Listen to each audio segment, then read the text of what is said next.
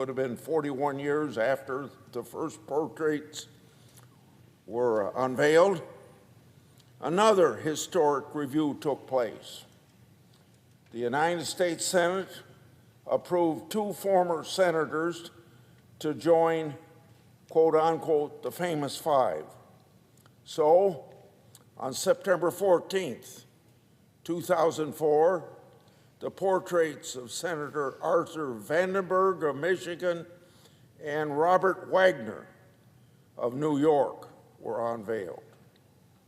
Now, giving you this history, all I can do is encourage Americans to study these senators who made a mark on U.S. history from just before the Civil War through the Cold War to make America the more perfect union that the Constitution preamble calls us to evolve into, a more perfect union, obviously expressing in 1789 that they knew we were not a perfect union and it would be always an evolving principle for the United States of America.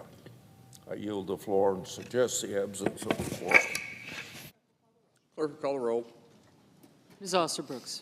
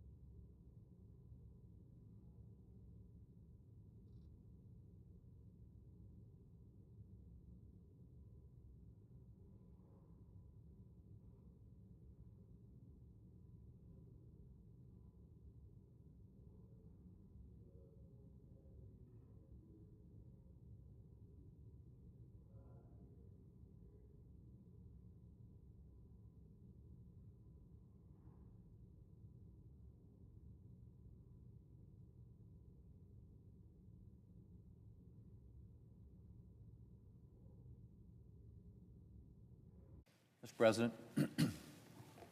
Majority Leader. Mr. President, I ask unanimous consent the quorum call be suspended. Without objection. Mr. President, I understand that there is a bill at the desk that is due for a second reading. Leader is correct. The clerk will read the title of the bill for the second time. S4064, a bill to provide for a system of regulation of the offer and sale of digital commodities by the Commodity Futures Trading Commission and for other purposes. Mr. President, in order to place the bill on the calendar under the provisions of Rule 14, I would object to further proceeding. Objection is heard, so the item will be placed on the calendar under Rule 14. Mr. President, later today, we will finish up the 21st Century Road to Housing Act, the latest piece of legislation in Republicans' affordability agenda. And next week, I will be bringing the Save America Act to the floor, and we will be having a full and robust debate. So, Mr. President, what is the Save America Act? It is a package of common sense policies, the kind of common sense policies that should get an automatic yes vote from literally every member of this body. At the core of the Save America Act is the requirement that individuals provide proof of citizenship to register to vote and then show an ID when they go to the polls. In other words, it would require Americans to demonstrate that they're eligible to vote and that they are who they say they are when they go to do so. Not to keep using the word common sense, but it's pretty common sense, right? We require photo ID for a whole lot of things in this country for obvious reasons. Getting on a plane, show your official government-issued photo ID. Go to the doctor, same thing. Provide your government-issued photo ID plus your insurance card. Get hired for a new job. Provide your government-issued photo ID when you start. Mr. President, public libraries ask for a photo ID. In New York City, you have to provide some type of photo ID to get a library card. Baltimore, Maryland, same thing. Washington, D.C., again, photo ID. Mr. President, I'll stop with the list of libraries, but I think we can all agree that if you have to show photo ID and prove where you live to get a library card, it's not too much to ask voters to show ID to vote in federal elections. It takes about 10 seconds and protects the security of our elections. Mr. President, Americans overwhelmingly agree that voters should have to show ID at the polls. 83% of Americans, 83% in an August 2025 poll supported requiring photo ID at the polls for all voters.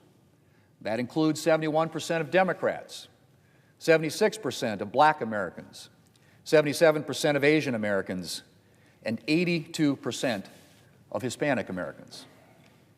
It kind of feels like the only Americans not to support voter ID requirements are Democrats here in Congress. That's right. We're expecting continued full-throated opposition to voter ID and the Save America Act from Senate Democrats, as well as more of the unforgivable rhetoric that Democrats have already been engaging in. The Democrat leader has been calling this bill Jim Crow 2.0, a phrase that is not only deeply irresponsible and insulting to those who actually lived through that dark chapter in our history, but also insults the overwhelming majority of Americans, including minorities, who look at voter ID and see nothing more than common sense. In fact, Mr. President, I can really see only two reasons for Democrats opposing this legislation. Either Democrats are just reflexively opposing this proposal because it originated from Republicans, or Democrats believe that there are, in fact, people out there voting illegally and that it's benefiting Democrats. And they want to keep it going. I honestly cannot think of another reason to oppose something so eminently reasonable as requiring people to demonstrate that they're eligible to vote and that they are who they say they are when they go to the polls. Now, Mr. President, I'll have a lot more to say about the Save America Act next week, including about two other common sense measures in the bill that would prevent biological males from competing in women's sports and protect minors from gender transition procedures. Two other things I should note that are supported by the American people. Mr. President, I can't guarantee an outcome on this legislation, but I can guarantee that we are going to put Democrats on the record, that they will be forced to defend their outrageous positions on these issues and explain to the American people why common sense and the Democratic Party have parted ways. Mr. President, Republicans are looking forward to this debate. And I look forward to saying much more about the Save America Act in the very near future. Mr. President, I yield the floor and I suggest the absence of a quorum. Clerk will call the roll. Ms. Alsobrooks.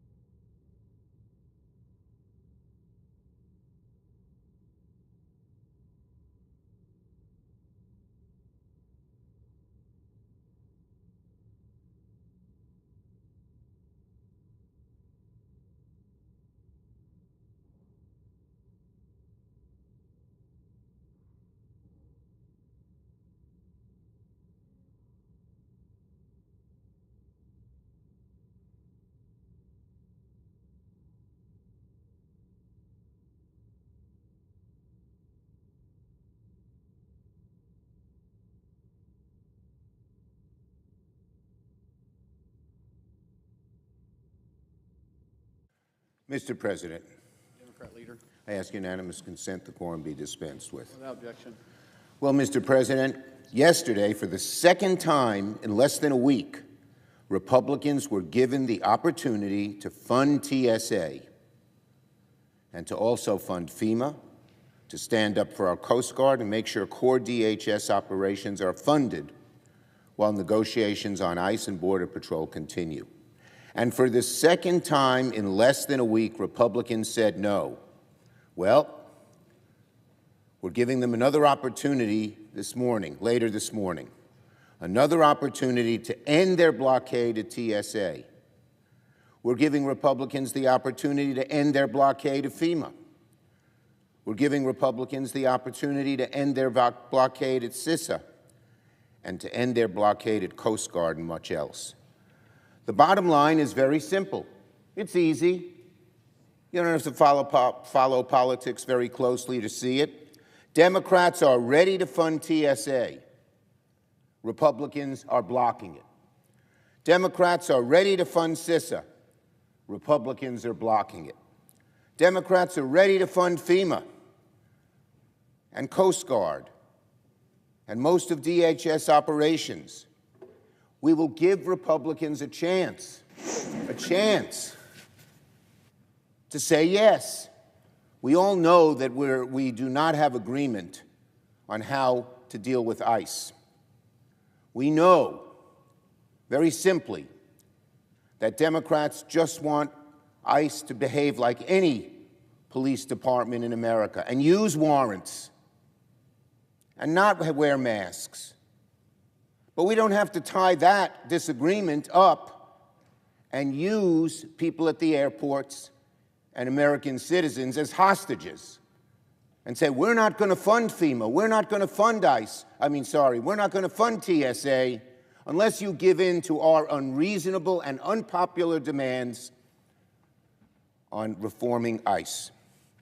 So we're going to offer these bills one at a time and see where our Republican colleagues go. We know the American people are on our side. We know that the only thing Republicans need to do is stay out of the way, and these programs will be funded today, and problems at the airports will go away. Democrat leader yield? I will. So I assume the Democrat leader is aware of the fact that we have tried repeatedly to fund everything temporarily to allow the negotiations over the ICE budget to continue. I am well aware, but that hasn't worked. What can work and the reason is that stop. hasn't, No, the reason that I am hasn't not worked yielding back. is because the Democrats have blocked it. Yeah, the bottom line is Democrats are ready today. America, watch. We will have members on the floor saying, let's fund TSA with no other preconditions. What will Republicans do? They're going to see Republicans get up and block it. It's that simple. Now, my friend, sometimes, much of the time, my friend, the Republican leader, says, well, you'll only do it if you go along with what we want on ICE and what we want on Border Patrol, highly unpopular and wrong. So who's standing in the way? America, look at it. We're not putting any preconditions on funding TSA. The Republicans are. And why? Mr. President, Because the Democrat leader would yield for a question. No, in a minute. Why? Because Republicans are in obeisance to Donald Trump's insistence on having these marauding forces of ICE go through our cities. We saw what they did in Minneapolis. We saw what they did in Los Angeles. We saw what they did in other places. Americans don't like it. Trump's numbers have suffered. And so it's simple. Don't attach preconditions. Fund TSA. Fund CISA. You'll have that opportunity in a few hours. And if you get up and block it and say, we'll only do it unless, Americans will know who's to blame. I yield. Well, I would just say again to the Democrat leader that the Democrats have had multiple opportunities, and we'll have another one today, to provide funding for all of the agencies that he just mentioned to allow us to consider, under the continuing resolution, to allow us to consider how we're going to resolve the DHS issues that the Democrat leader has raised, which are being negotiated, I might add, at the moment between Democrats and Republicans in the White House. So there will be an attempt. The Democrats will have an opportunity to block, as they have now repeatedly. A continuing resolution would fund all the agencies to which you just alluded, and allow us more time to negotiate. So those agencies could be funded if the Democrats Would my colleague block. yield for a question? Will he support, without any Republican blocking it, a straight motion to just deal with TSA and get it funded while we're trying to work out these negotiations? Will he support that? No ands, ifs, or buts, no preconditions, no keep negotiating on ICE, but just get it done. Will he support that? I would support a resolution which will be offered to fund not just TSA, but Coast Guard, cybersecurity, CISA, FEMA, other agencies and departments of our government that are essential not only to national security and homeland security, but to making sure that people can move through our airports in this country, that the FEMA, Federal Emergency Management Agency, has the ability to respond to disasters. Those are things, Mr. President, to my friend, the Democrat leader, could all be funded today, and then we can continue this discussion that he wants to have, which again, there has been offers made repeatedly, the most recent of which was about 13 days ago, I think, from the White House, and the Democrats have yet to respond. Reclaiming my time, I rest my case. What the leader is saying is he will only fund TSA if we will continue to fund for a short time, for a long time, ICE and Border Patrol, which he knows is gridlocked, which he knows we don't agree with. And so it's clear. He's made it clear. Just fund TSA. That's it. He has a lot of rigmarole attached, funding TSA, but do this, but do that, but do this. Can't win the argument, leader. It's simple. We're being clear. We're being concise. So the question is very simple. I say to my Republican friends, support the legislation that's coming on the floor today, and if you do, TSA is funded like that. Every Democrat is for it. My guess is half to three-quarters of the Republicans are wishing they'd be for it, but their leadership is insisting on attaching preconditions on ICE negotiations and Border Patrol negotiations. So all I say to my Republican colleagues, stop the speeches that you care about TSA. Don't talk the talk. Walk the walk. Let the legislation that we are proposing go forward without blocking it, and TSA will be back to work. Our lines at the airports will go. And then we will have a legislation on CISA. Don't talk to us about the need for safety and then block legislation that allows CISA to go through. That's hypocrisy. Just let it go through. And I know that our Republican leadership knows that we have the high ground here, knows that the people are on our side. And why do Republicans do this? Why won't they budge to give an inch on ICE, which is highly unpopular, and even the president has said hasn't done things right? That's the mystery, but it's probably because some in the right wing insist. And we know that the hard right runs this party, and that's why they're doing so poorly with the American people right now. That's why we Democrats are on the ascent, because we're with the American people. The American people say fund ICE, fund TSA now. And you can debate ICE. There's been a debate on ICE. We believe we're right. We believe something as simple as warrants should be used by ICE when you bust into someone's house. We believe simply that ICE agents should not be masked when every police department and sheriff's department is identified. And the American people are with us. But we don't even have to debate that today, because what Republicans are doing is insisting that we don't change a thing about ICE before we move forward on TSA. That's wrong.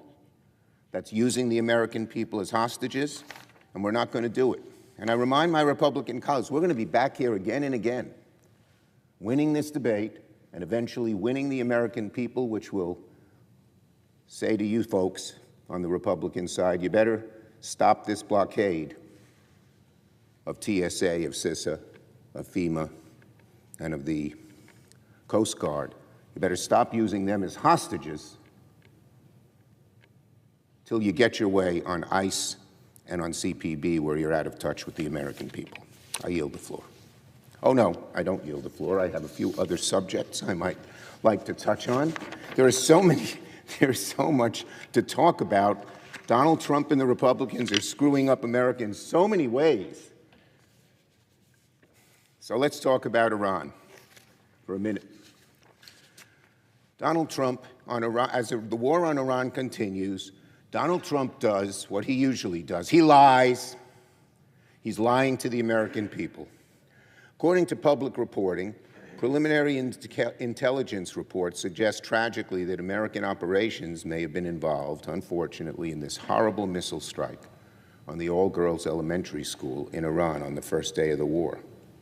And when Donald Trump was asked about those reports, what did he say? He said, "Well, I don't know about that."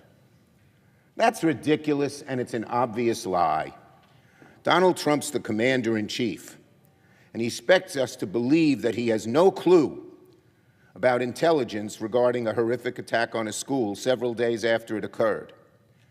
The vast majority of Americans obviously won't believe Donald Trump. They know he's an inveterate liar. He lies daily. They will know when he says he didn't know about this report. Of course he did. But there might be a handful of Americans who still might believe the guy, that don't understand that he's an inveterate liar. And so think about that. He is saying he had zero clue about a basic intelligence report regarding this strike. If he didn't know about it 2 or 3 days later when all of America did, and he's not lying, which I believe he is, then what chaos? What's going on in this administration? The commander-in-chief on something that affects policy while we're at war says he doesn't know about it? That talks about the chaos and confusion that have taken over this administration. The idea that something is all jumbled up in the White House, that there's no information flow to the president on something so important. So either Donald Trump is lying when he says he knows nothing about the school bombing intelligence findings, he gets these reports every day, or he's dangerously uninformed, which says his staff is really screwed up. Equally unacceptable is Donald Trump's apparent miscalculation when it comes to the Strait of Hormuz. In the early days of this war, Donald Trump bragged that victory would come easily. We're going to win shortly, no time, no problem. But now, after the United States has damaged so much of Iran's infrastructure, the new radical supreme leader is focusing on the one point of leverage Iran has always had over the world economy, the Strait of Hormuz. A few moments ago, in his first public comments as Supreme Leader, Khamenei, who's even worse than his predecessor, his father, said Iran will continue to block the Strait of Hormuz. Freeing it could potentially, America, require boots on the ground. How did Donald Trump not see this coming? How did his planners not see this coming?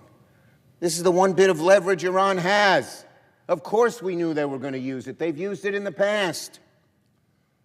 A college student with a basic understanding of geopolitics could tell you that Iran's greatest leverage is this narrow passage through which a huge share of the world's oil must travel.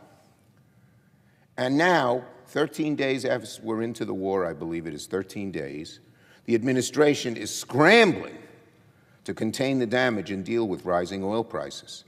And Trump, Donald Trump, just by saying, oh, the war's going to end soon, you're not going to fix the shortage of oil or fertilizer or other products in America. As I said for days, after I said for days that he should, Donald Trump finally announced he's tapping the Strategic Petroleum Reserve. He should have done it sooner.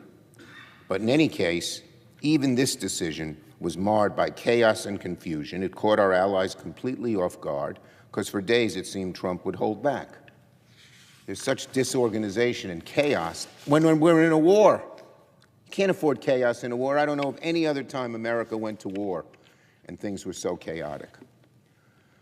There is not a single strategic decision that Trump has made in this war that was not born from chaos, confusion, misinformation, and lies. And there is nobody up there in the White House around him willing to stand up and tell him when he was wrong. In his first term, Trump had Kelly, Trump had Mattis, people who had courage, who had backbones, who had military backgrounds, and they told him the truth. He eventually fired them for telling the truth, but they told him the truth. Where is the truth teller now? No one's there, and America is paying the price, unfortunately, in lives, and the eight brave troops we lost, in fortune. They said the first 2 days of the first week of the war cost $11 billion. We could fix a lot of health care with that $11 billion. and in strength. This has gone too far, with too much chaos, too little thought, and it's hurting America. I yield the floor.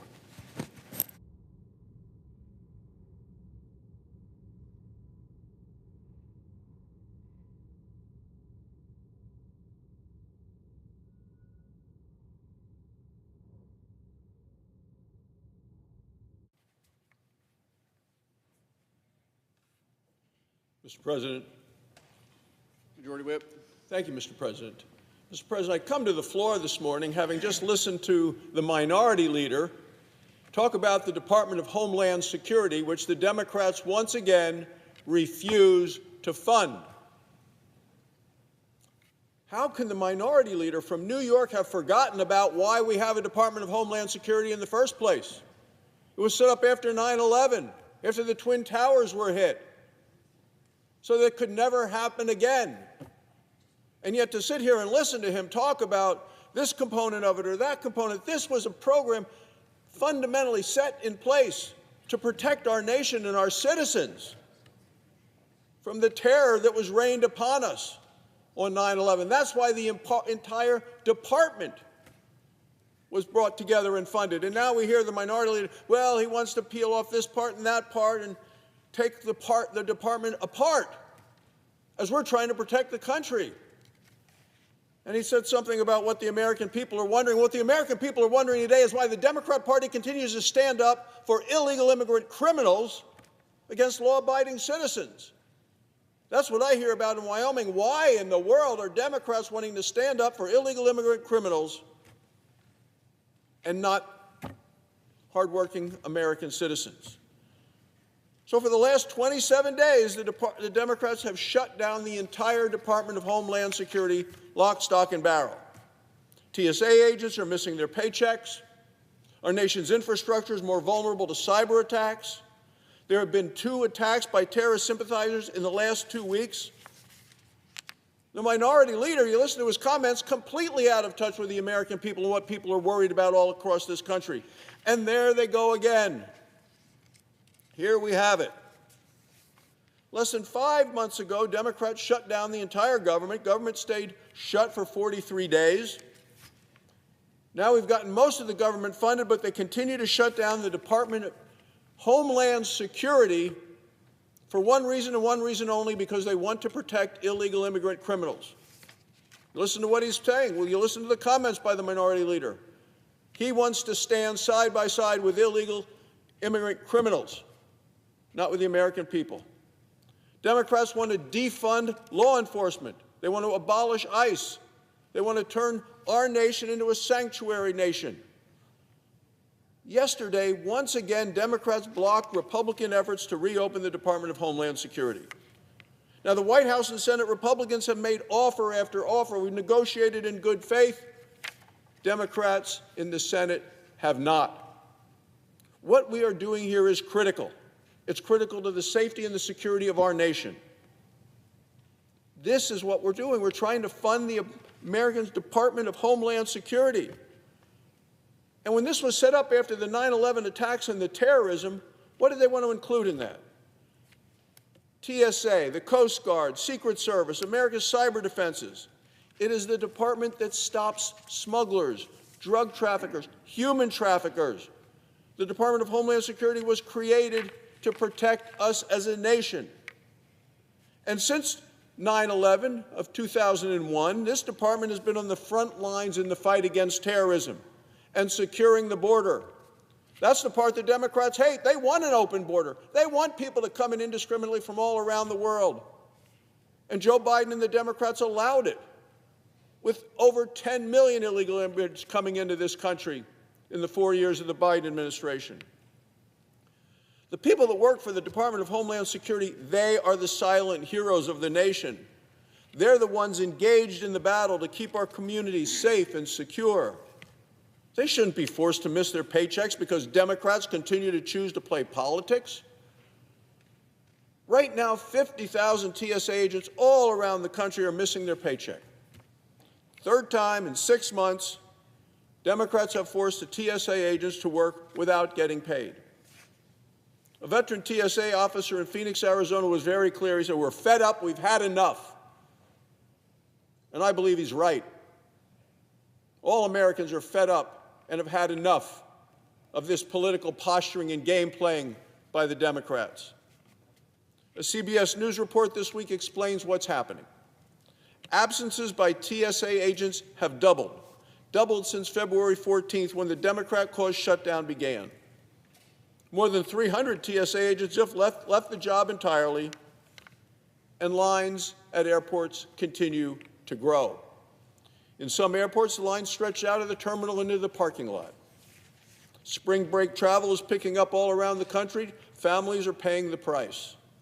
It's the price of Democrats' political obstruction.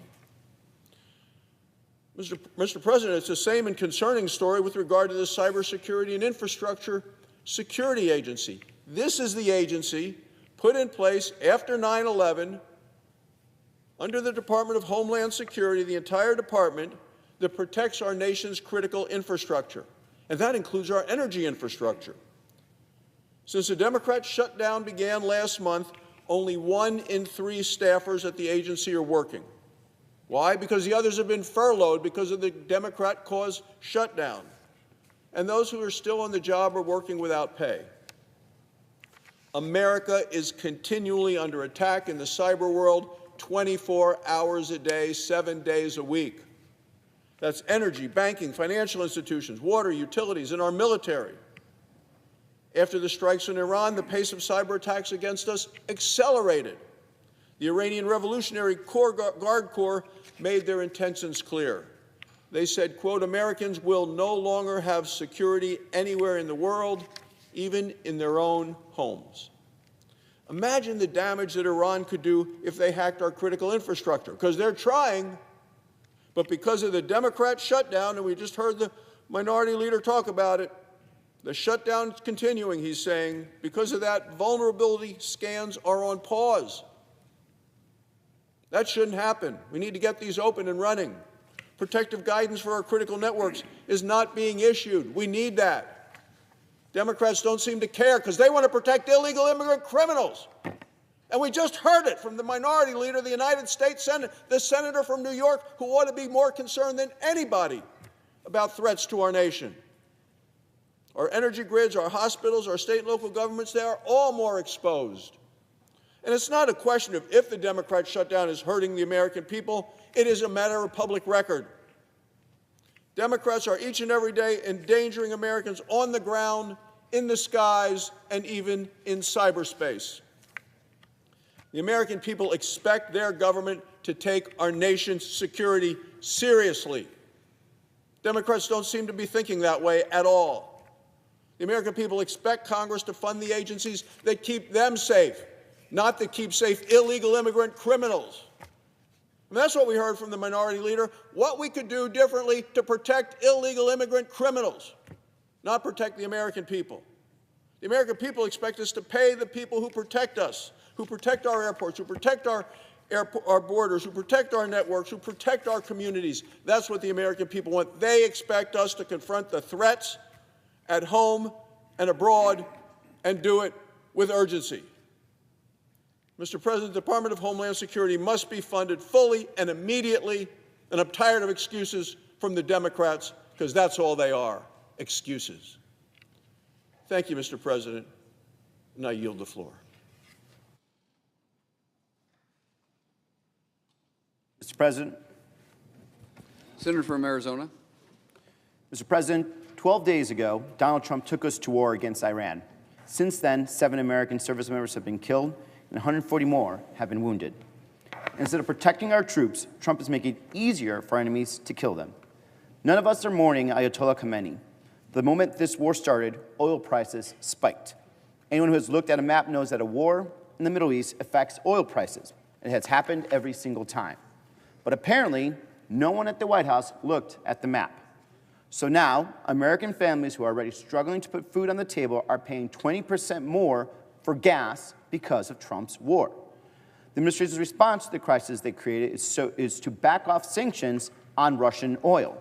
So American families are hurting while Trump is making more money from Vladimir Putin. The administration has given Russia a lifeline just as they needed it. U.S. officials confirmed last week that Russia is sharing intelligence with Iran to help target U.S. service members. Russia is telling Iran where our troops are and where the military assets are. Just think about that. Russia's giving Iran a map to find and kill Americans, and in our response, we're going to allow them to sell their oil to other countries to fund their war machines. All while Steve Witkoff, the president's envoy, is happy to take Putin, a professionally trained liar, at his word when he says they aren't sharing intel with Iran. We started a war with Iran, and we're now rewarding the ones that are helping shoot us. How is this putting America first? How many times do we have to remind this president that Putin is not our friend? This is what happens when the administration starts a war without a plan. They're scrambling to clean up their mess and thinking twice about the consequences. I know the consequences because I lived them. 21 years ago, I was a Marine infantryman in the Al-Anbar province of Western Iraq. Every day, someone was trying to kill us. I lost a lot of best friends there. And that's why I'm standing together with you here today. Because I know what happens when we send soldiers into harm's way without thinking through what comes next and what we're asking these kids to do. And I know the people who pay for wars are never the politicians who started them. It's the American people, the kids from working class neighborhoods who enlisted and their families. What this administration did was not just wrong, it was illegal. In 2017, Congress passed the Countering America's Adversaries Through Sanctions Act, signed by Trump himself, requiring the White House to notify Congress before making any significant change to U.S. policy towards Russia. We passed that law because we understood that decisions of this magnitude, decisions that touch our national security and affect the safety of our troops, require transparency and accountability. They require someone to be able to look at the American people in the eye and explain themselves. But this administration did not notify Congress. Apparently, this administration doesn't think it owes anyone any explanation. They don't think they owe the troops they're putting in danger any explanation at all. And they don't think they owe the families of the 7 Americans who are not coming home an explanation. They're making it up as they go and asking Americans to pay for it with their lives. If this administration wants to bring gas prices down, stop the war.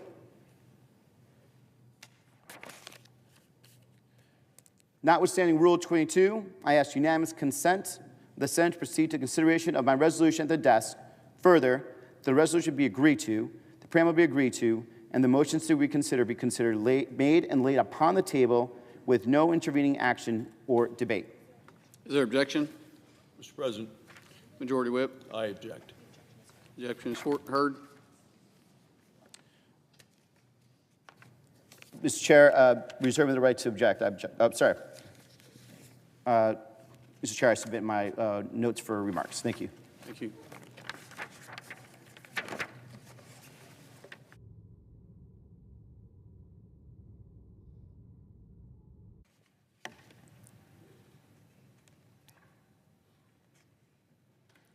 Mr. President.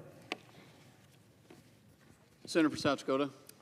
Mr. President, I rise today in support of the 21st Century Road to Housing Act, a bipartisan, bicameral effort to address one of the most pressing challenges facing families across the country, the cost and availability of housing.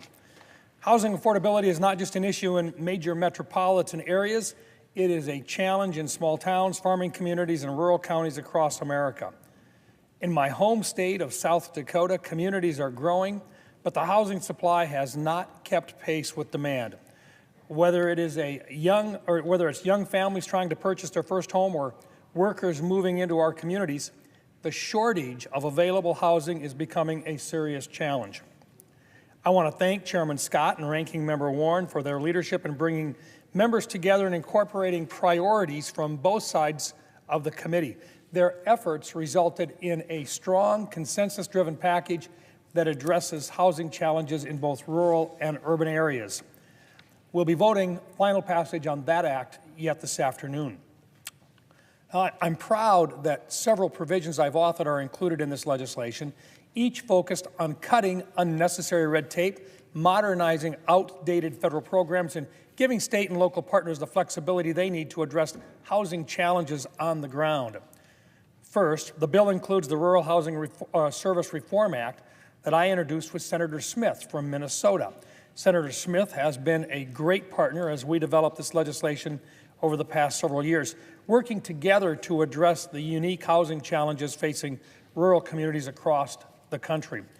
This bill provides the first comprehensive update to USDA's rural housing programs in more than a decade.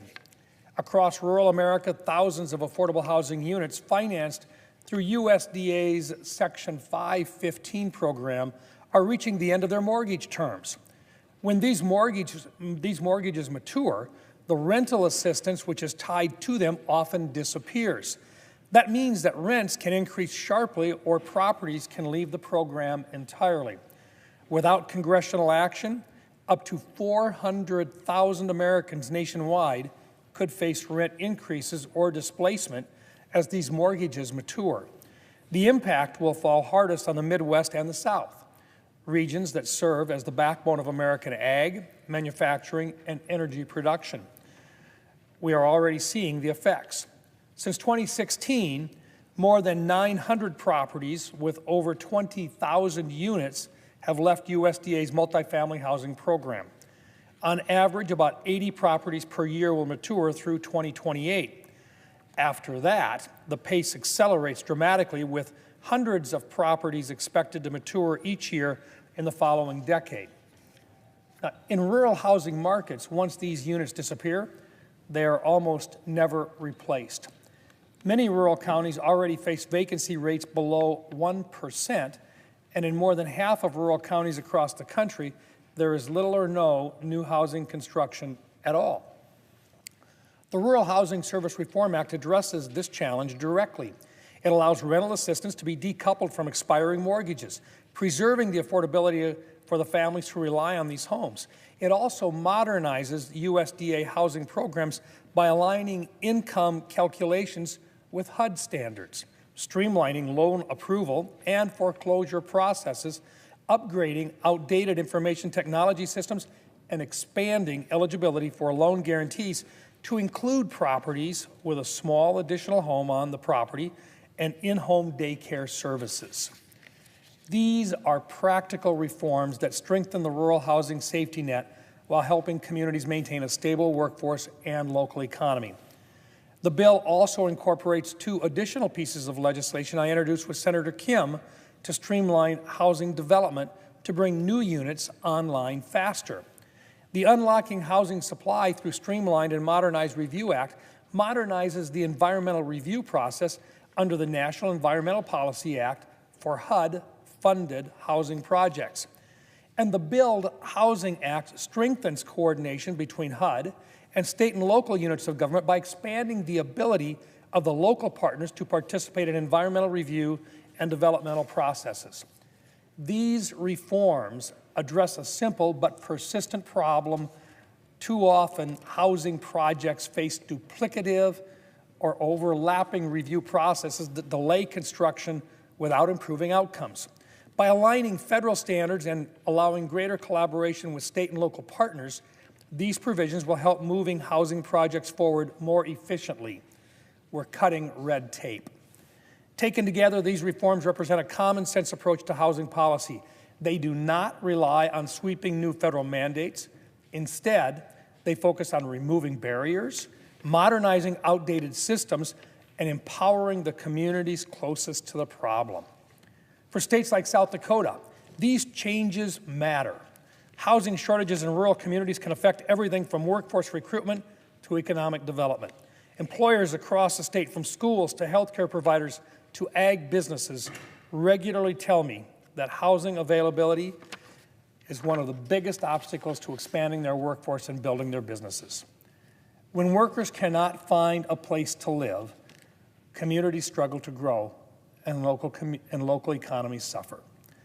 The 21st Century Road to Housing Act takes meaningful steps toward addressing these challenges. I urge my colleagues to support this bipartisan legislation and help put our nation on a stronger path toward expanding housing opportunities for families in South Dakota and across the country. Thank you, Mr. President. I yield the floor. Thank you, Mr. President. Mr. President. Senator Nebraska. Thank you, Mr. President. It has now been 26 days since Homeland Security has been funded, and 51 days since the Democrats have announced their intention not to fund the Department of Homeland Security. The Democrats want the Department of Homeland Security to be closed. How do I know that they want it to be closed? Well, it's because the Democrats are refusing even to talk to Republicans about what sort of deal we may be able to do to get the funding for the Department of Homeland Security. Just this past weekend, my freshman colleague from Alabama, who sits on the Appropriations Committee and has the subcommittee that oversees the Department of Homeland Security, offered the ranking Democrat on appropriations a meeting with our Republican leader, a meeting with the appropriations chair, the esteemed senator from Maine, and the White House. And the ranking Democrat refused to even meet, much less negotiate. Republicans want the Department of Homeland Security open. Democrats want to keep it shut down. Democrats are playing politics with our national security and the safety of Americans and people in my home state of Nebraska. The Department of Homeland Security is funded to pay, for example, our Coast Guard. In recent days, our Coast Guard in the Gulf of America just intercepted a shipment of marijuana and cocaine worth about $1.3 million. That's what the Coast Guard does. Keeps us safe from illegal drugs coming into our country. And yet they go unpaid. In fact, a Nebraskan called into my office. His son and daughter-in-law in the Coast Guard are deployed right now in Bahrain. They are risking their lives for us. They are risking their lives to keep us safe. And the Democrats won't pay them. Or let's take our TSA agents that handle the security for 1 billion travelers in the United States every year. They, too, are working without pay because the Democrats will not fund the Department of Homeland Security. TSA agents process about 2.5 million people every day going through our airports to keep us safe. And the Democrats won't pay them. I stood here not long ago, sadly, talking about our air traffic controllers. I read letters from them and how the government shutdown that Chuck Schumer led the Democrats on just a short while ago put pressure on their families. Many of those air traffic controllers were veterans. The minority leader led the Democrats on the longest shutdown in American history. Does nobody remember that? What it did to the families? And yet the Democrats are doing the same thing again now in the Department of Homeland Security. The agency that is assigned to keep us safe from the standpoint of cybersecurity, the Cybersecurity and Infrastructure Security Agency, has furloughed 1,200 of their 2,000 people. Only 800 people are working right now, putting us at risk. We have a conflict in the Middle East right now with Iran, the largest state sponsor of terrorism in the world. That country that regularly chants death to America. We know that Iran has plotted assassinations of our president, other officials, and dissidents here on our own very soil. And yet the Democrats are not willing to fund the agency that is meant to help keep us safe. Again, they are playing politics with our national security and our safety. There is common ground we can come to be able to get the Department of Homeland Security open. But if the Democrats refuse to even meet with Republicans to discuss this, the only conclusion I can draw is that they don't want the Department of Homeland Security open. And so they put all of us at risk, including my fellow Nebraskans. Democrats must come to the table to meet. We must reopen the Department of Homeland Security. We must pay our heroes in the Coast Guard, TSA, Secret Service, CISA. All these people who are working right now to keep us safe are keeping us safe during this conflict in the Middle East with the largest state sponsor of terrorism. The least the Democrats can do is agree to meet with leadership and have a conversation. This must end. Democrats must talk. Mr. President, I yield my time. Thank you.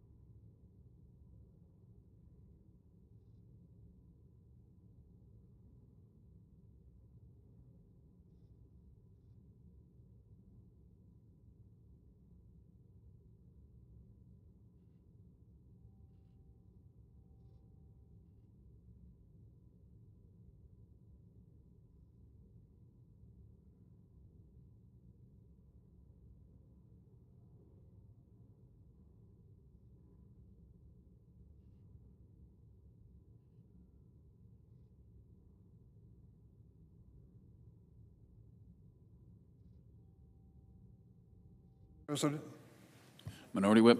are we in the quorum call? We are not. Thank you, Mr. President.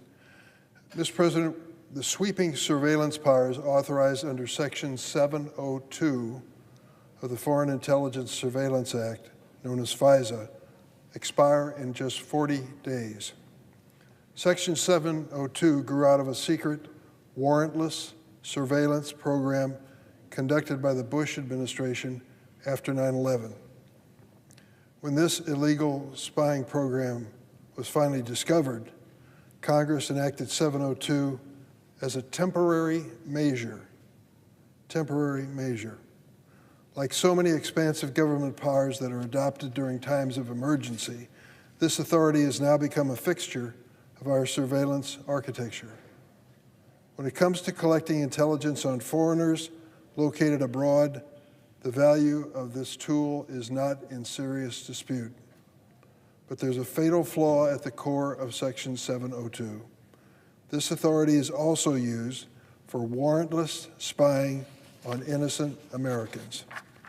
Americans' private email, phone calls, and text messages with friends, family, colleagues, business, and any number of other contacts around the world excuse me, are swept up under Section 702. The government then searches these private communications, protected by the Fourth Amendment, I might add, without a warrant or other court order. Congress has repeatedly failed to fix this in-run around the Constitution.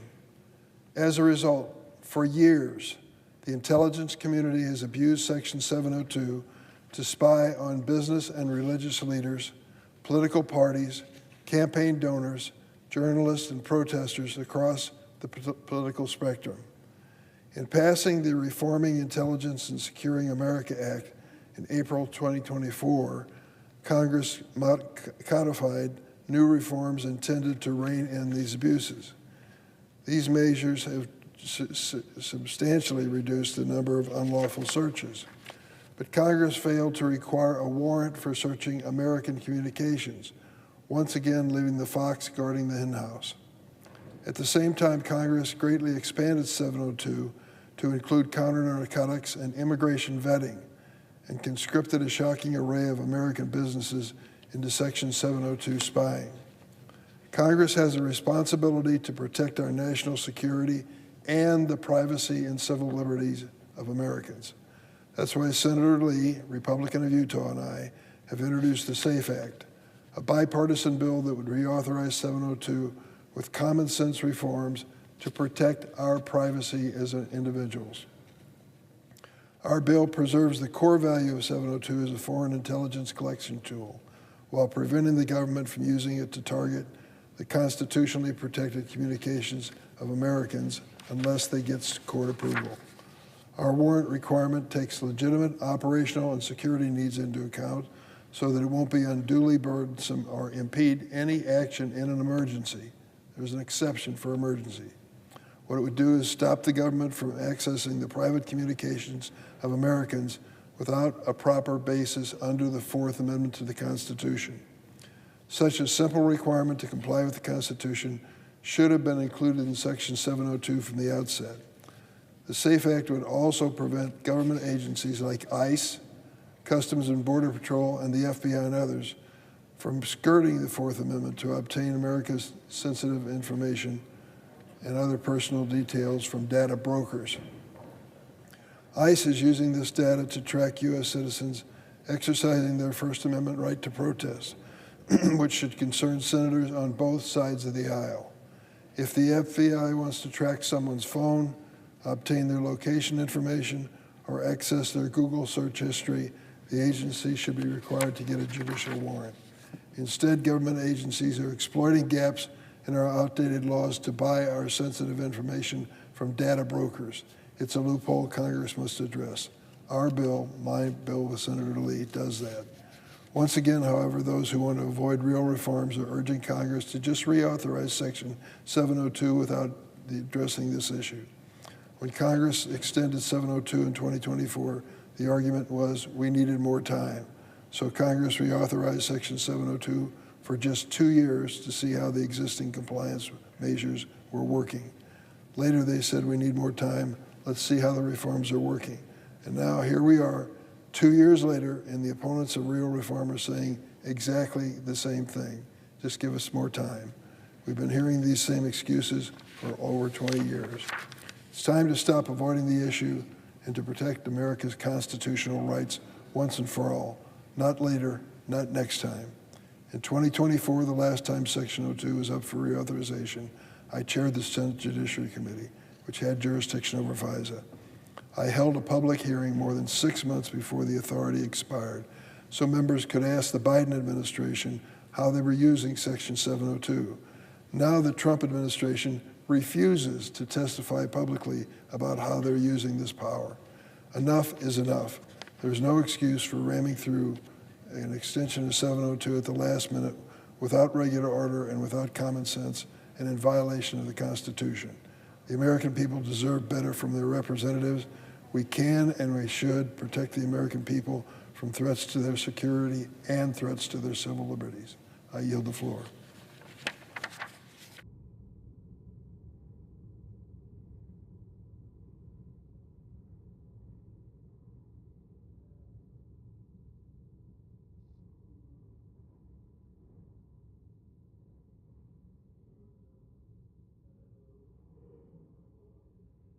Ms. Alston-Brooks.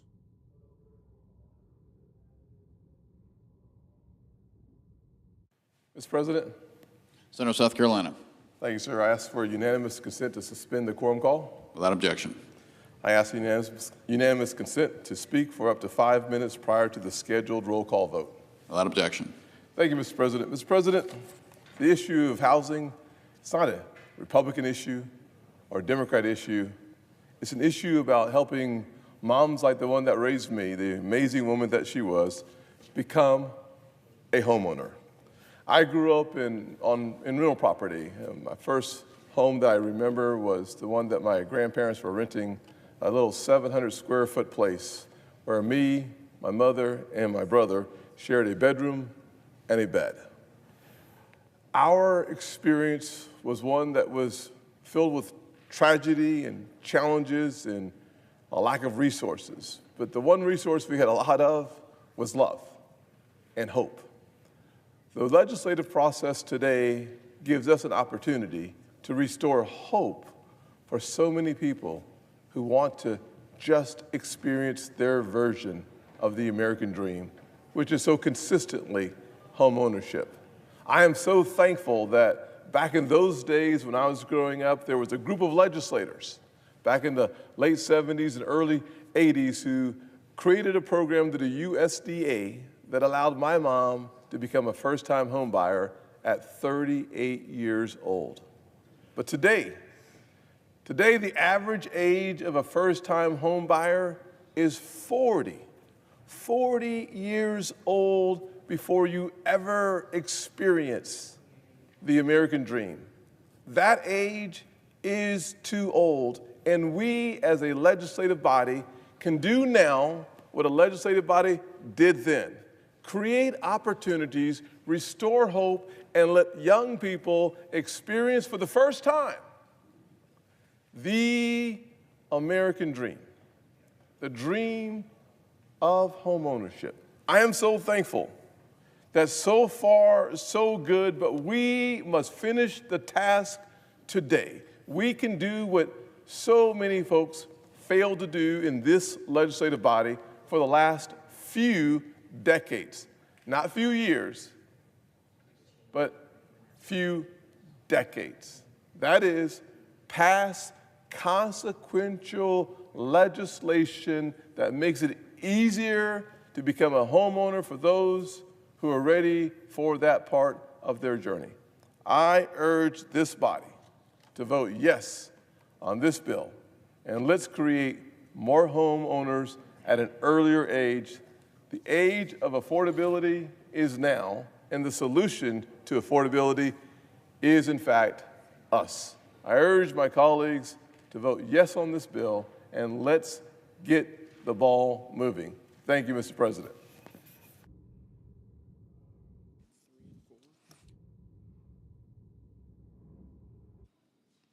Under the previous order, all post-cloture time has expired. The clerk will read the title of the bill as amended for the third time. Calendar number 343, H.R. 6644, an act to increase the supply of housing in America and for other purposes. The question occurs on passage of the bill as amended. Is there sufficient second? There appears to be. Clerk will call the roll. Ms. Also Brooks, Ms. Baldwin, Mr.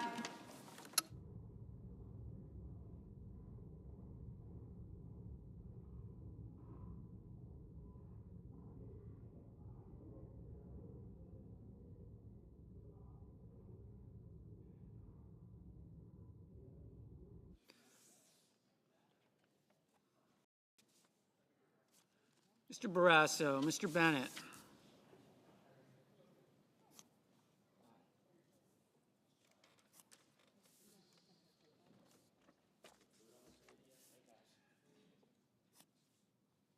Mrs. Blackburn.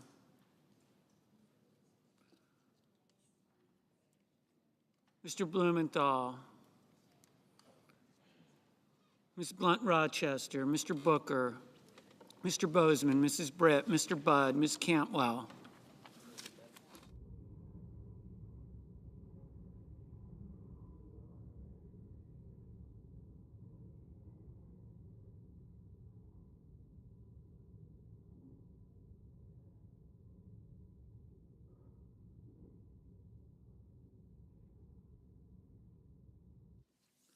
Mrs. Capito, Mr. Cassidy, Ms. Collins, Mr. Coons, Mr. Cornyn, Ms. Cortez Masto, Mr. Cotton, Mr. Kramer, Mr. Crapo, Mr. Cruz, Mr. Curtis,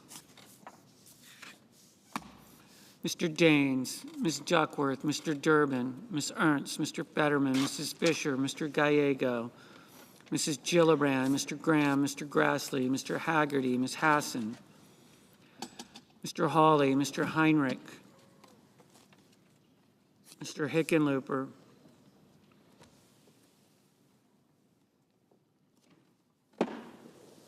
Mr. Rono, Mr. Hoven, Mr. Husted, Mrs. Hyde-Smith, Mr. Johnson, Mr. Justice, Mr. Kane, Mr. Kelly, Mr. Kennedy, Mr. Kim, Mr. King, Ms. Klobuchar,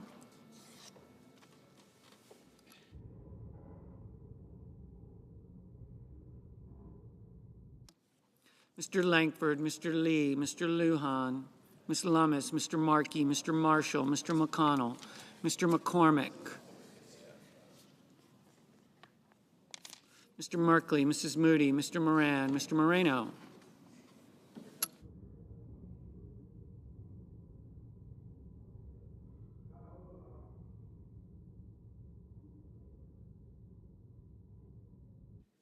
Mr. Mullen, Ms. Murkowski, Mr. Murphy, Mrs. Murray, Mr. Ossoff, Mr. Padilla, Mr. Paul, Mr. Peters, Mr. Reed, Mr. Ricketts, Mr. Risch, Ms. Rosen, Mr. Rounds, Mr. Sanders, Mr. Schatz, Mr. Schiff, Mr. Schmidt, Mr. Schumer, Mr. Scott of Florida, Mr. Scott of South Carolina, Mrs. Shaheen,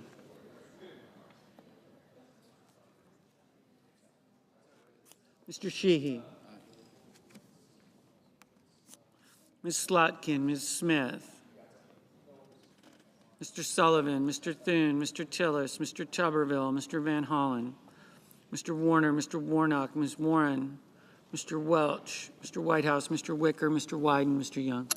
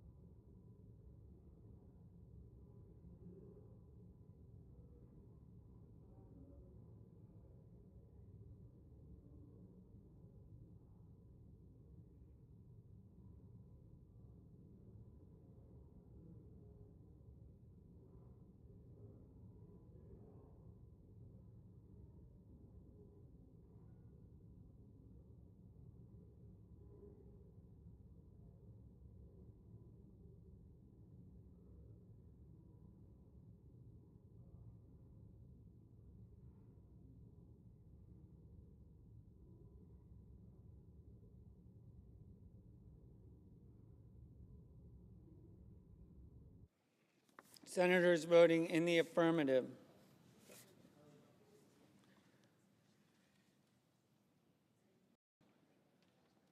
Baldwin, Capito, Cornyn, Crapo, Curtis, Betterman, Fisher, Gillibrand, Kennedy, Kim, Klobuchar, Lujan, Lummis, Moody, Moreno, Murray, Padilla, Ricketts, Scott of South Carolina, Sheehy, Slotkin, Van Hollen, Warner, Warren.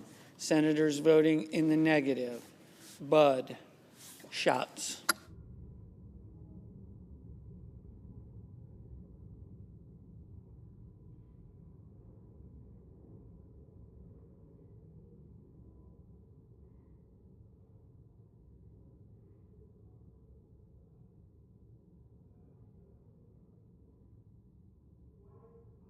Mr. Wyden, aye. Mr. Hickenlooper, aye.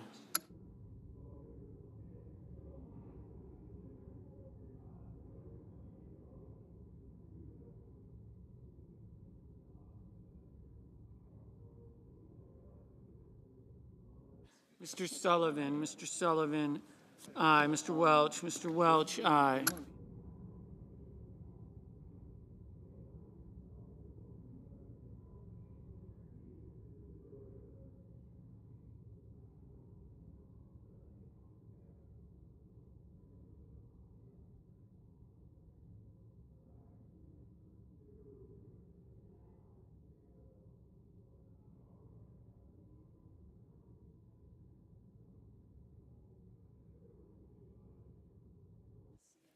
Mr.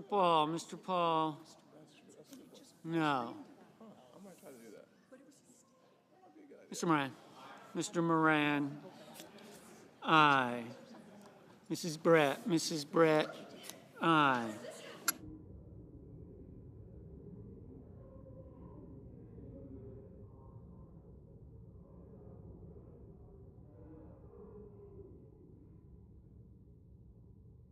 Ms. Smith, aye.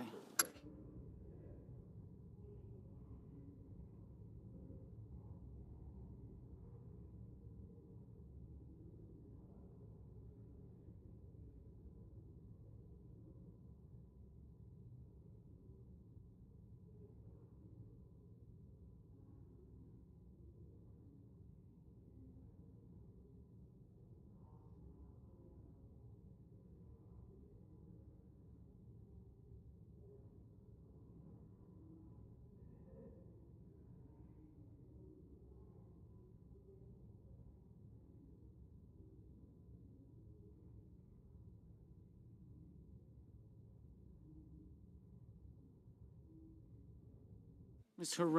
Hirono, aye.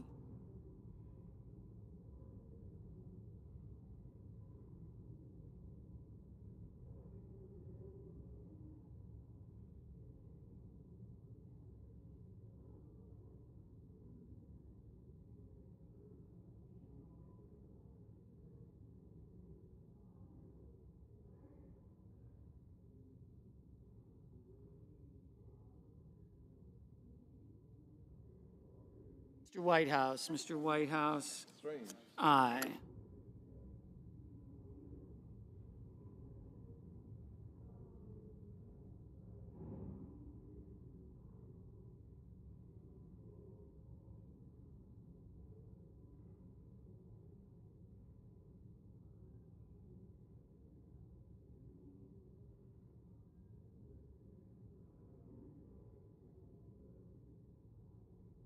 Mr.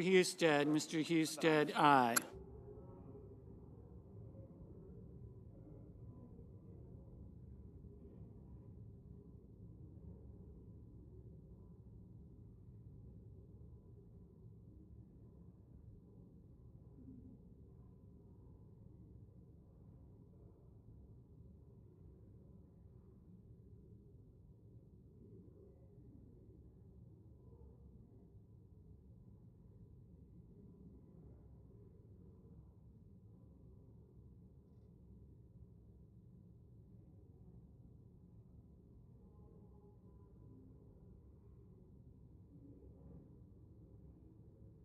Mr. Risch, aye.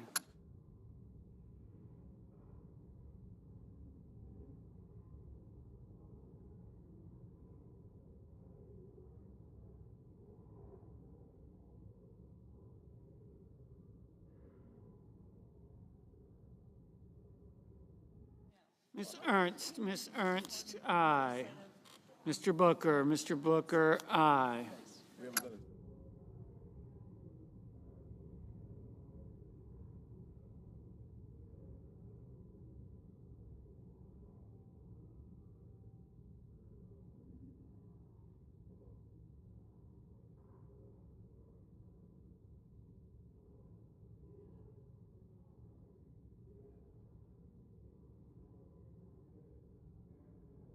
Mr. Warnock, aye. Got you. Mr. Reed, aye. Mrs. Shaheen, aye.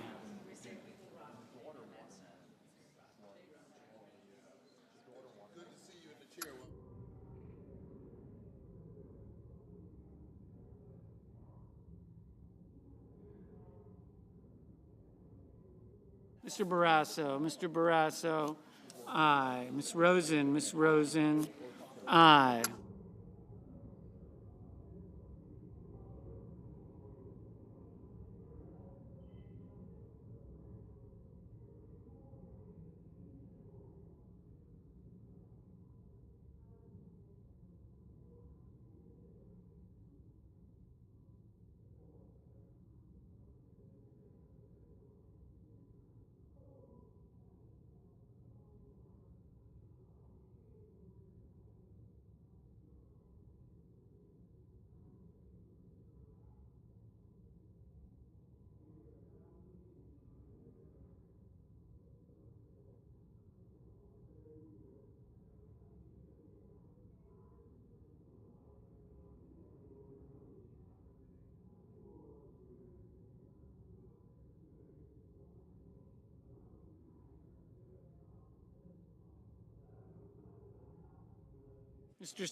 Mr. Scott of Florida, no.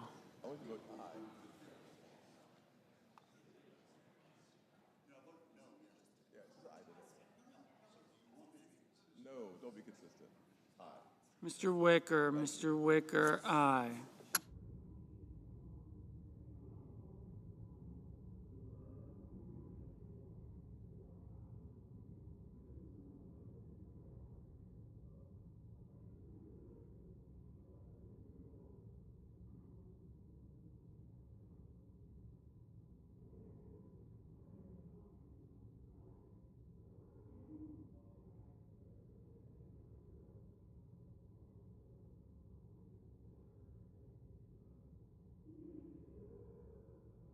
Mr. Markey, aye.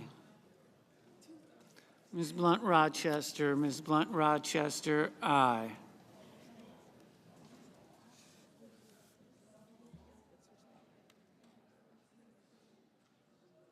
Mr. Sanders, aye.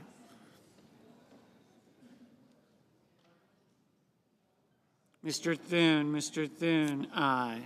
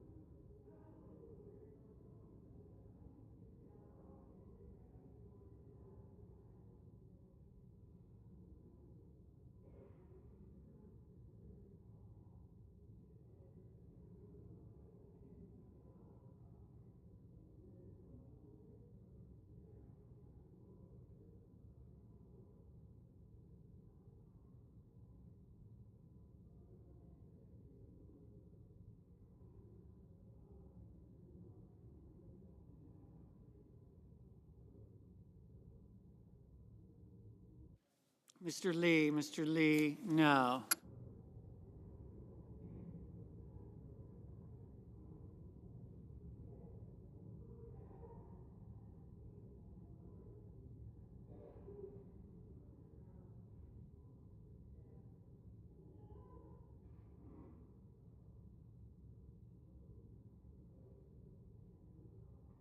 Mr. Durbin, aye.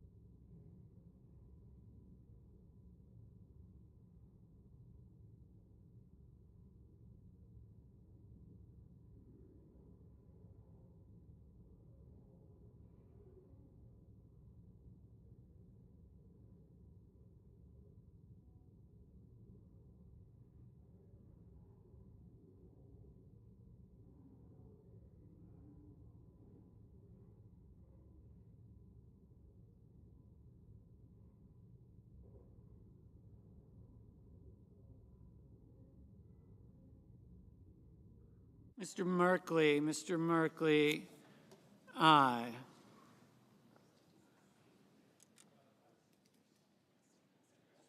Mr. Grassley, aye.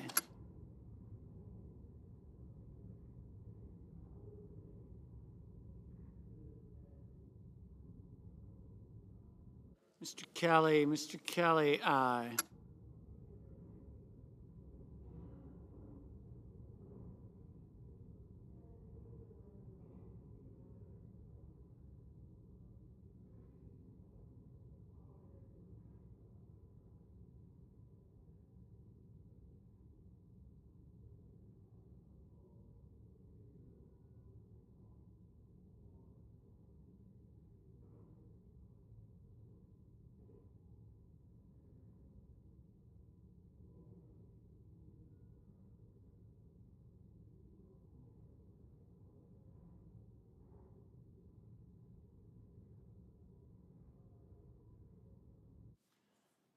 Mr.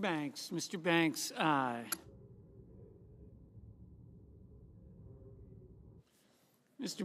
Mr. Bennett, aye.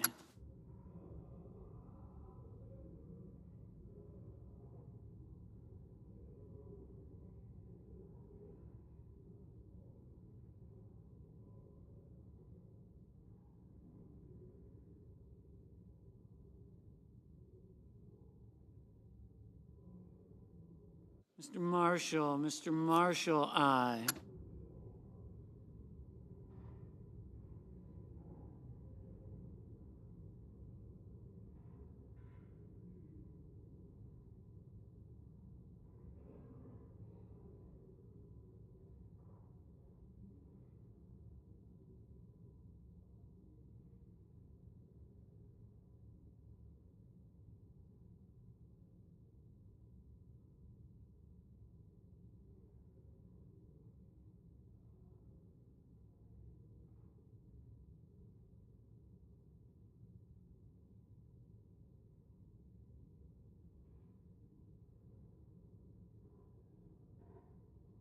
Mr. Graham, aye.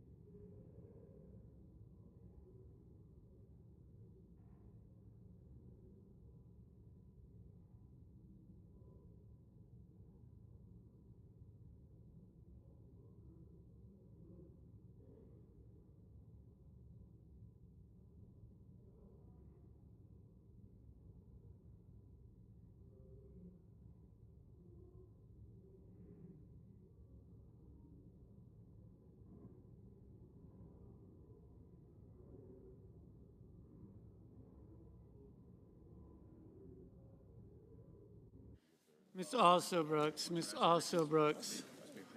Aye.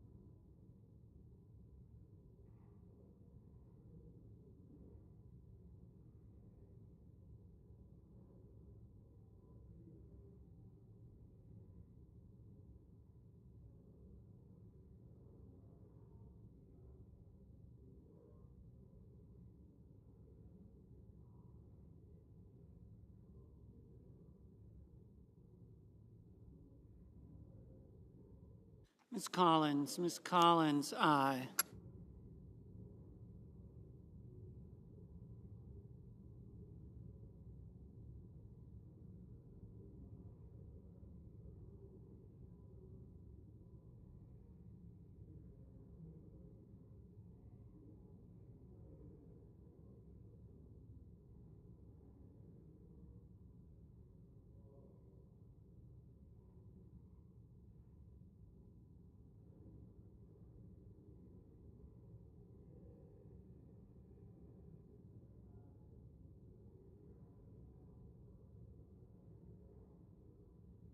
Mr. Kane, aye. Mr. McCormick, aye.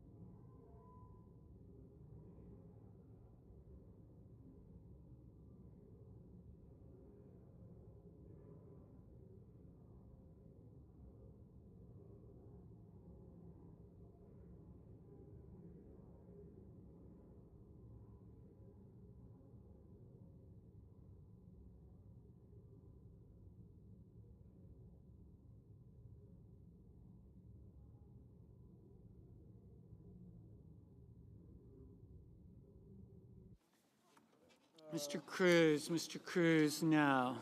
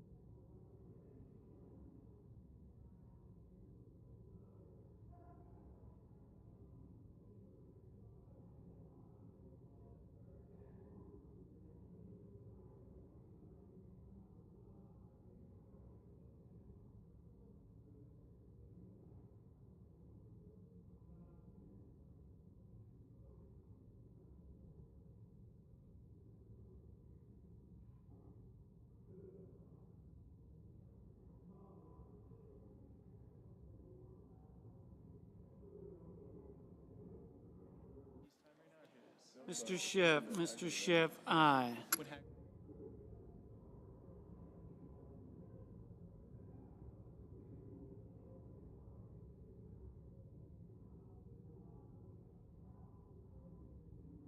Mr. Kramer, aye.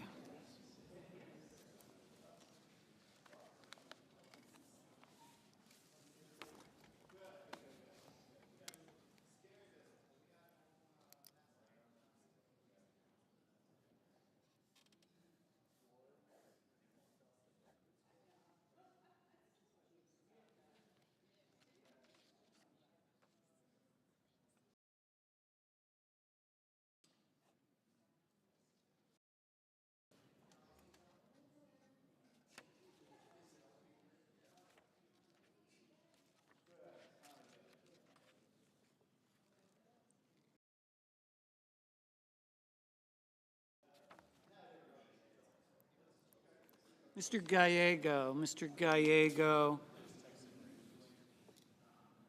Aye. Mr. Schmidt, Mr. Schmidt. Aye. Mr. Bozeman, Mr. Bozeman. Aye.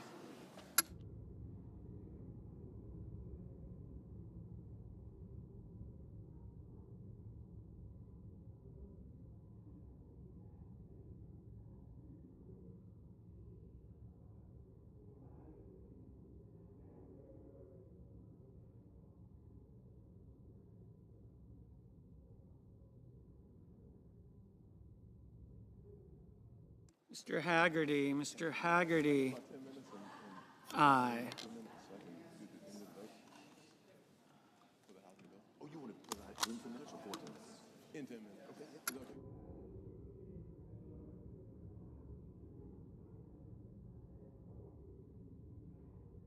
Mr. Schumer, Mr. Schumer. Aye. Mr. Young, Mr. Young, no.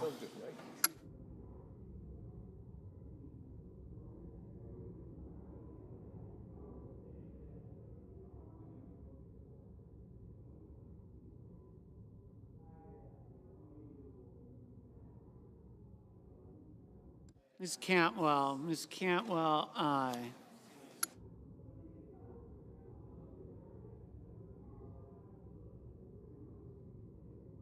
Mr. Ossoff, Mr. Ossoff, aye. Mr. King, Mr. King, aye. Mr. Blumenthal, Mr. Blumenthal, aye.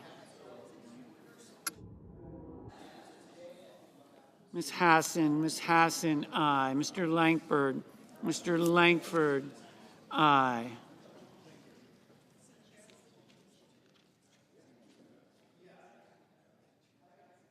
Mrs. Hyde Smith, Mrs. Hyde Smith, aye. Mr. Cassidy, Mr. Cassidy, aye.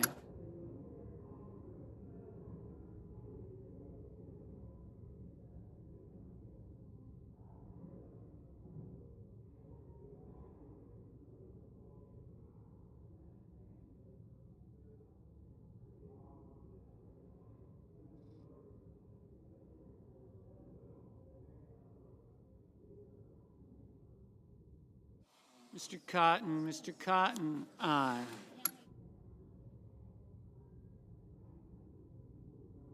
Mr. Tuberville, no.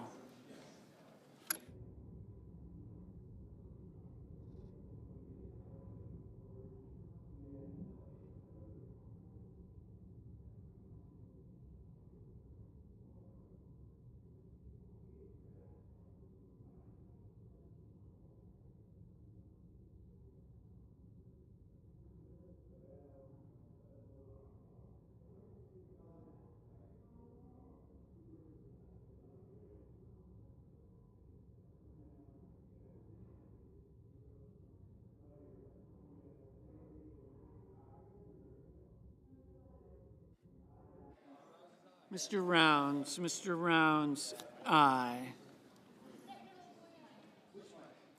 Mr. Peters, aye.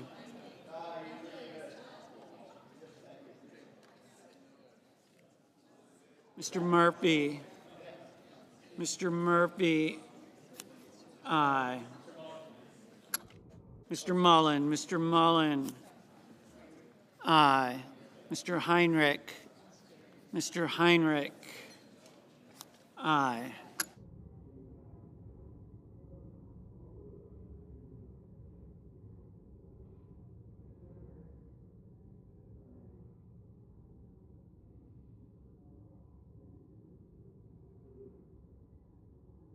Mr. Daines, aye.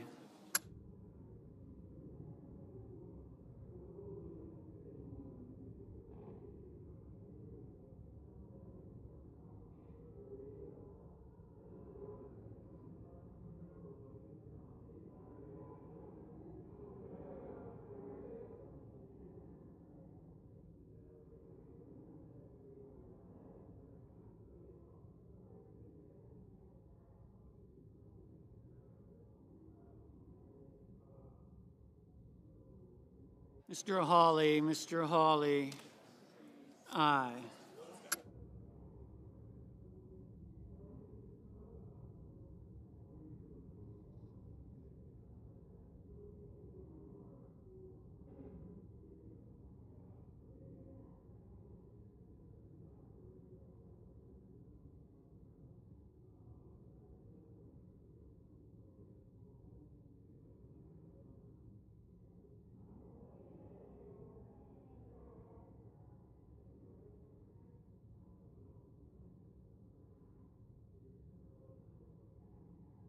Mr. Justice, aye.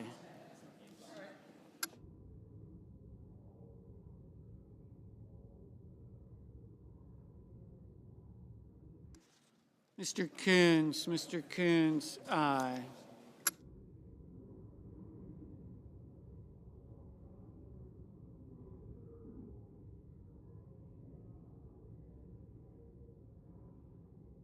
Mr. Hoven, aye.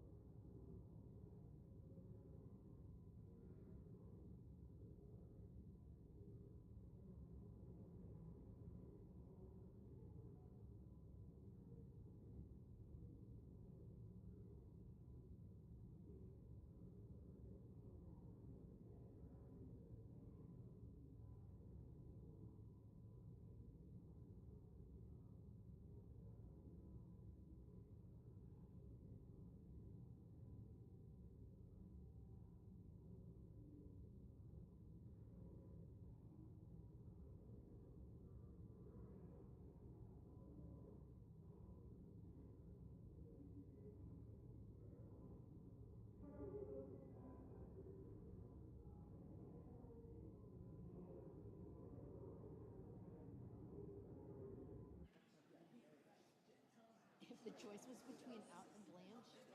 Ms. Cortez Masto, aye.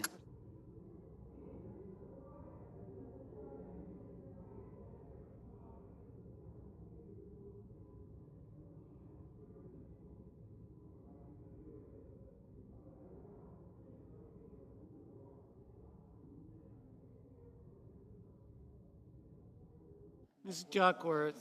Duckworth, aye.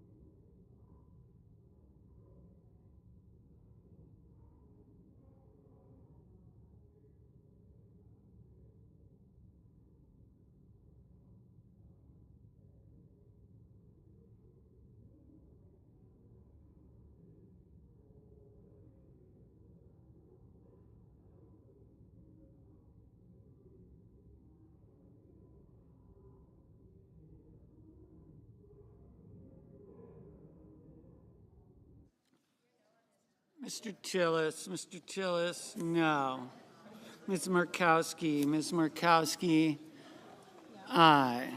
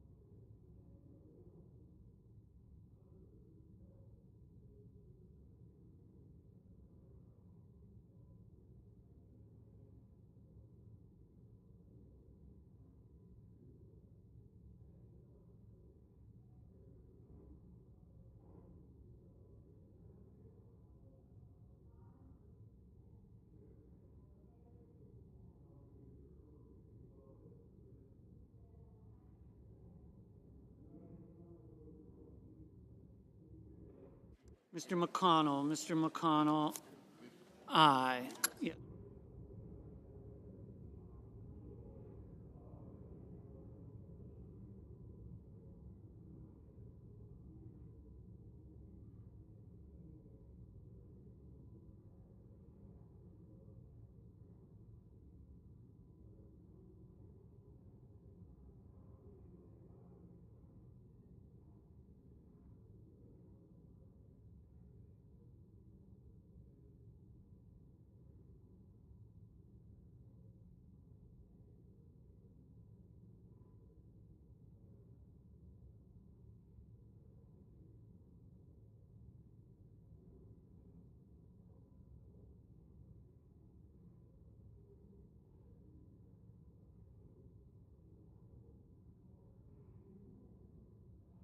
Mr. Johnson,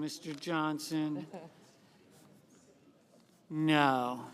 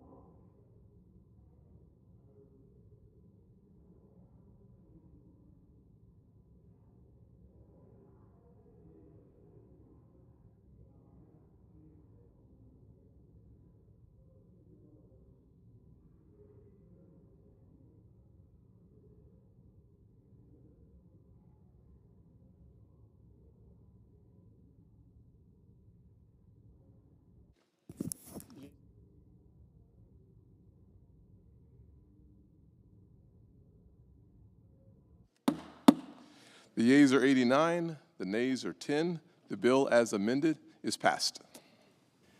Mr. President, Senator from North Carolina. I ask unanimous consent to resume the motion to proceed to calendar number 311, H.R. 7147. Without objection. Thank you, Mr. President. The clerk will report. Motion to proceed to calendar 311, H.R. 7147, an act making further consolidated appropriations for the fiscal year ending September 30, 2026, and further purposes. Thank you, Mr. President.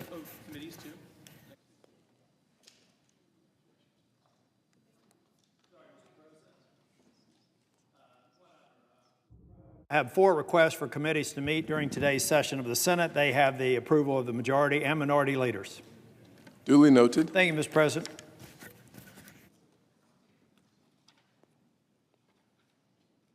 President. The senator from Massachusetts. Thank you, Mr. President, and I want to say congratulations and thank you for your leadership. Thank you. That we just passed a housing bill with 89 senators in favor of it. You know, this is a bill about increasing supply, and anybody who wants to try to block this bill is going to have to explain to the American people why they don't want to see us build more housing and have that housing in the hands of homeowners to make that happen. So thank you very much, Mr. President, for all you've done and for your leadership to get us here. You know, our nation is in a full-blown housing crisis.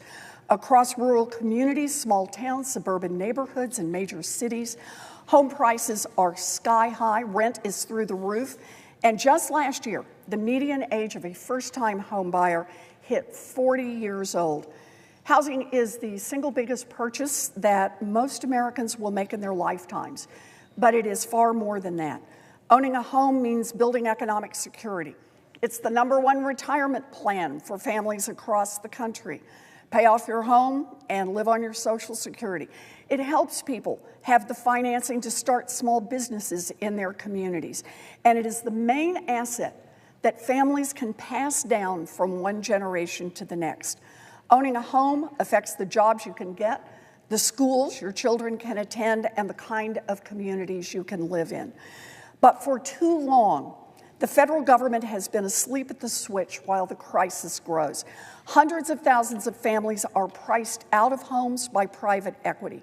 Many state and local governments have too many rules holding back housing construction. Young people cannot buy their first homes. Seniors and veterans are being left behind. Homeownership is out of the reach of too many families, especially Black families. We need to act. And that is why I stand here today in support of the 21st Century Road to Housing Act. This landmark bipartisan bill will help tackle the root cause of this crisis by getting more homes built in every community across this country. It will make sure that families own those homes, not giant corporations looking to jack up the rent and squeeze every nickel of profit they can out of American families. House Republicans should immediately take up this bill and pass it. If they do not, they will have to explain to families across this country in November why they refuse to lower the cost of housing. This is the biggest package of bills to make housing affordable in 30 years. This bill has more than 40 provisions, every single one of which is designed to help increase housing supply and bring down housing costs. Here are just a few of the things this bill will do. It removes regulatory barriers and streamlines environmental reviews to speed up affordable housing development and construction approval processes. It rewards communities that build more housing, and it prods those that are not building to step up and build more. It strengthens the Community Development Block Grant, CDBG, and the home programs to get more affordable housing built and to permanently authorize the CDBG Disaster Recovery Program to get more money out to disaster-stricken communities faster. It makes it easier and cheaper to build new manufactured housing by removing the outdated chassis requirements, bringing down the cost of a new unit by up to $10,000. It creates an innovation fund, one that I've been proposing for years, to reward communities that are successfully building more housing with new funding for community infrastructure or even to build more housing. It will make long-needed improvements to rural housing programs to preserve affordable housing for 400,000 rural families. It offers new and streamlined funding opportunities for cities and towns to bolster local infrastructure and to convert abandoned buildings into new housing, for homeowners and landlords to make structural home repairs, and for home builders to finance new manufactured and modular housing. And there's so much more in this bill. This bill supports more housing opportunities for veterans. It takes action to reduce homelessness, and it helps address appraisal bias. And finally, this bill takes a good first step to get single-family homes back into the hands of American families, not corporations. An overwhelming majority of Americans across party lines want to stop private equity from snapping up single-family homes, and this bill does exactly that. It also makes sure that corporate landlords who don't follow the law pay up, and it invests any money they pay in fines into the home program to build more housing and to help first-time home buyers with direct assistance for down payments, closing costs, and interest rate buydowns. The bill does another thing that is very important.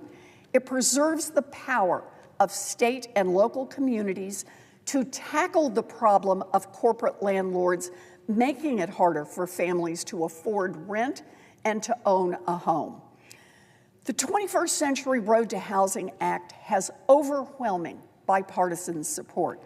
It includes the vast majority of bipartisan housing provisions that passed the House of Representatives, and the bill has strong support from the White House. Americans have been clear that they want their leaders to focus on lowering costs. There is no excuse to delay this relief. The American people will be watching. I want to say thank you to Senator Tim Scott for his partnership in this historic bill. His leadership made this bill possible, and I am grateful to work with him on an issue that will matter so much to so many families. I also want to note that every single member of the Banking Committee, Republicans and Democrats, added ideas and specific provisions that made it into this bill. I thank them for their thoughtful and creative contributions, and thank them for helping make this a much stronger, better bill. I also want to offer a very special thank you to the local and state officials, including the mayors across Massachusetts and all around the country, who helped shape this bill and then who raised their voices to help get it passed. I also want to thank the advocates who have worked tirelessly to push for more and better housing all across America. So let's get this bill to the House. Let's get it signed into law as quickly as possible. There's no time to spare. Thank you, Mr. President, and I yield the floor.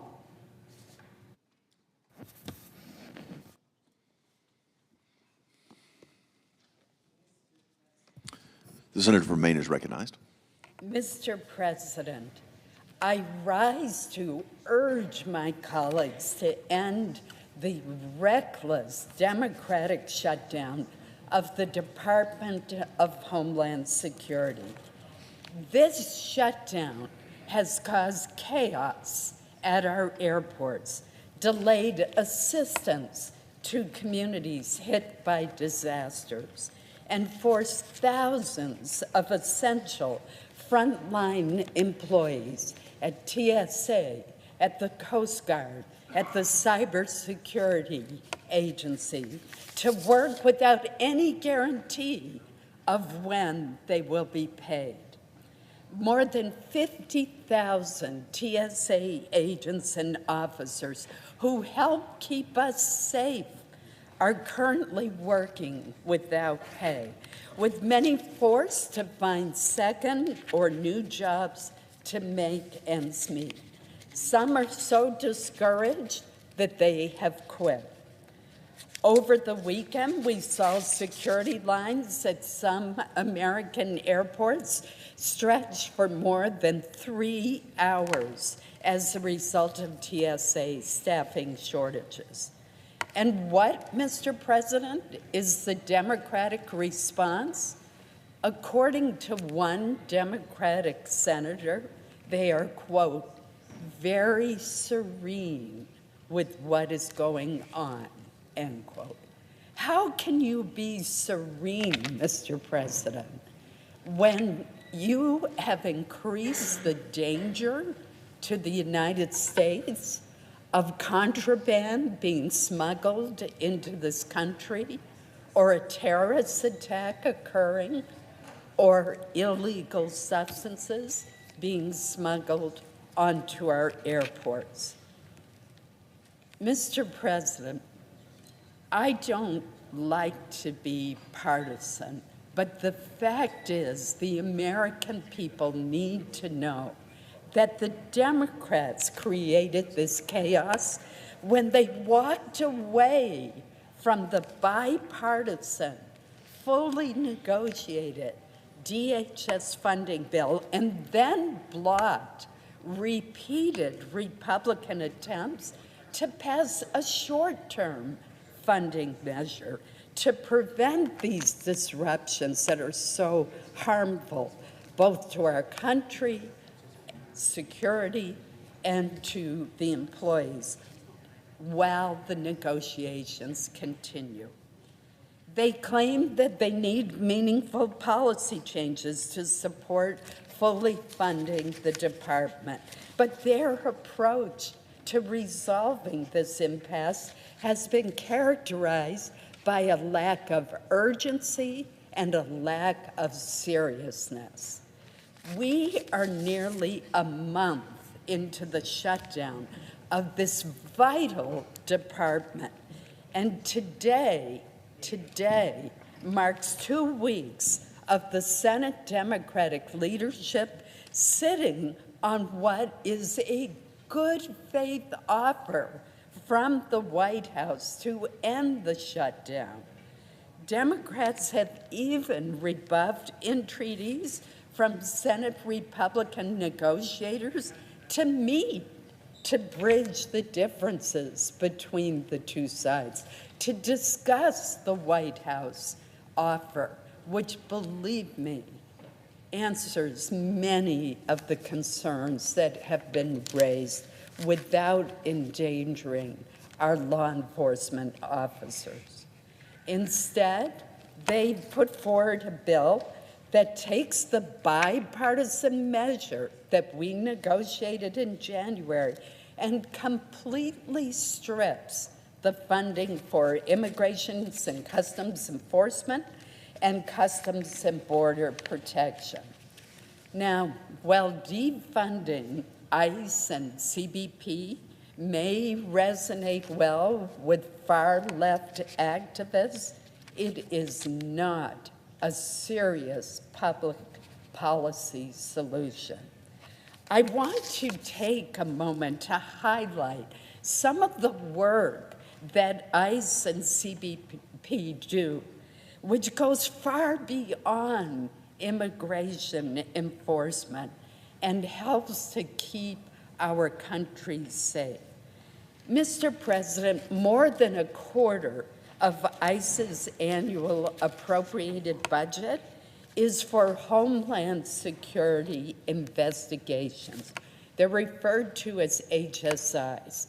Now, let me explain what HSIs are. This unit is charged with investigating the illegal movement of people, goods, contraband, weapons, and sensitive technology into, out of, and through the United States.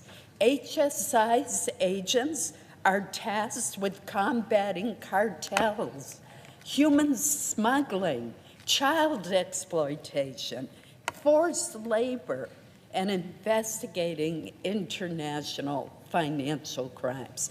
Do we really want to defund those vital investigations, Mr. President? I think not. CBP, too, does far more than just immigration enforcement. It is responsible for facilitating legal trade and travel throughout the United States. It screens goods for drugs and protects U.S. industry through its efforts to detect illegal imports, duty evasions, and counterfeits.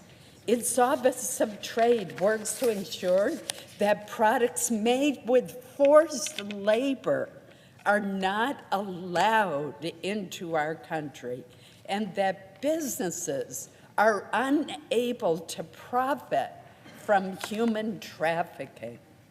CBP's air and marine operations patrols our maritime borders.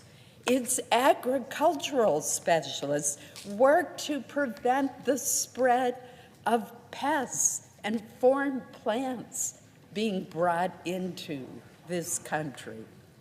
Last Congress, Mr. President, the Democratic leadership of the Homeland Security Appropriations Subcommittee held a hearing, an excellent hearing, entitled Combating Transnational Criminal Organizations and Related Trafficking.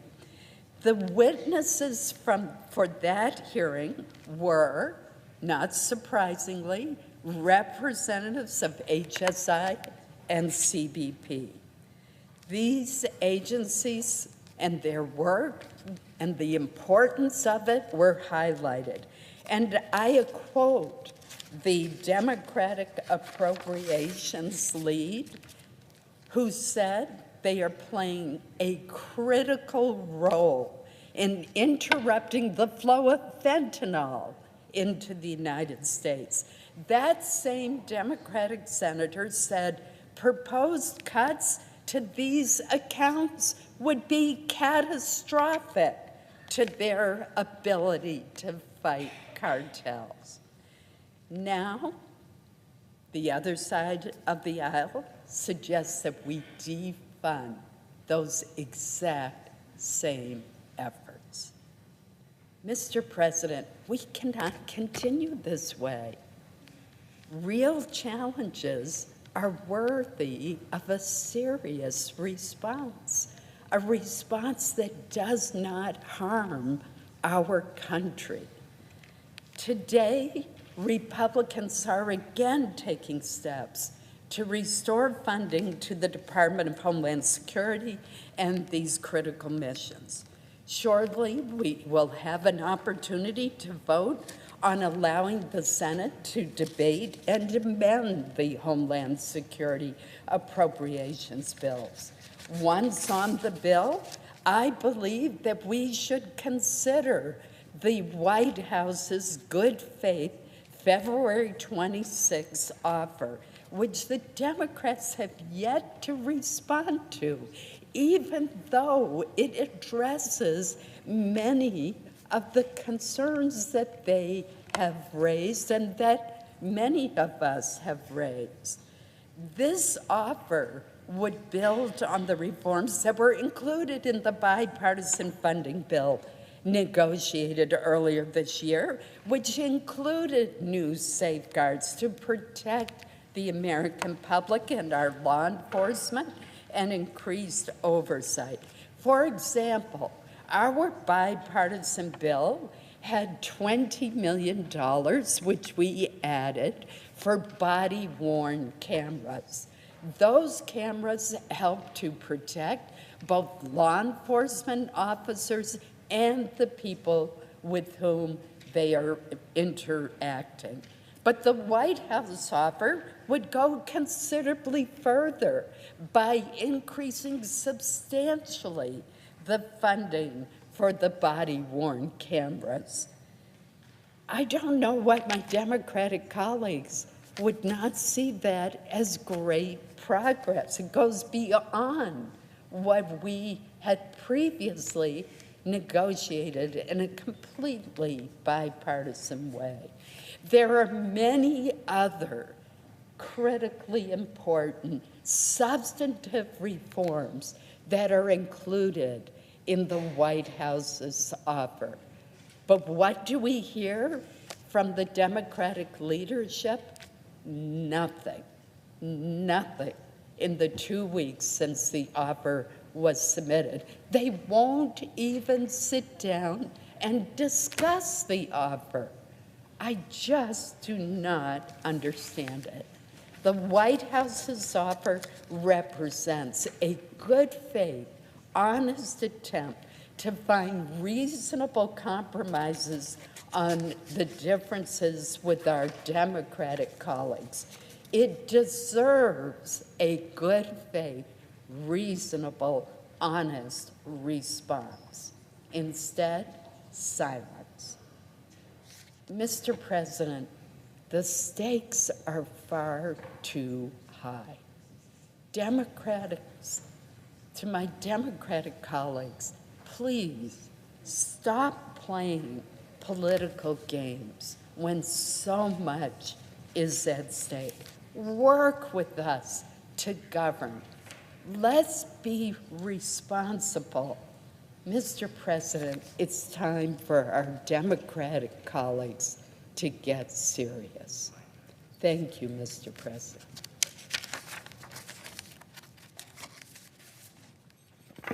Mr. President. Senator from Florida is recognized.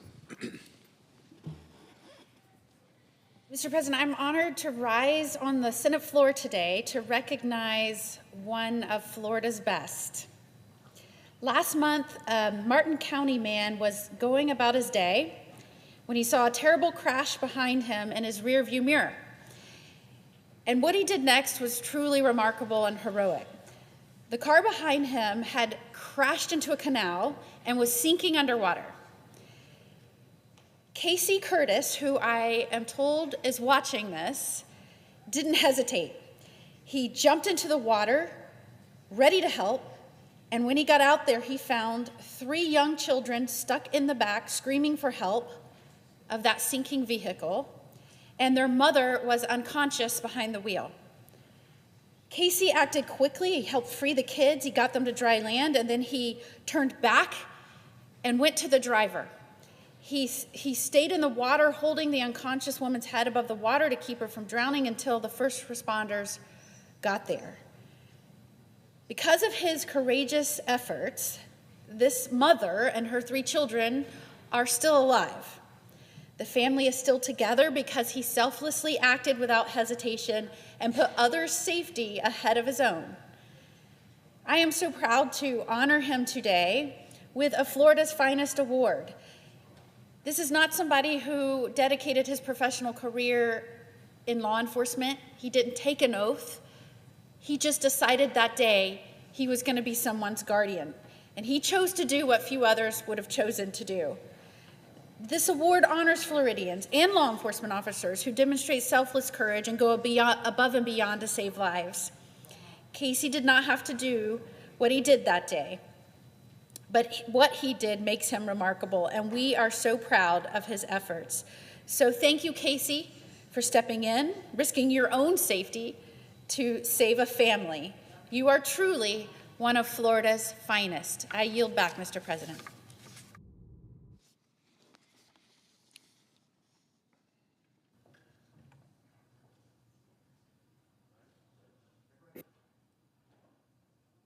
Mr. President. Democratic leader is recognized. Thank you, Mr. President. In a few moments, my friend and colleague, the senator from Nevada, will offer a unanimous consent request that is very simple. It funds TSA.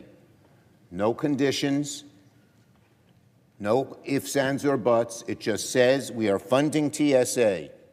If Republicans want to see our TSA workers get paid, they should not object. It's very simple.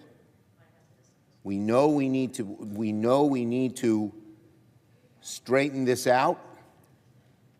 Many people have different formulas, but plain and simple, you want to fund TSA with no conditions, no preconditions, just yes or no, no ands, ifs, or buts, do not block the reservation. If Republicans block this resolution, we'll know they don't want to fund TSA because this is the simplest, quickest, easiest way to do it. Our colleagues on the other side said, oh no, we don't want to fund it unless we have a compromise or we have a deal on other parts of ICE and CPB. That is holding the TSA agents and the American people hostage. We're not holding any hostages. We're just saying we need to fund TSA, we need to fund it now, no ands, ifs, or buts, no questions asked, no preconditions. The American people will see. The Rosen proposal is simple. If Republicans block it, they're standing in the way of funding TSA now. I yield to my colleague. I yield the floor. Mr. President. The majority whip is recognized. Mr. President, I just hear the minority leader come to the floor of the United States and say what the Democrats want to do is peel apart the Department of Homeland Security, a department that was set up in this nation after the attacks of 9/11, the attacks that struck the home city of the minority leader, took down the Twin Towers. This Department of Homeland Security was set up specifically to protect our nation. Multiple components put together to protect America, the American people. And what are the Democrats doing today? They're coming to the floor to peel it apart and say, oh no, we're not interested in protecting the border. Oh no, we're not interested in making sure illegal immigrant criminals are taken out of the country. No, that's not what they're doing. They're coming and saying, we're going to just take this part or that part. This is a comprehensive plan, the Department of Homeland Security, to protect our nation. That's what we're seeing here today. That's why they're here. Our cybersecurity is under attack. Our people are under attack. Our nation is under attack. And we need to defend ourselves, and we need a full Department of Homeland Security. Not what we're going to see in the next hour is one can, oh, no, let's fund this little part. No, let's fund this little part. No, let's fund this little part. As they don't want to fund the Department of Homeland Security. They said, well, hey, the Department of Homeland Security is there to guard our coast. We have the Coast Guard in there. We have FEMA for emergency management of federal problems. We have our cybersecurity, where today 1/3 of those people are working, not getting paid, and 2/3 today, right this very moment, are furloughed. And that seems to be fine with the Democrats. They don't seem to care because they are so committed to the illegal immigrants who are criminals and in this country, let in by Joe Biden and them, over 10 million flooded into the country during the last 4 years. And they are so beholden and detached to the far left component of this nation that they don't care about everybody else. We've had terrorist attacks right here on the homeland. 2 in the last 2 weeks. And so we're going to stand here and we're going to listen to this little unanimous consent agreement and that one at the time when our homeland is under attack. All warning lights are flashing red, and they want to peel apart, piece by piece, the Department of Homeland Security, the comprehensive department of our government, to protect the American people because they want to stand with illegal immigrant criminals. Thank you, Mr. President. Way to go. Senator from Ohio is recognized. You know, I've only had the honor, and I call it an honor, honestly, an honor to serve as a United States Senator for 14 months. Every day when I drive down Pennsylvania, make a left on Constitution, and see the sunrise over the Capitol, I genuinely feel the weight of how important this office is. And I actually have incredible admiration, not for my forefathers came from South America, but for the forefathers of the people who built this country, to think of the wisdom of what our founders envisioned. Our founders created an institution that is genuinely, it gives me chills to think about the genius of what they did. They created a House of Representatives where every 2 years there's an election, there's a lot of friction that goes on, and a simple majority passes a bill. And yet they wanted the Senate to be more deliberative. They wanted to force us, Mr. President. You know, and you personally know how hard it is. They wanted to force us to have strong conversations with the opposing party to get to a resolution. They really did. They didn't want it to just be simple majority rule. They wanted to make it really difficult. But what I've experienced over the last 14 months, I got to tell you, is decently disappointing. Because for me, what I think should unite us is what do the American people really want from us? What is it that they want their leaders to do?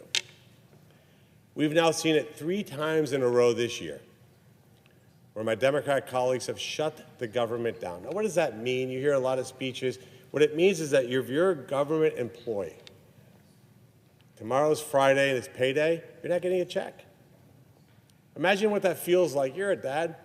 Imagine what that feels like to have to explain to your kids why you went to work. You did your job. You didn't do anything wrong. And you don't have the money that you need to pay your basic bills. And yet us here in the United States Senate, our paychecks are uninterrupted. We get paid to do our job a lot more, magnitude more money than average Americans make. We'll leave here today and travel to far-off places. And yet we'll walk by TSA agents that aren't getting paid. We expect Border Patrol to do their job. We expect Customs to do their job. We expect FEMA to do their job. I have a big Coast Guard presence in Ohio. We need them to do their job, and yet none of them are getting paid. They did nothing wrong. There wasn't a single employee of the Department of Homeland Security who is affected by this that they personally are the reason this department is funded. So I truly, truly, from the bottom of my heart, ask my Democrat colleagues, with all absolutely desire to get a result, is let's spend 2 weeks. And we could start today, by the way. There's no reason for us to go home. I'm willing to start today, like we start right now. And we sit down together. We look at the appropriations bill for the entire Department of Homeland Security, and in good faith, not with political theater, not to score political points, not to be cool on social media, but actually sit in a room and say, let's get this entire department funded. Let's not leave here today and walk by a TSA agent knowing that we are the reason they're not getting paid. That's unacceptable. Let's sit down together over 2 weeks. For 2 weeks. We can do that for 14 days. I'm willing to stay in Washington, D.C. for 14 days and hash out an agreement. We can do it. That's what our voters want. That's why they elected us. They don't want us to be shirts and skins on everything. So, Mr. President, I ask make a very simple motion. I think most Americans would appreciate. I ask unanimous consent that the Senate proceed to immediate consideration of calendar number 156, H.R. 4553. I further ask that the substitute amendment number 4353 be considered and agreed to, the bill as amended to be considered read a third time and passed, and that the motion to reconsider be considered made and laid upon the table. What that means is that we can fund the employees of the Department of Homeland Security now while we spend 2 weeks working together to get a resolution. Is there an objection to the motion? Mr. President, Senator from Nevada is recognized. I object. We've had more than 2 weeks. I'm sorry. Question's heard. Do I need to say something different? Yep, no, I understand. Look, I understand the political pressures. I really do. We'll see that sometimes appealing to a certain voter bloc is maybe what makes us popular. But I want to read you a quote from the Democrat whip, Deputy Democrat whip, a senior appropriator, by the way. who said, "We are very serene with what's going on." We're very serene with what's going on. You're serene that tonight, a dad, a mom is going to come home and say, "Can't do that. Can't pay for your dentist recital. Can't pay for your spring break ticket because just didn't get a paycheck." I want you to explain to a 12-year-old child why you're not getting paid. They're going to talk about Senate procedure. They're going to talk about the appropriations process. Look, this is just another effort to distract us from what's going on here. So again, I just urge my Democrat colleague to consider, as you think about your own state. Now, by the way, I genuinely believe you deeply care about your state. I hear you talk about it, and it's absolutely sincere. You deeply care about your state. Think about those Border Patrol agents that are welcoming visitors from all over the world to Las Vegas. Think about those ICE agents that are arresting criminal aliens, like the one that was just recently arrested. That was a pretty bad guy. Imagine those TSA agents, the Coast Guard, FEMA, cybersecurity. You have a lot of those resources in your state. Can I please ask you for some level of humanity to get this done? Reconsider your objection, and let's fund the Department of Homeland Security TSA agents for 2 weeks. Please, I ask you to do that. I yield the floor. Mr. President. Senator from Nevada is recognized. You know, I appreciate my colleagues, but we've had more than 2 weeks. So where have you been? Where have you been? This is a non-starter.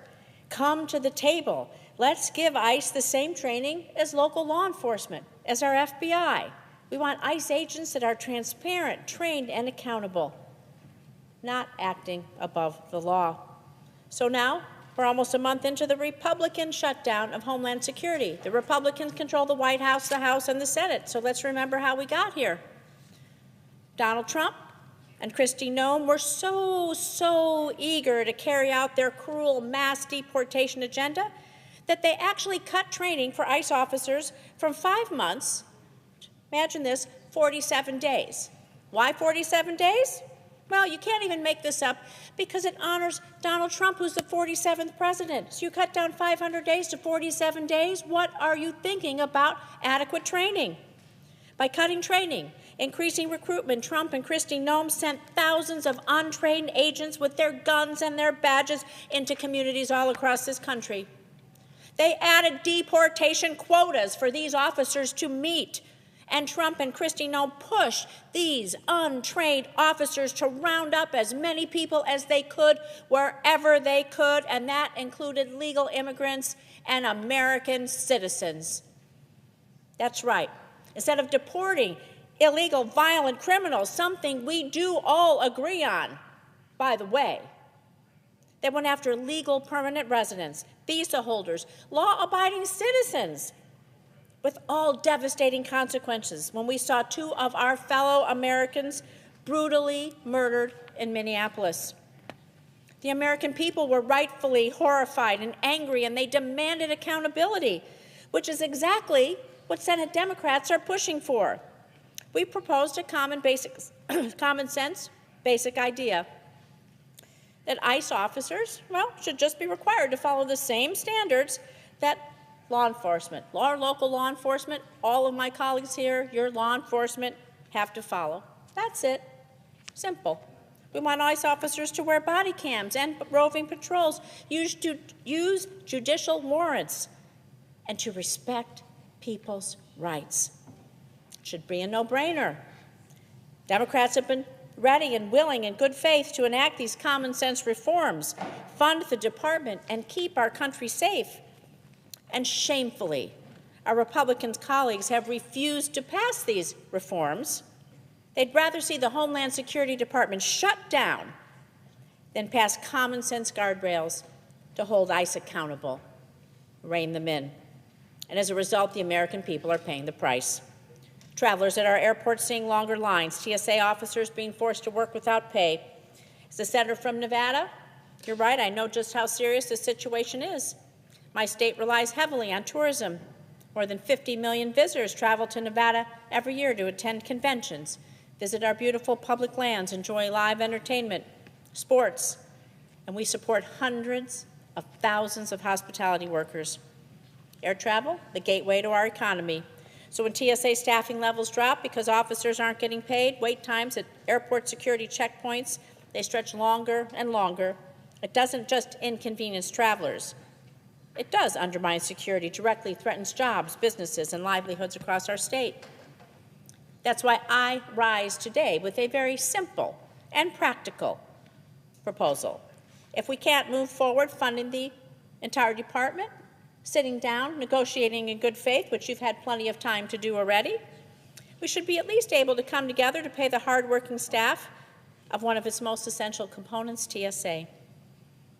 Let's not have TSA officers in the middle of this fight. They don't deserve it. We all agree their salaries should be funded, so let's fund it. Let's do it. Today I'm asking my colleagues to take a simple step. Let's pass my legislation right now, pay the TSA workers so that commercial air travel remains safe and functional. Our TSA agents receive the pay they have earned. I'm introducing this bill today with Commerce Committee Ranking Member Cantwell so that we can finally get our airports moving again. If Republicans are going to insist on shutting down the Department of Homeland Security, they should at the very least join us ensuring that the traveling public does not pay the price.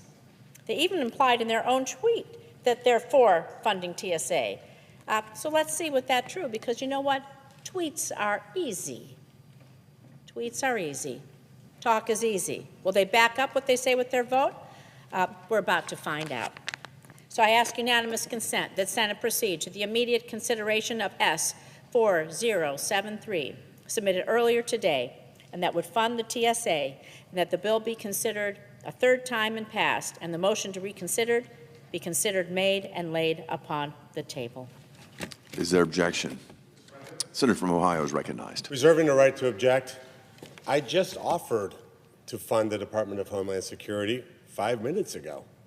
In fact, I said in good faith, we can sit down, have a conversation, and get this thing done. I just did that.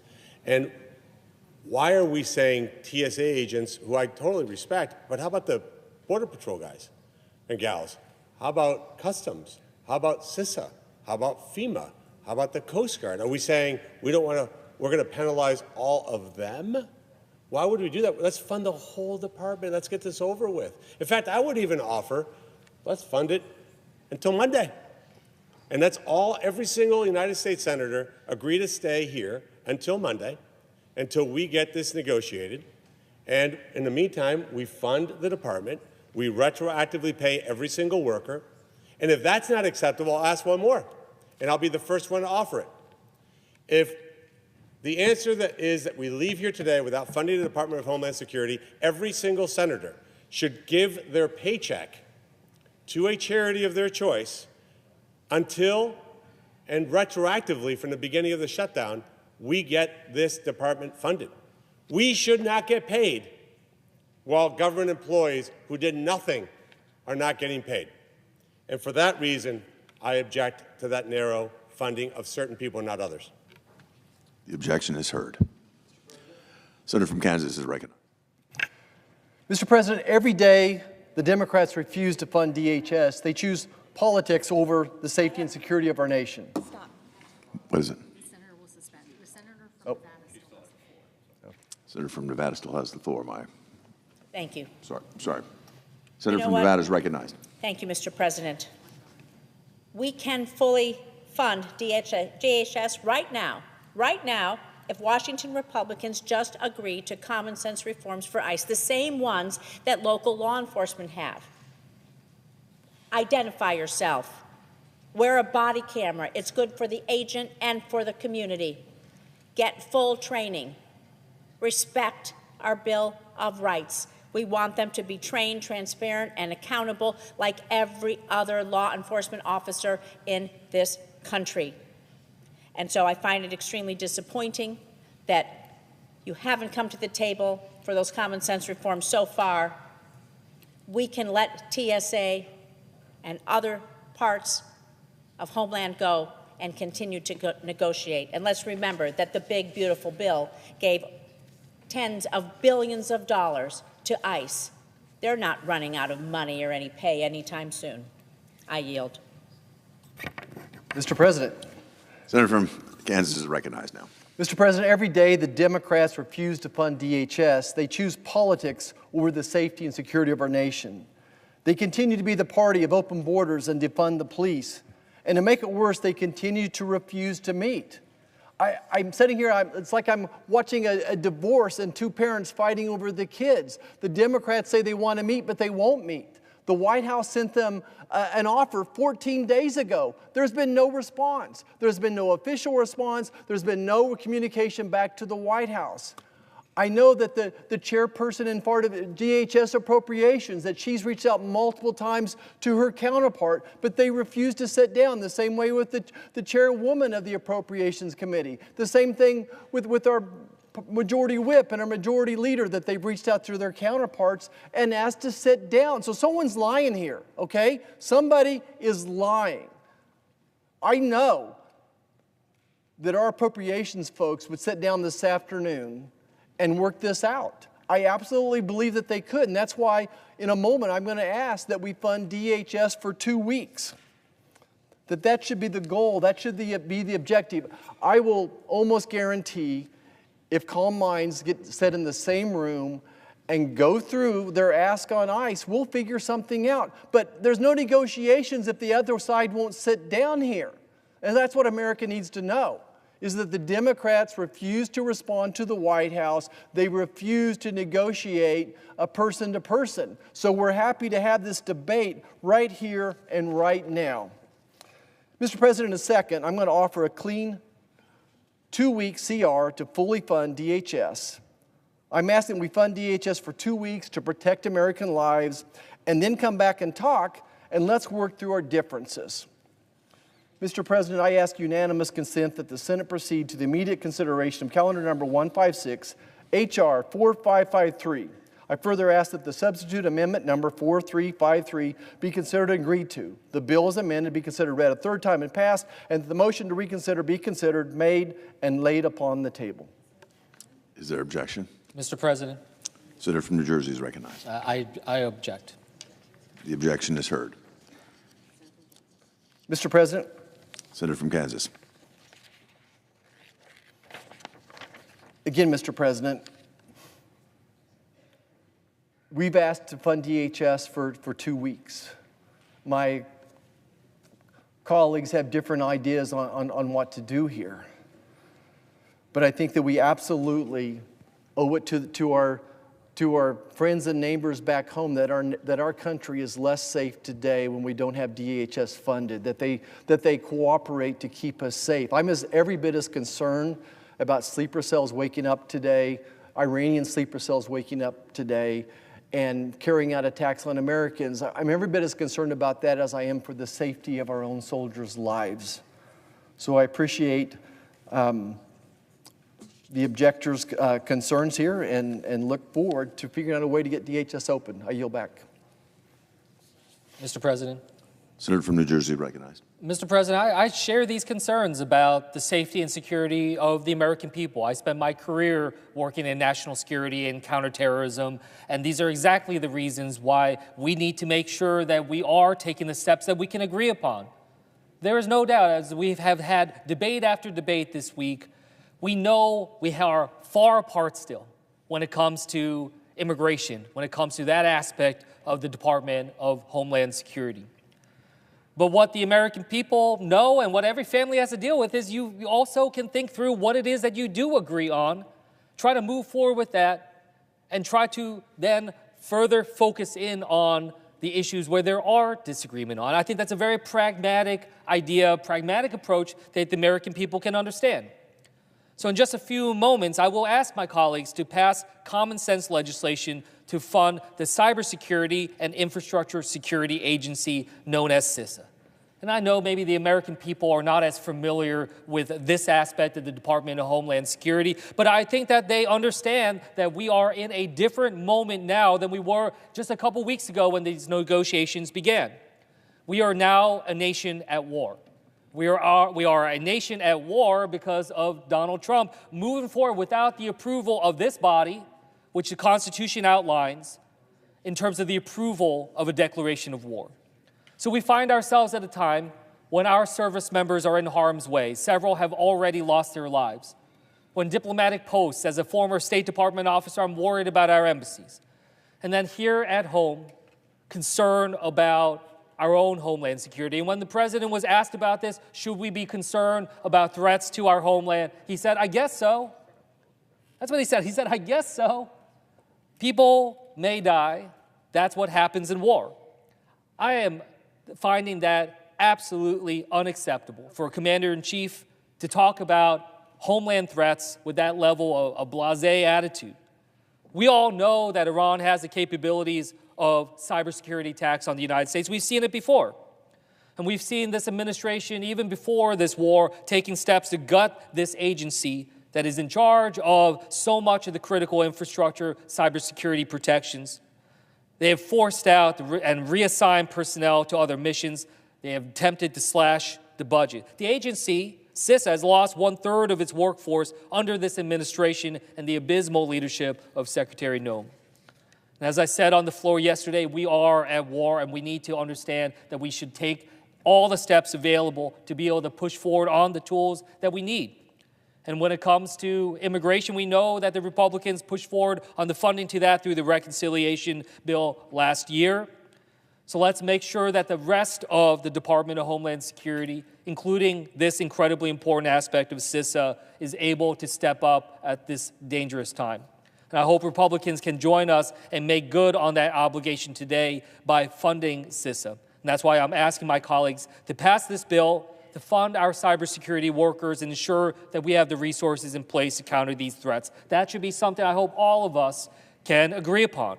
And now is the time to put the politics aside and focus on that.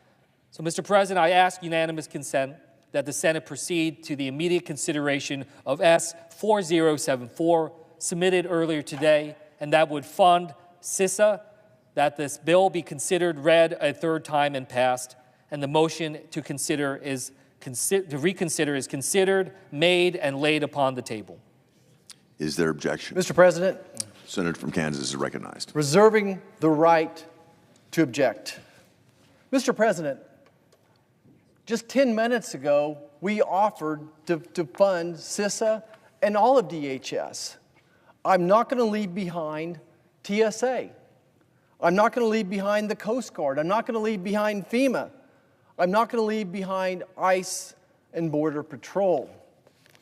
My colleague mentions his experience on the State Department, which I have great respect for.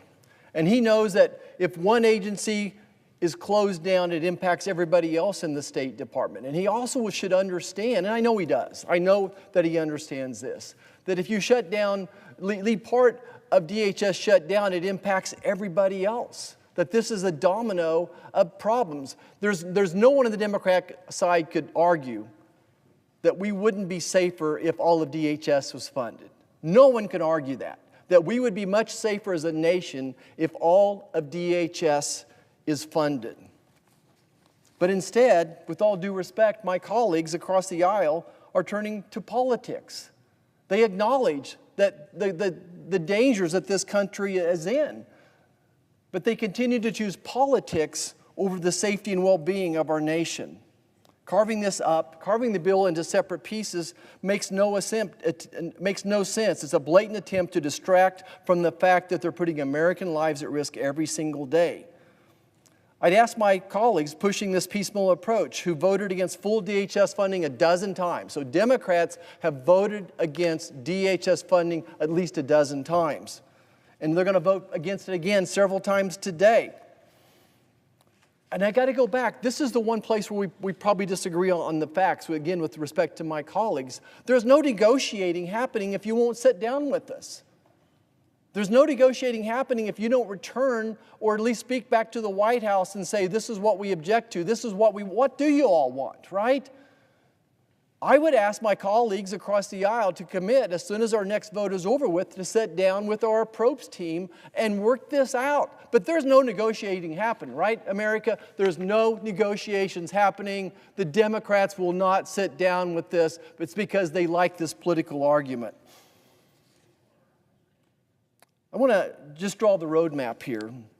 Under the previous White House, they let millions of people come across our border unvetted. Violent criminals, known terrorists, and these sleeper cells are now starting to open. Republicans took over. We secured the border. We empowered Border Patrol. We empowered ICE. We stopped the flow of illegal aliens and started deporting those criminals. And because of that, America is a safer place today. America is a much safer place today. But now you're trying to unwind everything and defund the police. You know, this is the theme here. Democrats defund the police. They want open borders. Republicans are the party of law and order. We want secure borders. We want ICE to do their job. The Democrats are now doing everything in their power to obstruct ICE's efforts to deport those threats. They've shut down funding for the entire agency, an agency that also has critical departments for identifying threats and keeping Americans' lives safe, like cybersecurity. This agency is a frontline cyber defense. And most Americans don't understand what cybersecurity agency is, but it's a frontline cyber defense, protects our grids, our hospitals, water systems, and more from relentless threats from China, Iran, and criminals. And I know my colleague who's worked in the State Department knows that those threats aren't just theoretical. Every day we're having thousands of cyber attacks.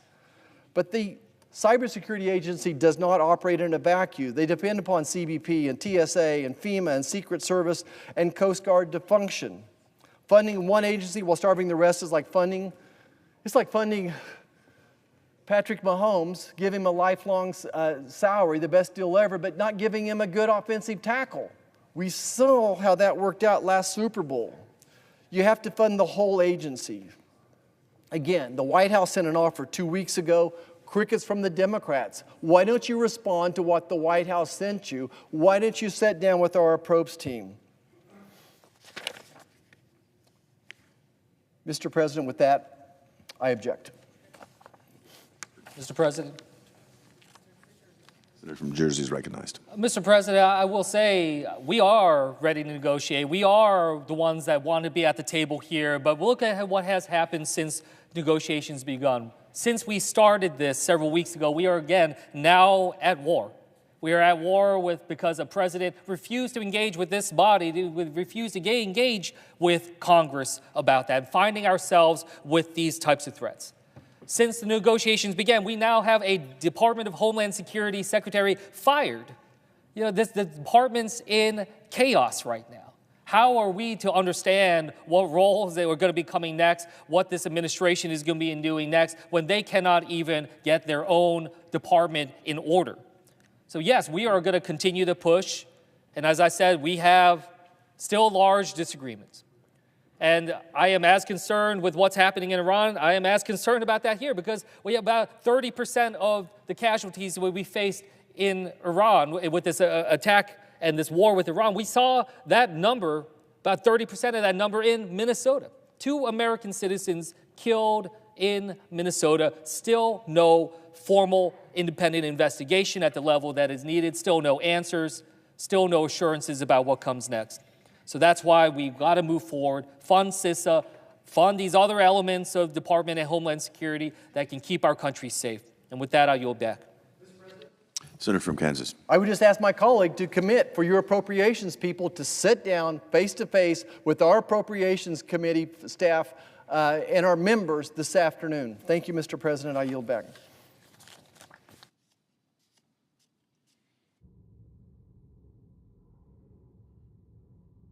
Mr. President. Senator from Missouri is recognized. Thank you, Mr. President. I ask for unanimous consent that the Senate proceed to the immediate consideration of calendar number 156 H.R. 4553. I ask that the substitute amendment number 4353 be considered and agreed to, the bill as amended be considered, read a third time and passed, and that the motions to reconsider be considered and laid upon the table. Is there objection? Mr. President. Mr. President, Senator from Connecticut is recognized. The objection is heard. Thank you, Mr. President. This is the DHS bill that would fund all the things that are in the DHS bill that the Democrats negotiated until they pulled the rug out underneath that negotiation to politically grandstand on the Senate floor now for nearly a month. The truth of the matter is that I want to make the point for those who care about the way the Senate operates. First of all, we didn't have any appropriations bills the first 2 years. The majority party now has put appropriations bills on. There have been 11 out of 12. I was told that policy debates are not to enter the discussion on appropriations bills because things like this can happen. To my Democrat colleagues, if you have a bill that you want to defund ICE with, put it on the floor. I guarantee it'll get voted down because it's an extremely unpopular position. We're not going to let you get to that result by way of holding everyone else hostage. If you want to support all the agencies in this negotiated bill, you have a way to do it. But I think we really know what this is about. What this is really about is the Democrats lost an election where the issue of border enforcement and deportations were on the table, front and center in front of the voters, and the voters supported it. Recent polling still shows that.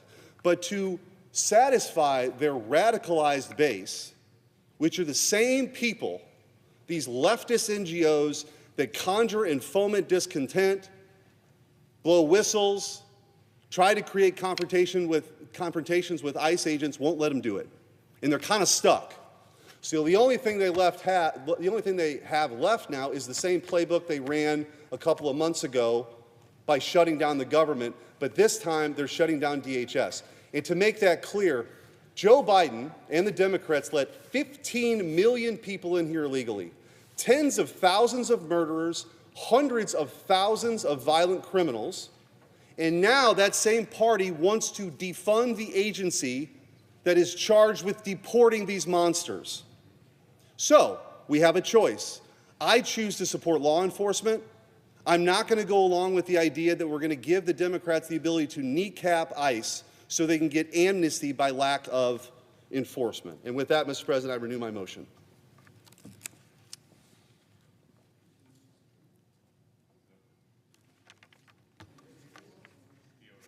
Did he already object? Okay.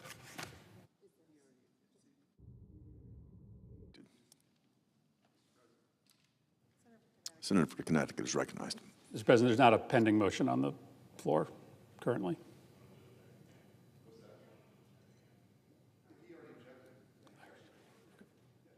Okay. Mr. President, seeking recognition on my own right. Senator is recognized. Thank you, Mr. President. Yesterday and today, Democrats have been on the floor asking for something very simple. Let's open up TSA. Let's open up CISA, which protects this country from cyber attack. Let's open up the Coast Guard. Let's open up FEMA. Republicans have said no repeatedly. Yesterday we said let's open all 4 agencies up together. Republicans denied us that motion. Today we're trying to see if we can open up one at a time. What Republicans are saying is that we want to hold TSA, our airports, the protection of our coastline, the defense of this nation from cyber attacks, and our response to emergencies hostage to their determination to continue to fund a law enforcement operation at ICE that is out of control.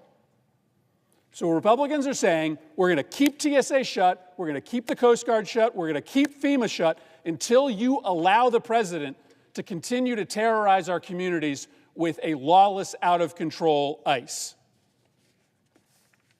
And this isn't just what you see on the news. The scenes out of Minneapolis were horrific, unconscionable.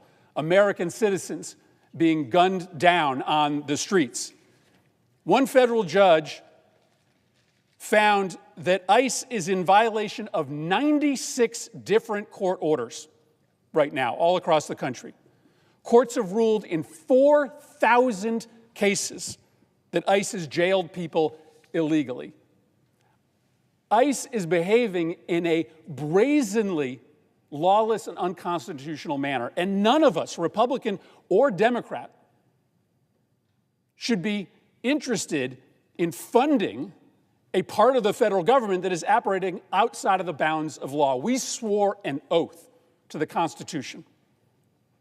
And so we have a serious discussion that is happening as we speak between Republicans and Democrats about how we can come together to fund ICE. But while that discussion happens, why are we keeping shut down the Coast Guard, TSA, FEMA? It's not necessary.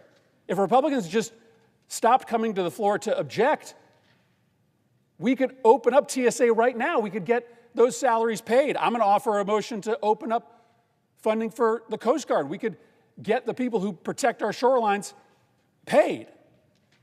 And yes, this is a mess. This is a mess. I admit it, this is a mess. But we didn't have shutdowns when Democrats were in charge of the Senate.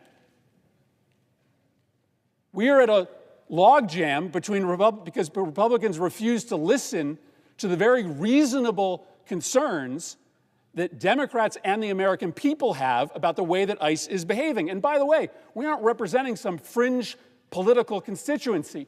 In the last national poll, 60% of Americans said that Congress should not fund ICE until they clean up their act. The vast majority of Americans believe that that agency is out of control. But if you went out there and asked those same Americans whether they think that TSA and the Coast Guard and FEMA should be shut down while we resolve those differences, they'd say, hell no.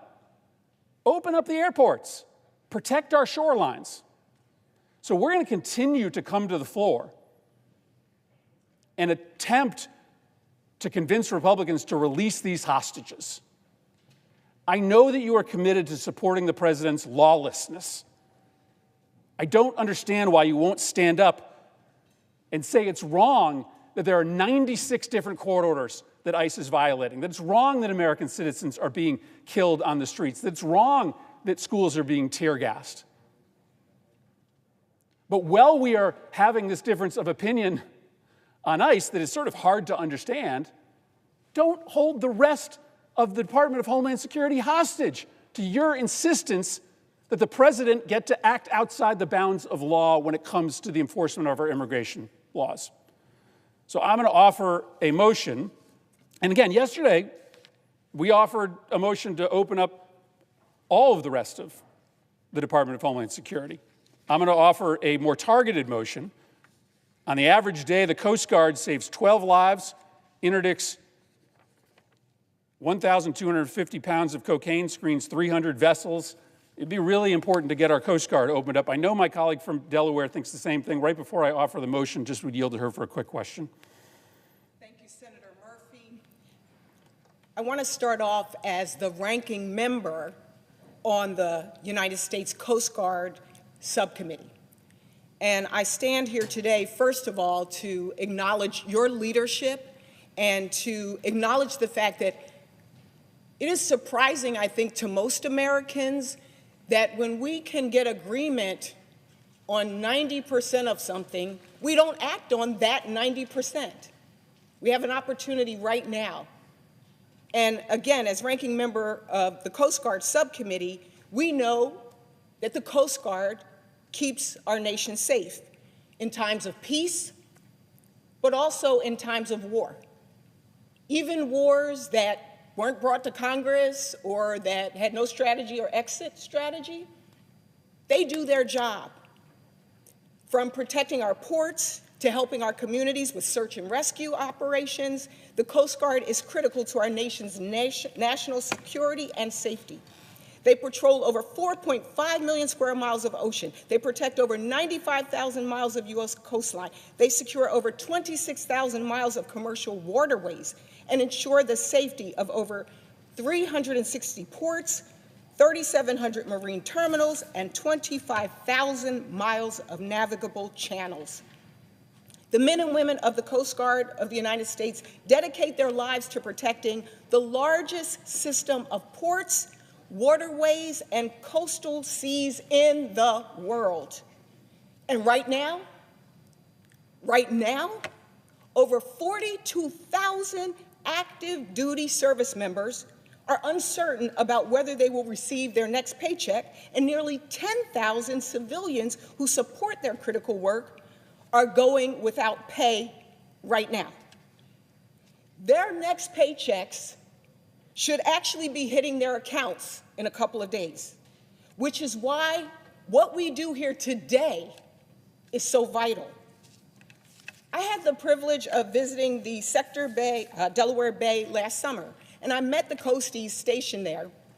And I got to hear firsthand how deeply connected they are to the mission, to our safety, our economy, and our national security. And it helped clarify immensely important that we must take care of the Coasties at home so that they can serve our country with confidence at sea. Again, right now, we are neglecting our duty. Politics aside, the Coast Guard has a job to do, and we have an opportunity to do something about it. Our colleagues ask us for more weeks. We got 2 weeks in the beginning. We're now weeks and weeks and weeks from those 2 weeks. The best way that we can support our Coast Guard men and women is to pay them. And while we as Democrats fight to address a broken agency that we know of as ICE, we have to recognize and pay our Coast Guard's men and women. So, Senator Murphy, do you agree that our colleagues across the aisle should join us in paying our Coast men and women without delay? I thank the senator for the question. I do, especially at a time when the United States is at war. We cannot afford to have our coastlines undefended. The motions that Republicans have been making today have offered to pay the Coast Guard for 2 weeks. That's not good enough. Right now, this motion that I will make will allow the Coast Guard to be paid for the rest of the year. If the senator does not object to my motion, then minutes from now, the Coast Guard, the 52,000 people who work for the Coast Guard will know that we honor their service and that we're going to pay them for the rest of the year. And so here's my motion. I'm going to ask unanimous consent that the Senate proceed to the immediate consideration of my bill at the desk that would fund the Coast Guard, that the bill be considered read 3 times and passed, and that the motion to reconsider be considered, made, and laid upon the table. Is there an objection? Mr. President. Senator from Missouri is recognized. Reserving the right to object. Mr. President, my colleague from Connecticut just talked about minutes from now. Minutes ago, very same senator objected to Coast Guard funding. So here we are again with political gamesmanship and grandstanding for some clip to show that you actually want to fund the Coast Guard. Meanwhile, you just voted against the Coast Guard. The Democrats do not want to fund the Coast Guard because they're so hell-bent on defunding ICE. And the term out of control was used. You know what's out of control? The language being used on this floor to describe federal law enforcement. Nazis, the Gestapo. This is very dangerous. This is very dangerous. And I will tell you that I have great appreciation for the men and women who go into very dangerous situations to deport criminals who want to rape and murder our fellow citizens. I appreciate. So 5 reasons why I cannot go along with this scam. Laken Riley, Jocelyn Nungary, Kayla Hamilton, Dakara Thompson, and Haley Pegason. All Americans, all murdered by illegal aliens released by Democrats instead of being deported. So, what else is out of control other than the Democrats' language? These leftist activist organizations that are creating the chaos in the streets. There are nine sanctuary jurisdictions in this country that actually probably are significant. In those 9 sanctuary jurisdictions, there is a 590% increase for anti-ICE attacks. They are creating conditions with the hope that they get some viral moment. This is dangerous. This is out of control. One more thing that's out of control, sanctuary jurisdictions writ large. And for the friends watching at home, what is a sanctuary jurisdiction that the Democrats are so proud of? They are local jurisdictions that will not tell federal law enforcement when an illegal alien rapist or murderer is being released from prison. It happened, by the way, the New Virginia governor just pledged that she won't do it. The monster, Abdul Jahala from Sierra Leone, with 30 priors, who stabbed to death a fellow citizen of ours, she has pledged to not let ICE know when that monster is released from prison. That's who they are. That's what we're fighting against. And we're not going to allow them to kneecap our federal law enforcement from getting these monsters out of our country. They just voted against this. They just voted against the Coast Guard. They just voted against Secret Service. They just voted against TSA. They want to undermine law enforcement and give blanket amnesty to 15 million people here illegally. That's the truth. And with that, Mr. President, I object. The objection is heard. Mr. President. Senator from Connecticut is recognized again. To my friend, you've lost this argument in the public. You just have. The public thinks that ICE is out of control. The public does not want ICE to continue operating in the way that they are operating. They have seen the scenes out of Minneapolis. They are watching what's happening in Vermont today, and they don't agree with you. The majority of Americans, by a large margin, say that what is happening today is out of control. And yes, you did offer motions to keep the Coast Guard open for 2 weeks. That doesn't help the peace of mind of the 52,000 people who work for the Coast Guard and wonder whether they're going to have more than one paycheck. You are objecting to a motion to keep them open for the rest of the year. And so tomorrow, when TSA is still not open and the Coast Guard is still not open and FEMA is still not operating, there's only one reason. Today, you are offering motions to keep them open for 2 weeks, and you are objecting to motions to keep those agencies open for the whole year. People are going to see the difference. Thank you, Mr. President. I yield.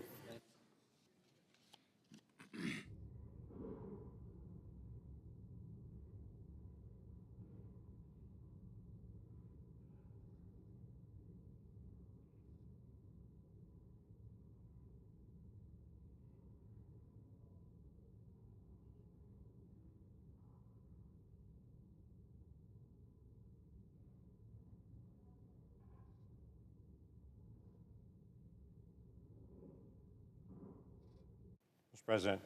Senator from Oklahoma is recognized. Mr. President, it feels like Groundhog Day here on the Senate floor, trying to be able to resolve a problem. I wish we could all get in one room and be able to actually talk to each other like human beings and people, rather than this charade. 14 days ago, 2 weeks, 14 days ago, the White House sent over a proposal to my Democratic colleagues and said, we understand there are issues with ICE, we understand there are issues with CBP, so let me make a proposal to you of some options that we can do that we should be able to agree on. 14 days ago. Those options included mandatory body-worn cameras for ICE agents and CBP, mandatory. Name tags for every single agent to be able to have an identifier for every single agent that's out there. To be able to make sure that selective, sensitive sites did not have ICE involvement in those selective sites. De-escalation training for all of our federal officers to be able to know the techniques for how to be able to step down from a violent protester that's screaming in their face and waving a camera in their face. A full, open investigation of the 2 shootings that happened in Minnesota, reducing the footprint of the number of agents in Minnesota, a change in the way that warrants are actually used across the country. The White House laid all those things out 14 days ago that one of my Democratic colleagues who is on this floor said to me was entirely reasonable offer from the White House. 14 days ago. And since that time period, radio silence from my Democratic colleagues. White House had no response. So TSA agents are not being paid, FEMA agents are not being paid, cybersecurity folks are not being paid, while we wait for the counteroffer. What is happening is good politics from my Democratic colleagues. They feel like this is good politics to be able to continue to be able to press in, that some folks on the far, far, far left want to defund ICE, and want to show there's a huge fight to be able to take on ICE. The result of that is 250,000 people, families, individuals that work with DHS wait for an answer. Wait. This has got to get resolved. The politics in this moment has got to stop. I was here last Thursday saying all of us should stay and stay over the weekend and not leave until this is resolved. Everybody just left.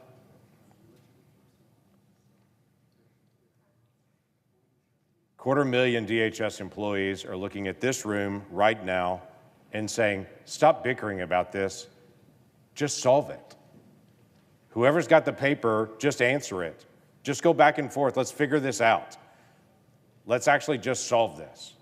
So we have tried multiple times to say, let's fund it. The White House has made good faith offers to say, here are offers to be able to get some dialogue going if somebody will actually talk back to me. But while we wait on the politics to cool, in the meantime, I need to offer again what we started with at the very beginning, and that was just, can we at least open things up for 2 weeks like we did at the beginning? We started this battle weeks and weeks and weeks ago, and we started with, okay, we agree on all the other appropriation bills. We don't agree on this one because it has funding for ICE, because it has funding for CBP in it, and so we can't get agreement on that. Can we at least keep status quo and keep debating so that the fight is here at this room rather than affecting families that literally are trying to get grocery coupons and gift cards from people so they can feed their families?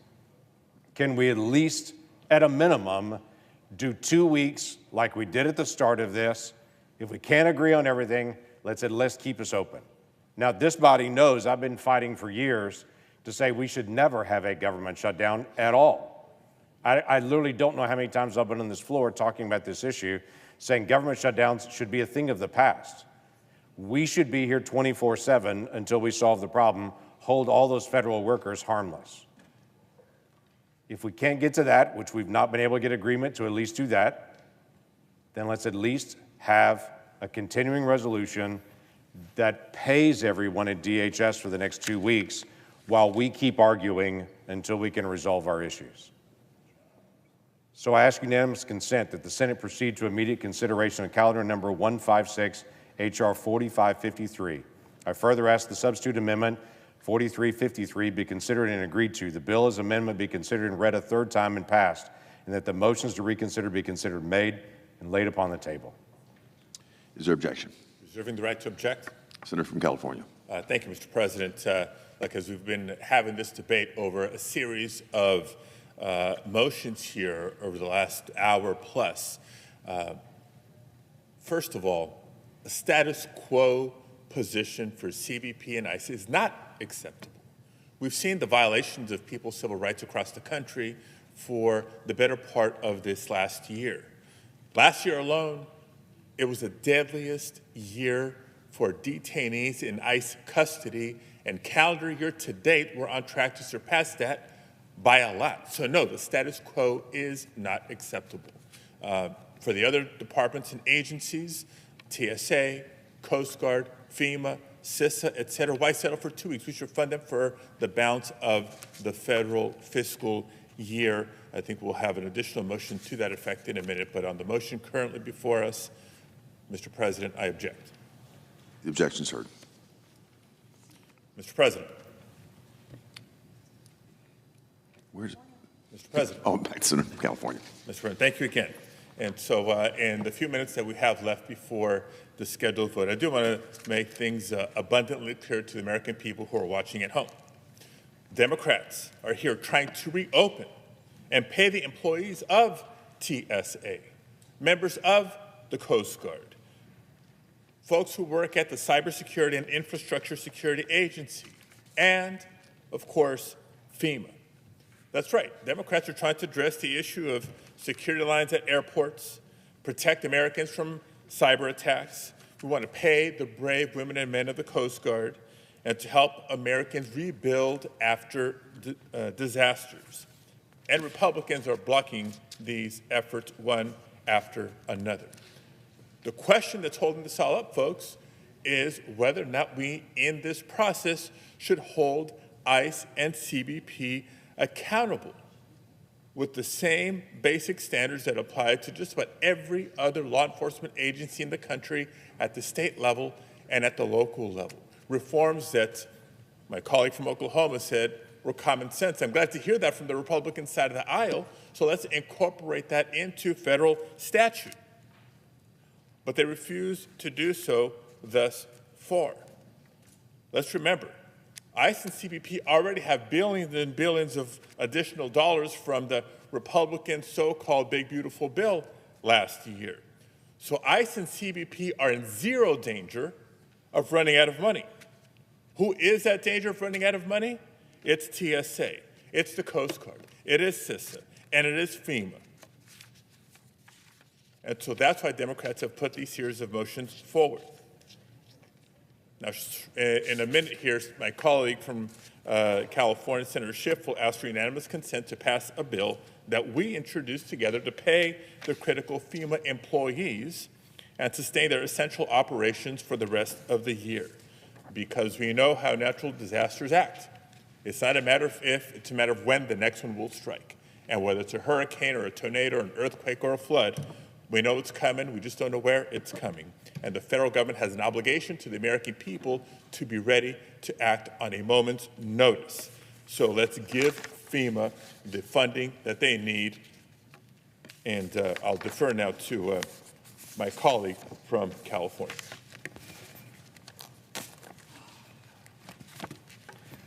Mr. President, just over a year ago, Los Angeles County fell victim to the worst natural disaster in my lifetime. The Eden and Palisade fires were unthinkable tragedies. Lives taken, livelihoods incinerated, old photographs, family heirlooms, childhood homes gone forever. The homes of more constituents, friends, staff gone, along with the place where my wife and I got married. Whole blocks of neighborhoods razed with indiscriminate and random destruction. In the years since, alongside Senator Padilla, I've worked to help the families impacted by these fires in every way I can.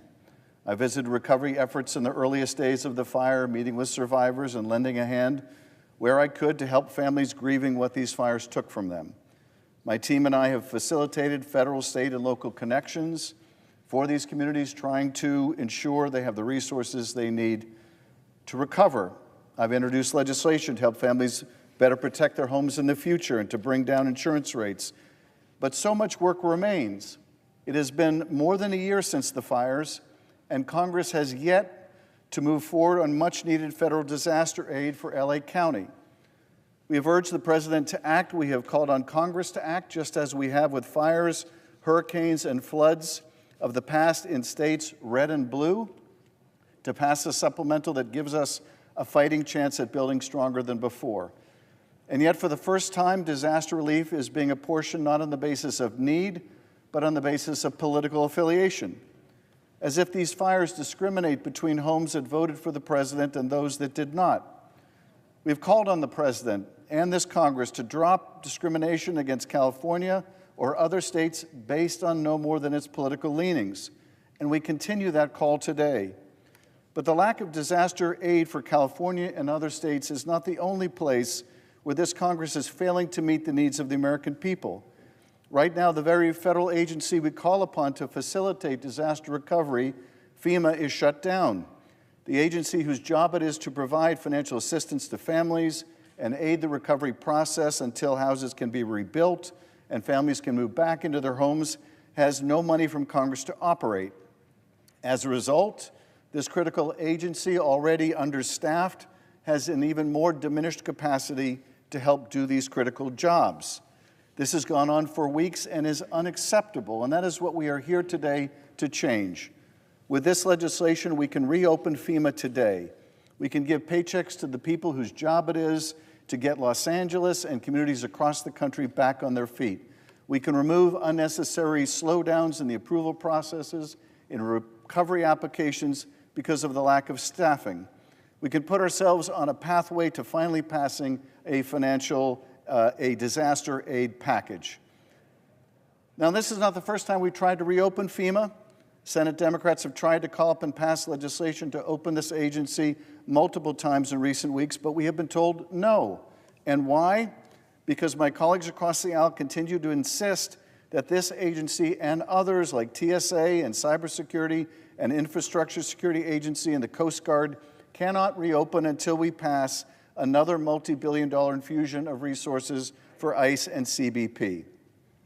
Senate Democrats have been clear, not another dime for these immigration enforcement agencies until we see real reforms, until they take off the masks and put on the body cams, until they're held to the same standard as a neighborhood cop on the beat, until their standard of no judicial warrant, no problem, is torn out of the training manual. That is not too much to ask. In the aftermath of Americans watching DHS storming city apartment buildings like they were behind enemy lines, or ICE dragging citizens from their homes, or CBP gunning down Americans in cold blood in the street, this cannot be too much to ask.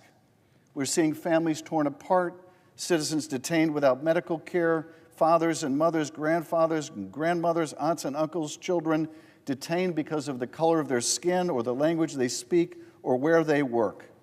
We see DHS spending $140 million on assault weapons, Glocks and tasers, and countless more on building massive new detention centers. And so we are insisting on reform.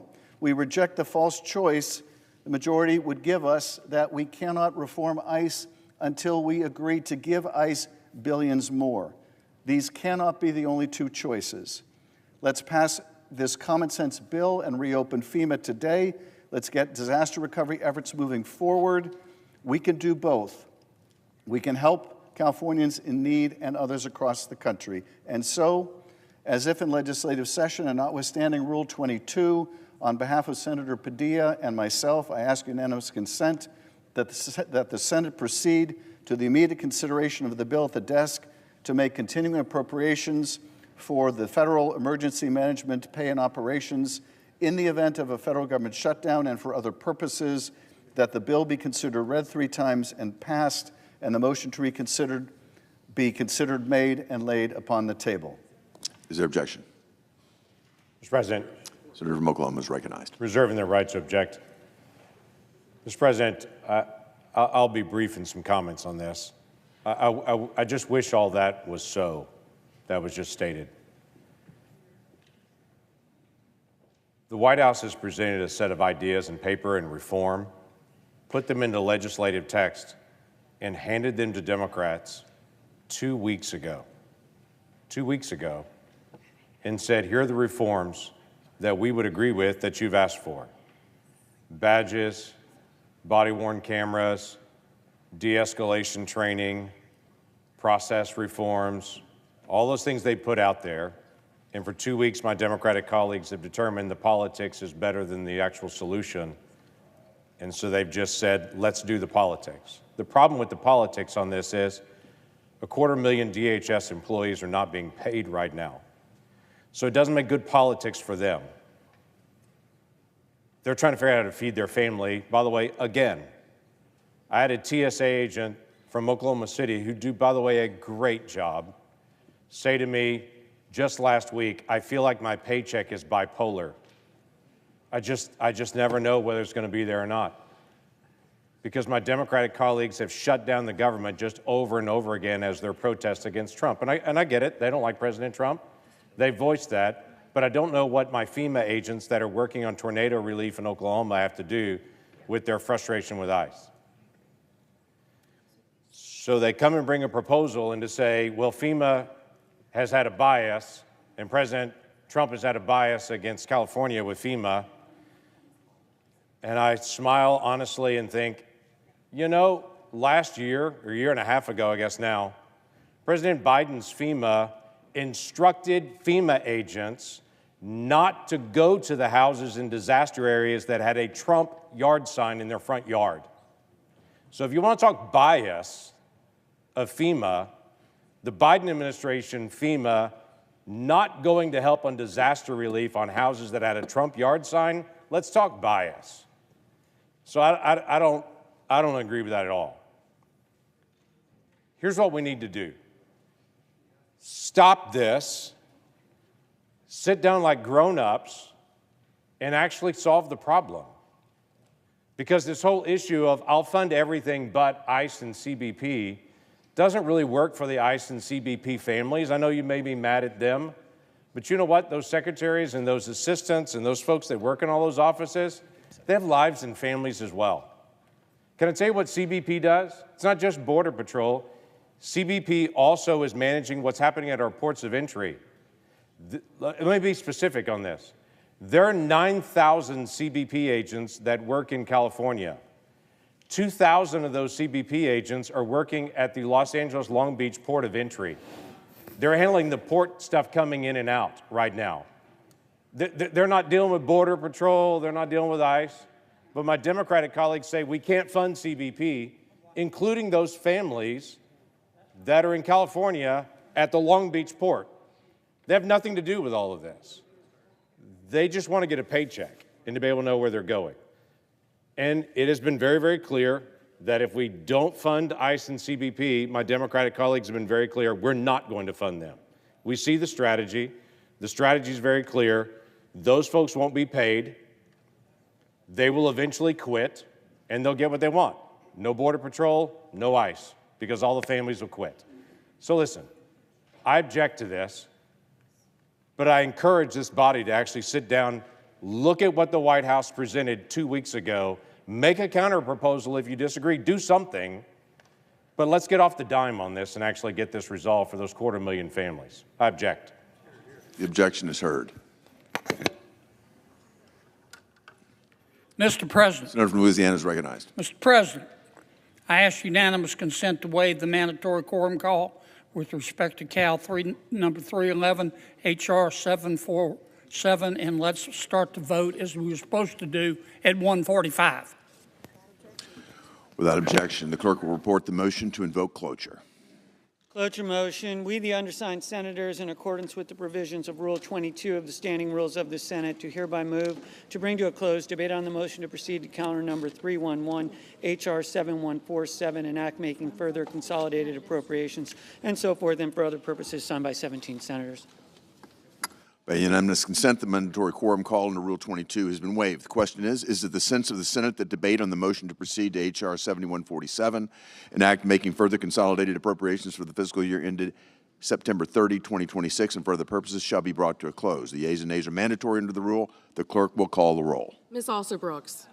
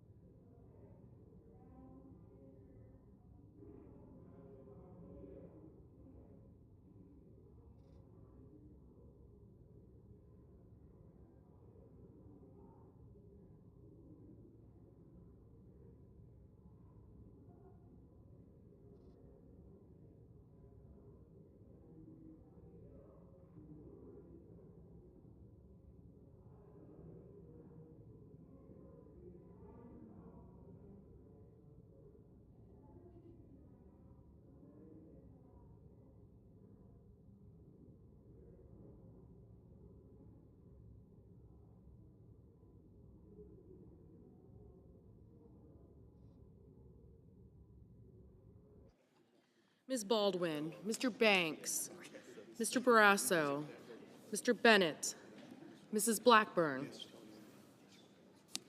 Mr. Blumenthal, Ms. Blunt-Rochester,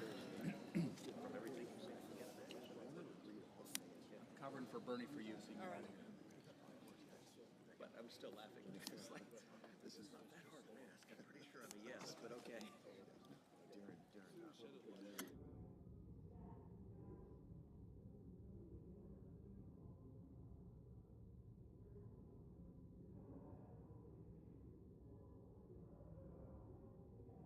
Blunt Rochester, Mr. Booker, Mr. Bozeman, Mrs. Britt, Mr. Budd, Ms. Cantwell, Mrs. Capito, Mr. Cassidy, Ms. Collins, Mr. Coons,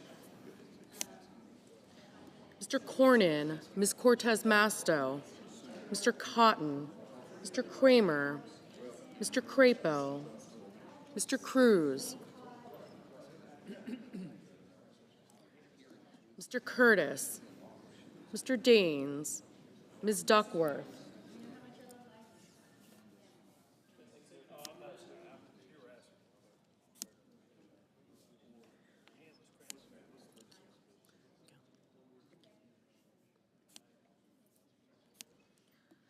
Mr. Curtis, Mr. Daines, Ms. Duckworth, Mr. Durbin, Ms. Ernst, Mr. Fetterman, Mrs. Fisher, Mr. Gallego, Mrs. Gillibrand, Mr. Graham, Mr. Grassley, Mr. Haggerty, Ms. Hassan, Mr. Hawley, Mr. Heinrich, Mr. Hickenlooper, Ms. Hirono, Mr. Hoven,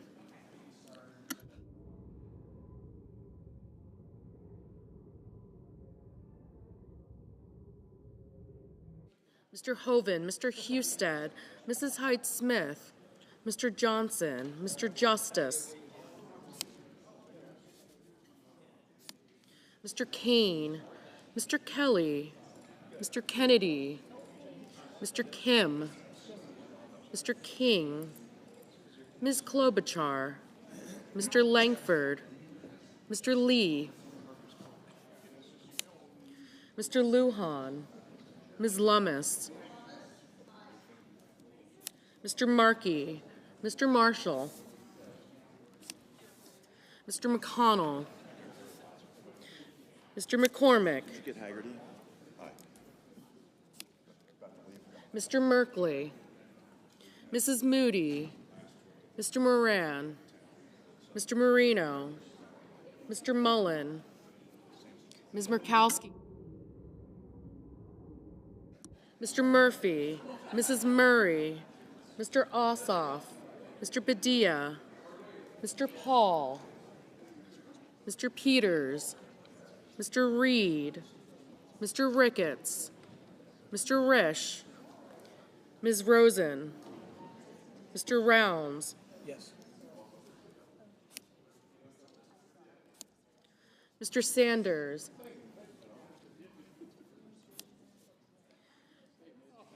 Mr. Schatz, Mr. Schiff, Mr. Schmidt, Mr. Schumer, Mr. Scott of Florida, Mr. Scott of South Carolina, Mrs. Shaheen, Mr. Sheehy, Ms. Slotkin, Ms. Smith, Mr. Sullivan,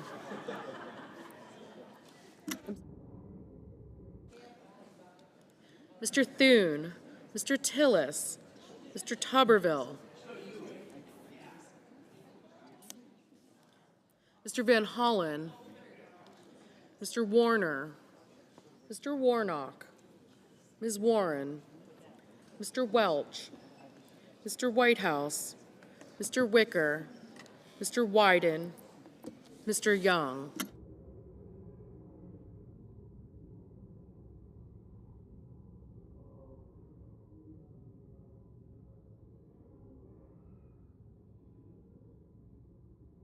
Senators voting in the affirmative: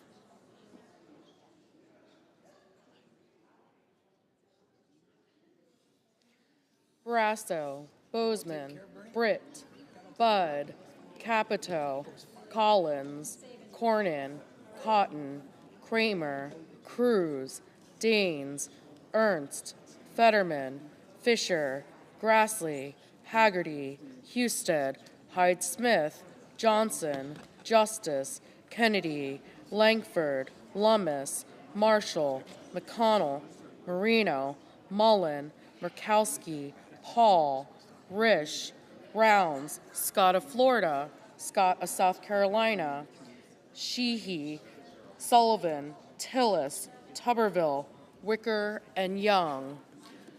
Senators voting in the negative: Alsobrooks, Baldwin, Blunt Rochester, Cortez Masto, Duckworth, Durbin, Gillibrand, Hassan, Heinrich, Hickenlooper, Kane, King, Klobuchar, Murphy, Murray, Ossoff, Padilla, Reed, Schiff, Schumer, Smith, Van Hollen, Warner, Whitehouse, and Wyden.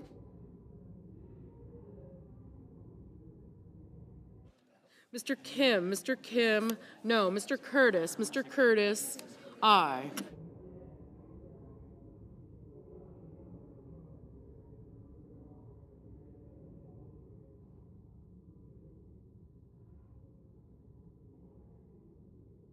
Ms. Rosen, no.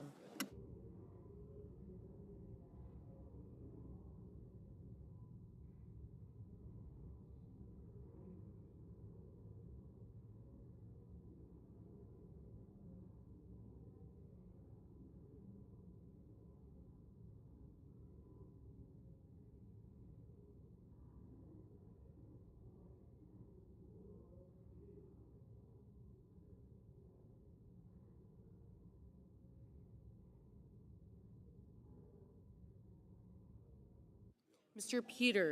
Peters, no. Mr. Schatz, no.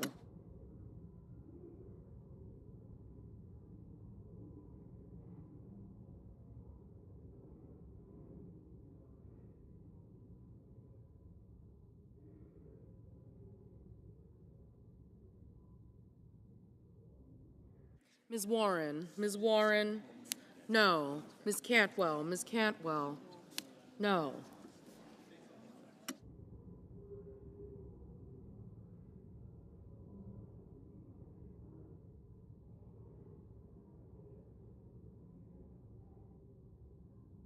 Mr. Lujan, no.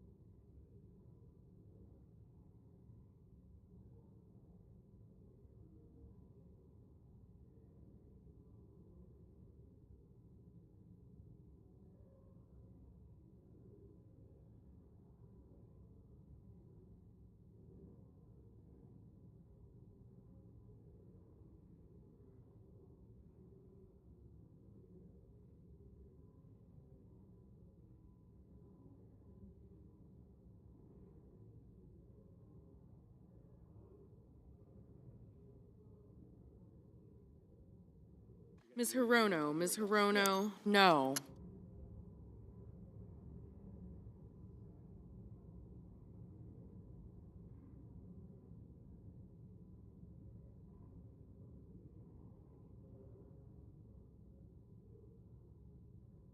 Mr. Sanders, no.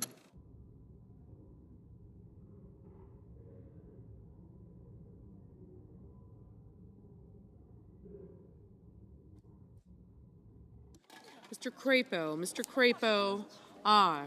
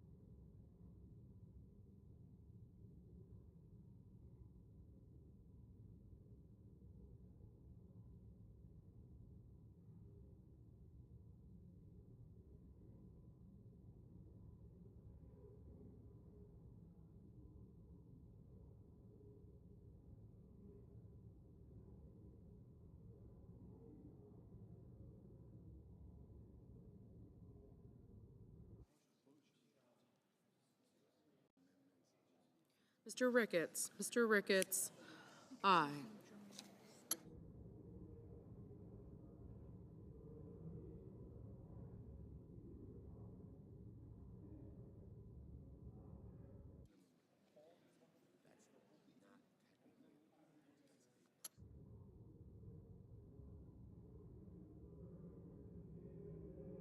Mr. Welch. Mr. Welch, no. Mr. Booker, no. Mr. Warnock, no.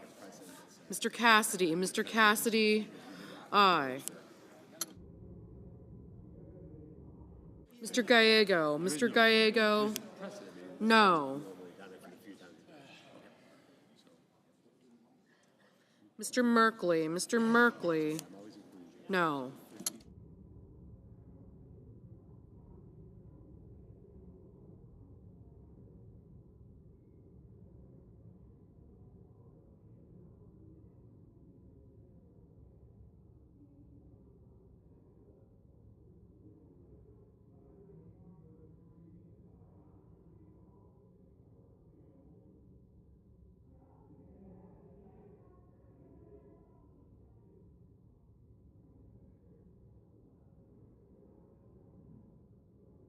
Mr. Bennett, no.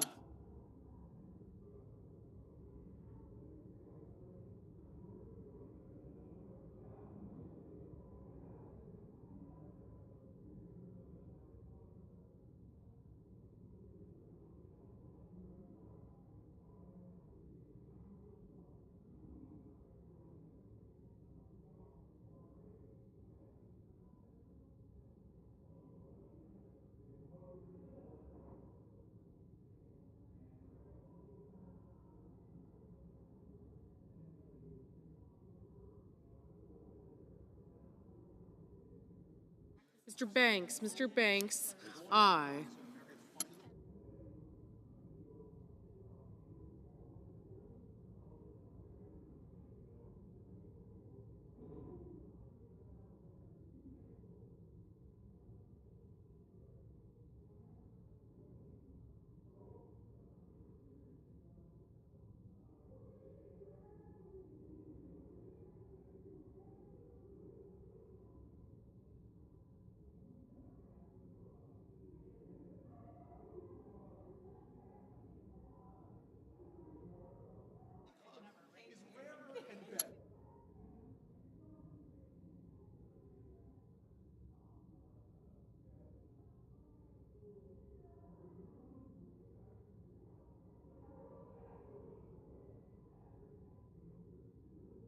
Mr. Markey, no.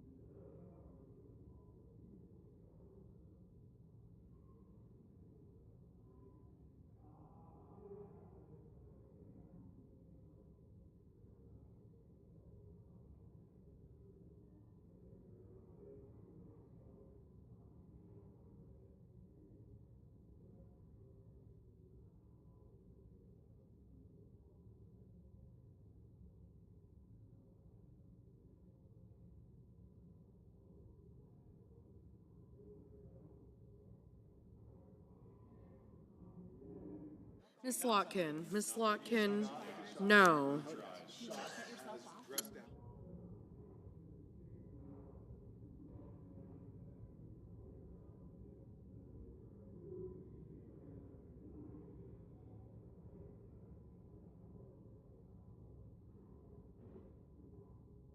Mr. Kelly, Mr. Kelly, no. Mr. Blumenthal, Mr. Blumenthal, no.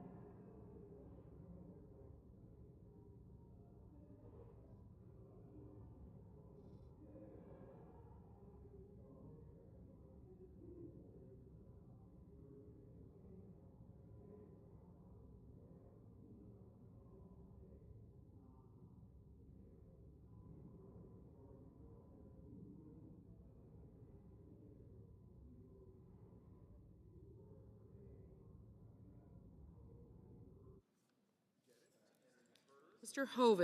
Hoven, aye.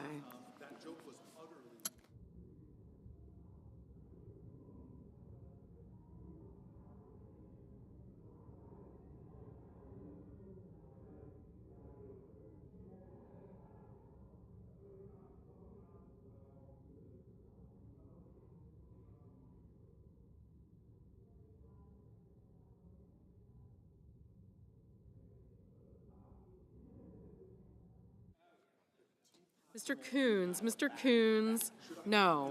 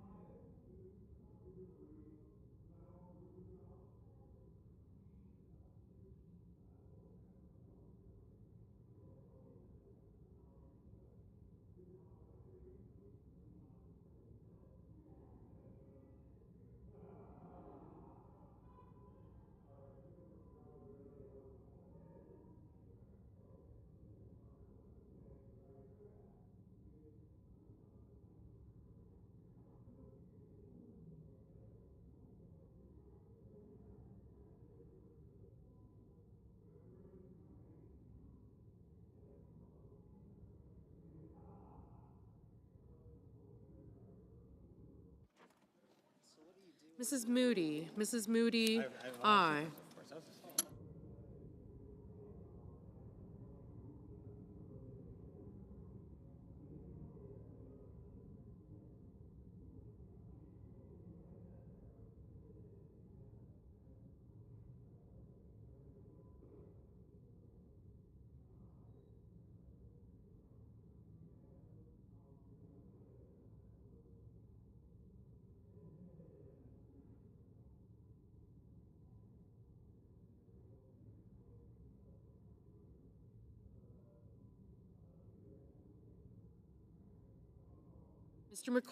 Mr. McCormick, aye.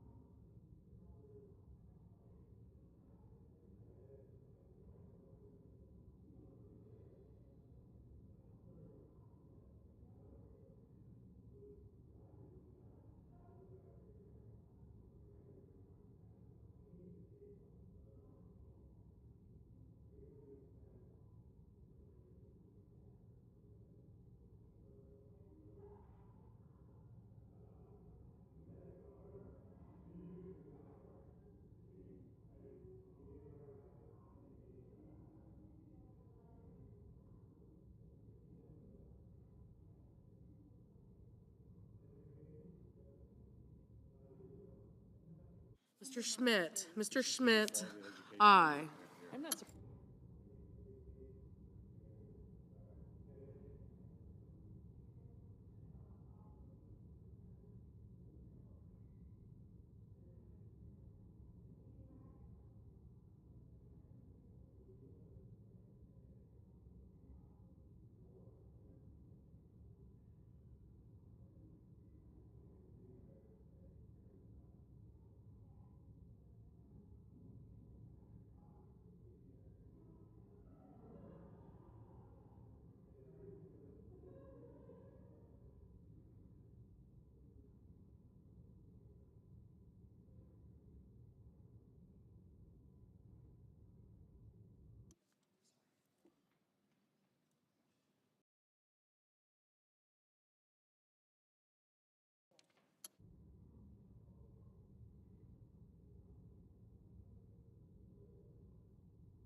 Mr. Lee, aye.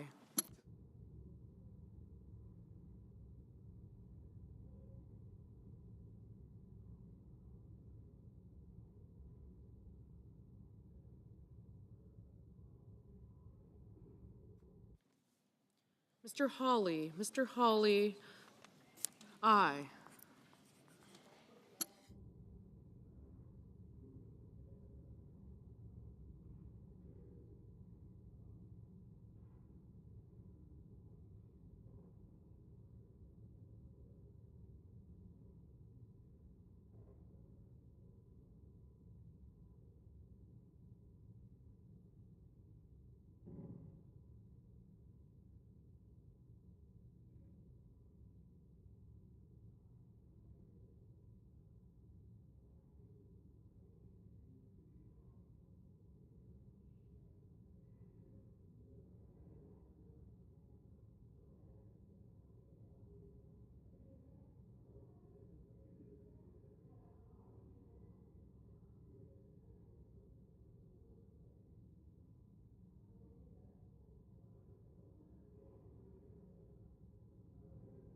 Mr. Graham, aye.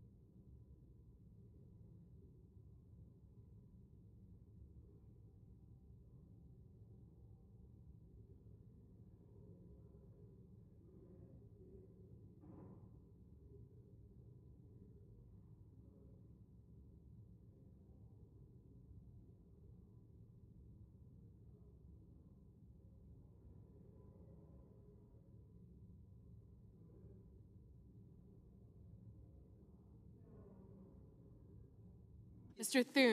Thune, aye.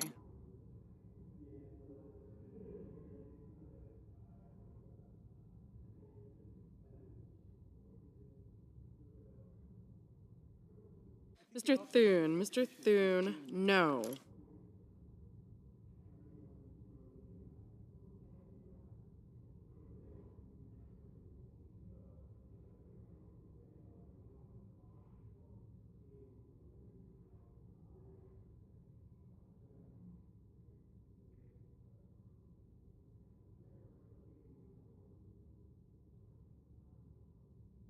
On this vote, the yeas are 51, the nays are 46. The motion is not agreed to. Mr. President. I recognize the Majority Leader. Thank you, Mr. President. Mr. President, I enter a motion to reconsider. The motion is entered. And I move to proceed to executive session to consider calendar number 673. The questions on the motion?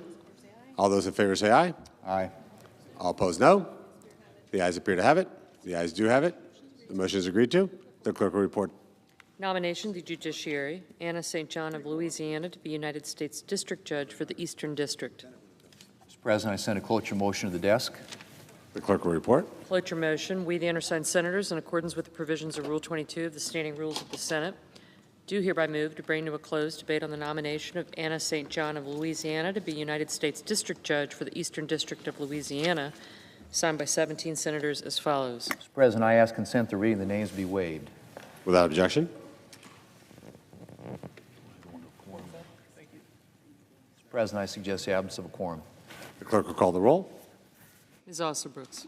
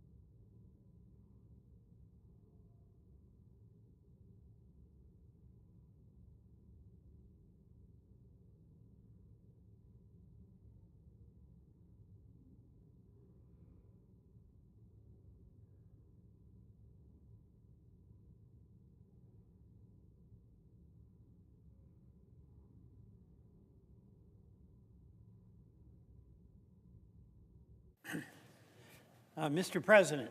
Senator from Vermont. Thank you, Mr. President. Last Friday, The Senate is a quorum call. Oh, thank you, Mr. President. I ask that the quorum call be vitiated. Without objection. Thank you, Mr. President.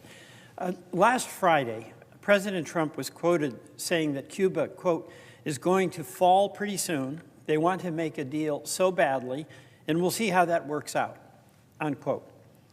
I agree that it is absolutely in the best interest of both countries to negotiate an agreement, a deal as the president calls it. But it needs to be a deal that puts the national interest of the United States and the national interest of the people of Cuba first. To do that, we urgently need to do what the Vatican has called for, and that is a, quote, dialogue-based solution to the problems that exist between our two countries. It's got to be a solution that stands the test of time, and it should, at a minimum, include the following. One, President Trump can end all restrictions on the right of Americans to freely travel to Cuba. The American and Cuban people should be able to freely interact with one another. The president should offer maximum support for Cuba's private sector by allowing direct foreign investment and the development financing for Cuba's struggling but really essential small businesses. The president must remove Cuba from the list of state sponsors of terrorism. That designation has no legal basis. No other country agrees that it applies. And the president must call on Congress to repeal the U.S. embargo of Cuba so that Cuba's economic reconstruction can begin. Cuba's leaders must release all political dissidents and accept the right of the Cuban people to express themselves freely without fear of prosecution. And the U.S. and Cuba's leaders should agree on a mechanism for resolving property claims. Mr. President, Cuba is a small, bankrupt country. It has neither the capacity nor the intention to threaten the United States. And even before the Trump administration cut off oil from Venezuela and started blocking oil shipments to Cuba from other countries, electricity blackouts were common, and today electricity is unavailable for most hours of the day and across the entire island. And just think of what that means for homes, for hospitals, for schools, for factories, for farms, trash collection, in public transportation, all of the essentials of daily life. It is absolutely catastrophic. How does one produce? How does one transport? How does one refrigerate food without fuel? How do you pump and transport water? How do you power ambulances, operating rooms, incubators? You simply can't do it. Faith-based organizations, Cuban entrepreneurs, and concerned Americans are doing their part, but it's not nearly enough. Cuba's economy is collapsing, and millions of people are suffering hunger, disease, and despair. If this continues, thousands are likely to flee the island, seeking refuge in the United States, just as they did in 1994. For many years, Mr. President, people in Washington and Miami have blamed Cuba's leaders for the country's problems. That's valid, to a point. The Cuban authorities have clung to their revolutionary slogans, while other countries with communist governments, and with the support, by the way, of the international community, including the United States, transitioned to a market economy and a more open society. Cuba's centralized economy, after years of absolute mismanagement, dependence on foreign subsidies, and strangled by the U.S. embargo, that economy is in total shambles. Housing and other infrastructure is decrepit. The health system, something that Cubans were proud of, is collapsing due to the very severe shortages. Basic materials and supplies are unavailable except for those with connections to the outside world. And to quell popular anger, Cuba's leaders always blame the United States, and they harass and unjustly imprison those who speak out against the one-party system. That is wrong, and that must stop. But, Mr. President, let's be candid. The United States is far from blameless. For fully 3/4 of a century, during Republican and Democratic administrations, and with Congress, pressed by Cuban Americans in Florida, we've tried to overthrow the Cuban government by armed invasion, by assassination, by financing Cuban dissidents, and by imposing a web of sanctions with extraterritorial reach that are more punitive than what we inflict on even more brutal regimes. You know, the oil blockade now under President Trump, which if circumstances were reversed, we would condemn as an illegal act of war, is the latest tactic that is attempting to force Cuba's leaders to capitulate to U.S. demands. You know, much of this could have been avoided. After more than 6 decades of a U.S. embargo that achieved none of its goals but did hurt the Cuban people, President Obama did change course. And supported by my predecessor, Senator Leahy, and others, President Obama did open travel for Americans to Cuba, supported Cuba's emerging private sector. It was working in cooperation with Cuba on migration, on public health, maritime security, and many other areas. That cooperation increased. And during those 2 years, the lives of many Cubans actually did improve, much more so than during decades of U.S. hostility and punitive sanctions. And it was 10 years ago this month, Mr. President, that our president then, President Obama, made his historic trip to Havana and offered a new policy of positive engagement to help Cuba modernize its economy and bring new opportunities to the Cuban people. And what the president then said, I've come here to extend the hand of friendship to the Cuban people, to the Cuban people. That official goodwill was reversed in 2017 when the then Trump administration restored Cold War sanctions. And the deal that the president is now seeking seeks to enforce Cuba's capitulation with the oil blockade, which is inflicting collective punishment on the Cuban population and creating humanitarian emergency. And by the way, there was no progress built on what President Obama began during the Biden administration.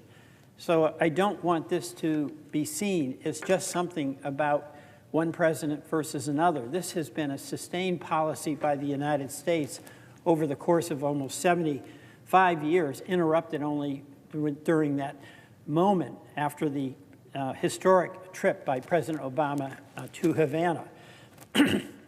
Mr. President, political and economic change in Cuba is absolutely long overdue.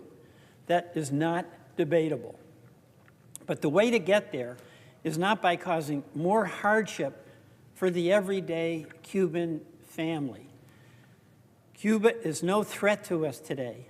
It's a failed state 90 miles off our shores. That would be a threat to us today. Cuban leaders have had many opportunities to show they could govern differently, and they did miss those opportunities. Today, countries that came to Cuba's rescue in the past are no longer willing to do that, leaving Cuba's leaders no choice but to negotiate with the United States. So one thing seems certain. Cuba's government is going to have to change its ways. The Cuban people 90% of whom were born after the 1959 revolution. They do want leaders who, rather than repeating tired slogans, accept the need for fundamental changes in how to govern, with greater participation of the people, greater transparency, greater freedom, and real accountability. On Monday, in response to a question about Cuba, President Trump said, "It may be a friendly takeover, it may not be a friendly takeover. Wouldn't really matter because they're really down to, as they say, fumes. They have no energy and they have no money." Of course, the reason Cuba is down to fumes is largely because of the U.S. oil blockade. But despite that, let me be clear, no American president, under any circumstances, friendly or unfriendly, should threaten to take over another sovereign nation, whether Cuba, Greenland, or anywhere else. But rather than threats of a takeover, the United States should negotiate a solution with Cuba, which above all else puts U.S. national interest and, as I've said, the needs and aspirations of the Cuban people first. And I urge the Trump administration and Cuba's leaders to take the steps I've outlined to stop the suffering and repression in Cuba and finally put an end to the decades of hostility between our two countries. I believe they would receive overwhelming support from the people of both countries, as well as overwhelming support here in Congress. Mr. President, I'd like to speak briefly, if I may, on another subject. Mr. President, during the war in Gaza, more than 20,000 children have been killed so far. There have been thousands of atrocities in Gaza. Over 70,000 have died, and even more have been gravely injured. The Israelis' own data shows that the overwhelming majority of people killed by Israeli forces have been civilians. And it's regrettably the highest proportion of civilians to combatants killed in any contemporary conflict. And today I want to speak about one such case, the killing of Hind Rajab. Hind is the beautiful 5-year-old child whose photograph you see here next to me. Hind, by the way, means hope. Hind's death is the subject of a film that has been nominated for an Academy Award on Sunday. The film follows the killing of Hind, the killing of her 4 cousins, her aunt, her uncle, and 2 paramedics that were sent to rescue her. And it does feature a recording of Hind's voice pleading for help that never arrives.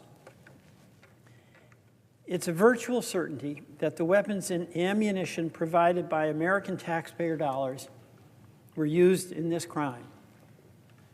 We know this based on forensic investigation of her family's car, where 335 bullet holes were counted.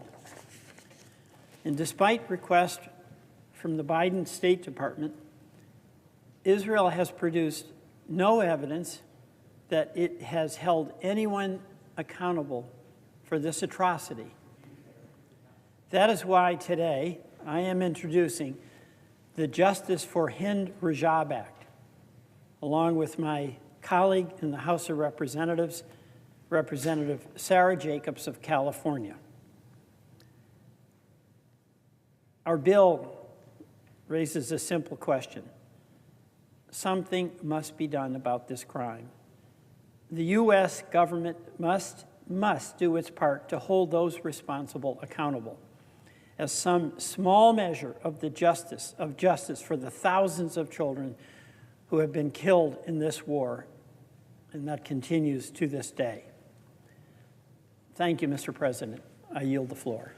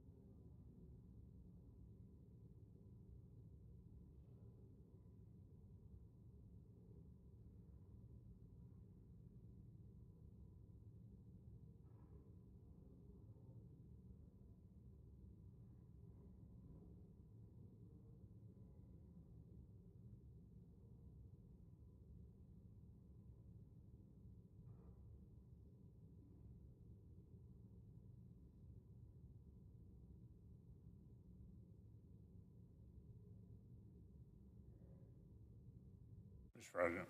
The senior senator from Kentucky. This week we learned that a seventh American had died in the war with Iran. Staff Sergeant Benjamin Pennington, U.S. Army, was a native of Glendale, Kentucky. That's right near Fort Knox. He was deployed with the 1st Space Battalion, 1st Space Brigade at Prince Sultan Air Base in Saudi Arabia. And an Iranian strike mortally wounded him in the line of duty. Well, I'm confident today Glendale and the rest of Hardin County are surrounding Sergeant Pennington's parents, Timothy and Carrie, with support.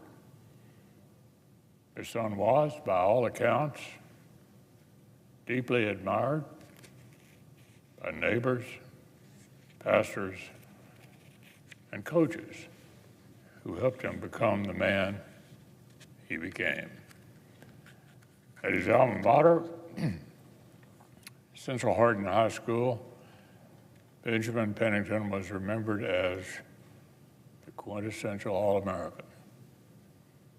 Of course, there's no amount of praise for Sergeant Pennington's character, commitment, or bravery that can fill the hole left by his loss.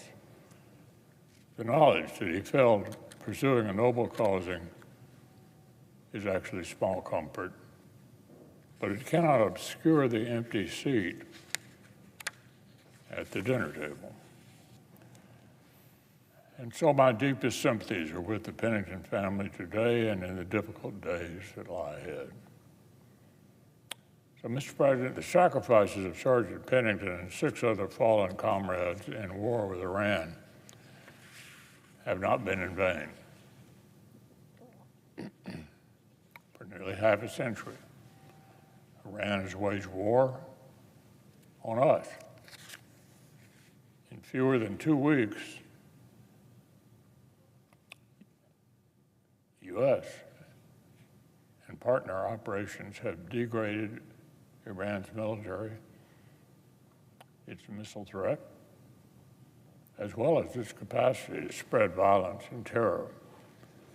And in doing so, they've delivered a small measure of justice for the hundreds of U.S. personnel killed over the years by the Iranian regime.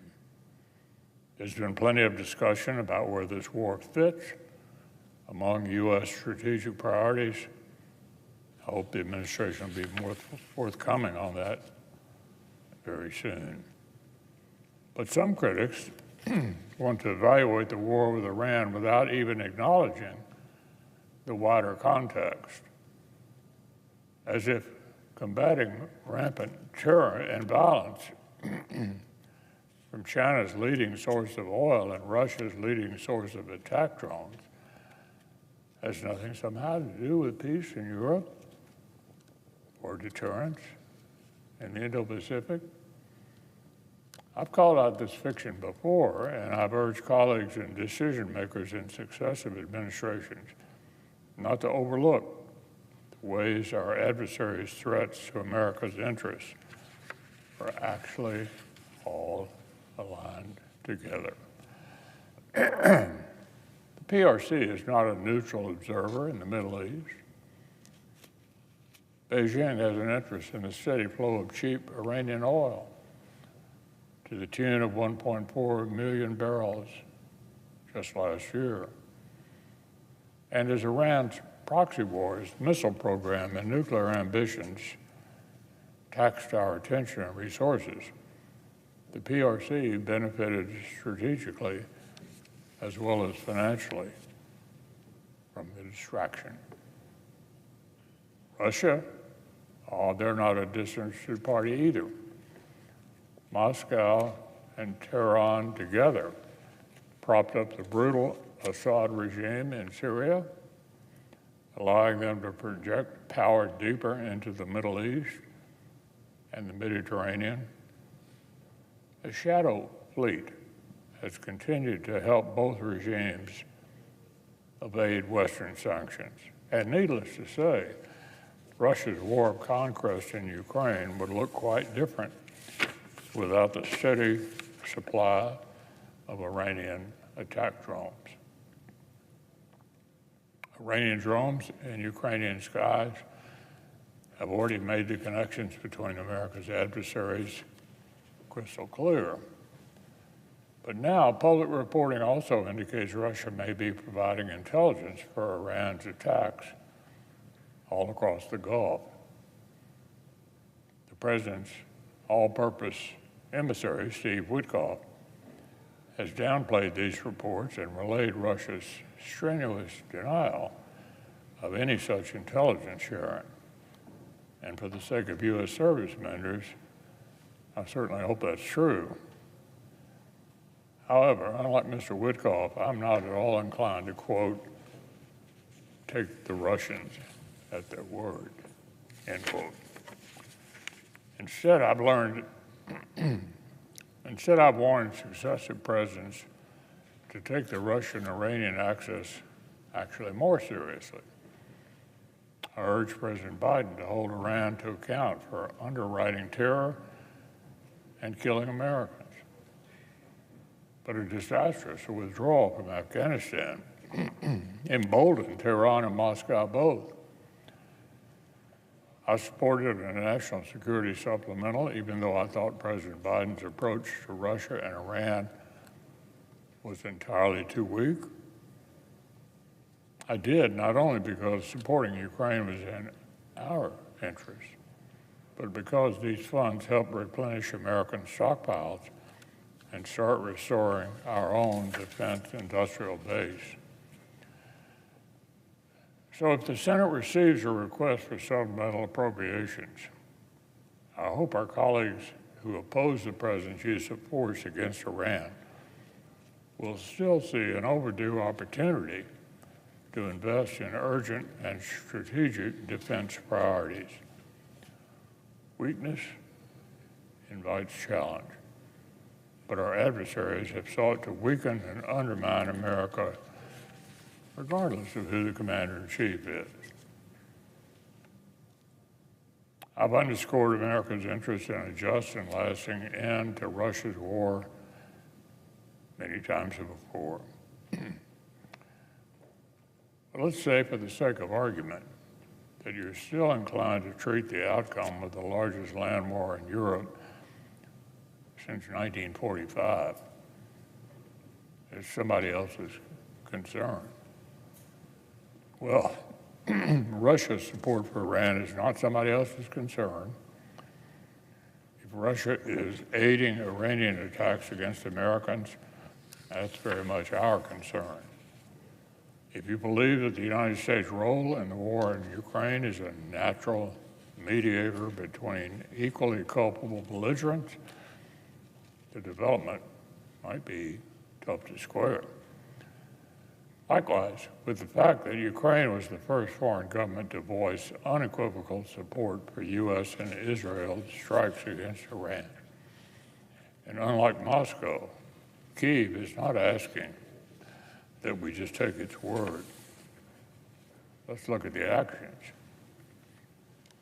Right now, Mr. President, right now, teams of Ukraine's top experts in drone warfare are on the ground in the Gulf helping us, helping American allies in Saudi Arabia, Qatar, and the UAE defend against Iranian drone attacks. Many of the Ukrainian systems that Gulf allies are eager to procure were first offered to the United States many months ago.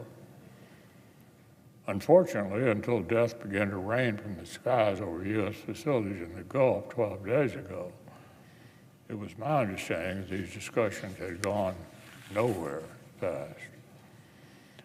So, Mr. President, administration officials were right to identify Ukraine as the Silicon Valley of warfare,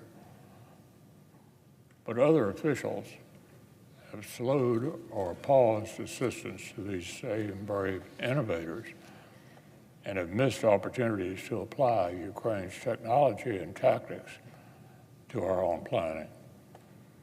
The previous administration, too, failed to adapt and harvest Ukraine's lessons. But the past is behind us. To learn from the world's foremost experts in drone warfare, we have to go beyond words. Our security assistance to Ukraine is a critical tool to help end Russia's war on terms favorable to the West. It's an investment in tapping cutting-edge technological and industrial capacity, and the return on investment is totally worth it. America is stronger. America is more secure when we stand with our friends and stand up to our enemies. This isn't murky, not ambiguous. It's an opportunity for moral clarity and strategic wisdom. No better friend, no worse enemy.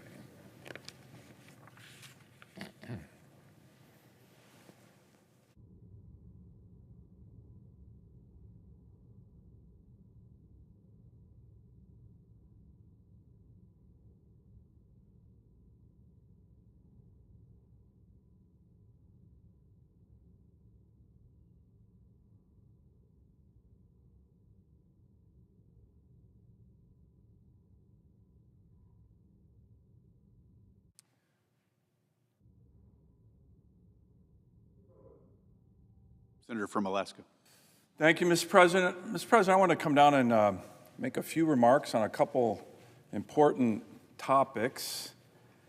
But I wanted to begin by just letting the American people know, my constituents back home in Alaska, what just happened here just a couple minutes ago on the Senate floor. We voted again to fund the Department of Homeland Security. And, Mr. President, I'm down here like a lot of senators. By the way, bipartisan Senate vote to fund Homeland Security, but it didn't pass.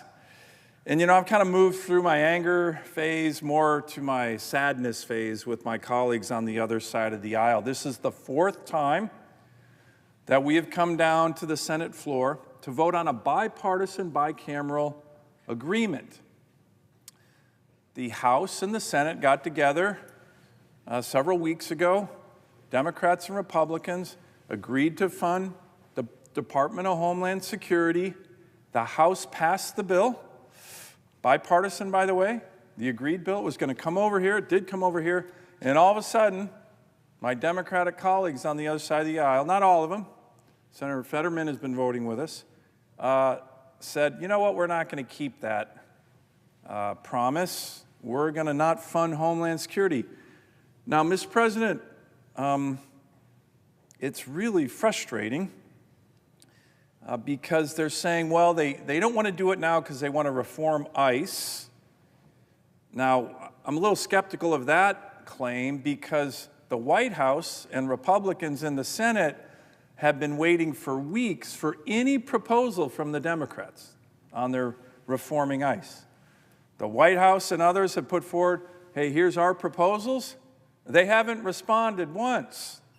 So if they want to reform ICE, they should at least give people in the administration or in the Congress here on the Republican side their ideas for reforming ICE. They haven't. It's been weeks. By the way, the press is not reporting that. I wish they would, because it's very bad faith when you're not negotiating at all. It's one thing to be far apart on, hey, I have this proposal, you have this proposal. They haven't put forward one proposal. So in the meantime, when we have a very dangerous world out there, we've been briefed in classified hearings that we should anticipate that the Iranian Quds Force, lead terrorist organization in Iran, is looking for attacks in our homeland, and they won't fund Homeland Security. Now, Mr. President, one of the things that I'm a little concerned about is that This is kind of from the old Biden Majority Leader Schumer playbook to defund the police and have open borders. Now, what do I mean? We know during the Biden administration, my colleagues on the other side of the aisle, many of them, and certainly the Biden administration, they had as policies, we're going to defund law enforcement and we're going to have open borders. That's what they did. 11 million people illegally came into our country during the 4 years of Joe Biden. And they also knew that the American people did not like those policies. I think that was clear in the 2024 election. But here's the thing, Mr. President, the far left of the Democratic Party is still committed to these policies. So essentially, when you look at what's going on right now, it's back to the future. It's defund the police and open borders 2.0. What am I talking about? Right now, my colleagues on the other side of the aisle are saying they will not fund ICE. That's a law enforcement agency that helps protect us. And they're also saying they will not fund Customs and Border Patrol. That's the agency that controls the border. It's defund the police, defund law enforcement, and open borders. Once again, they're trying to do it kind of in a backdoor way. But the American people are noticing, Mr. President, and it's a frustration. You know, the Democratic leader used to oppose shutdowns. As a matter of fact, when we were in the minority here, President Biden was in office, Senator Schumer was a majority leader, we never had one shutdown. Now, the reason is when we were negotiating things and we got close, but we weren't there yet, and we ran into the deadline of the government shutting down, we would pass what are called short-term continuing resolutions to keep the government open and keep negotiating. Senator Schumer said in 2019 that defunding DHS, which is what they're doing now, would, quote, hurt TSA, hurt Border Patrol, hurt FBI agents, air traffic controllers, food safety inspectors, Coast Guard members. They deal with our security right now. So if you believe in the security of America, vote yes to fund Homeland Security. I'm quoting Senator Schumer. Well, I would agree with his 2019 quote wholeheartedly. Vote yes to fund Homeland Security by keeping our country safe by all those agencies that he just mentioned. But now, again, given by far left-wing tactics and energy in the Democratic Party, anytime, and we saw this in the fall and we're seeing it right now, that they don't get their way on an issue, they don't do what we have traditionally done, which is, all right, we're not there yet, let's compromise, let's put forward a short-term CR, let's keep the government open. They just say, let's shut down the government. So that's what we're dealing with, Mr. President. It's a real travesty. It's particularly a travesty for the TSA agents who aren't getting paid, for the Coast Guard agents who aren't getting paid and their families, for FEMA. We all have states, including especially mine, where disasters happen. We're still recovering from a big typhoon last fall. The payments going to our state for disaster relief, FEMA shut down. And Mr. President, it just doesn't have to happen. It just doesn't have to happen. We just voted again in a bipartisan way to do what the bipartisan agreement with the House and Senate was. Let's fund Homeland Security. By the way, there are reforms for FEMA in that bill. There's $2 million of de-escalation training. That's really important. There's $20 million for body cams, for ICE. And yet, for whatever reason, they don't want to fund the government during this dangerous time. I hope that there's a compromise coming forward. The rumor is that after, I think, 5 weeks, our Democrat colleagues are going to finally respond to the White House and Republicans with their ideas. But again, it's hard to say you want compromise, you want reform on ICE when you haven't put forward anything in almost 2 months. That's not negotiating in good faith. But I'm hopeful, Mr. President, this is too darn important for the safety of our citizens during a dangerous time, for the men and women of the Coast Guard who do such heroic work and are now not getting a paycheck. My Democrat colleagues need to quit listening to the far left, come to the middle, and do what we've always done: compromise and vote to fund the government.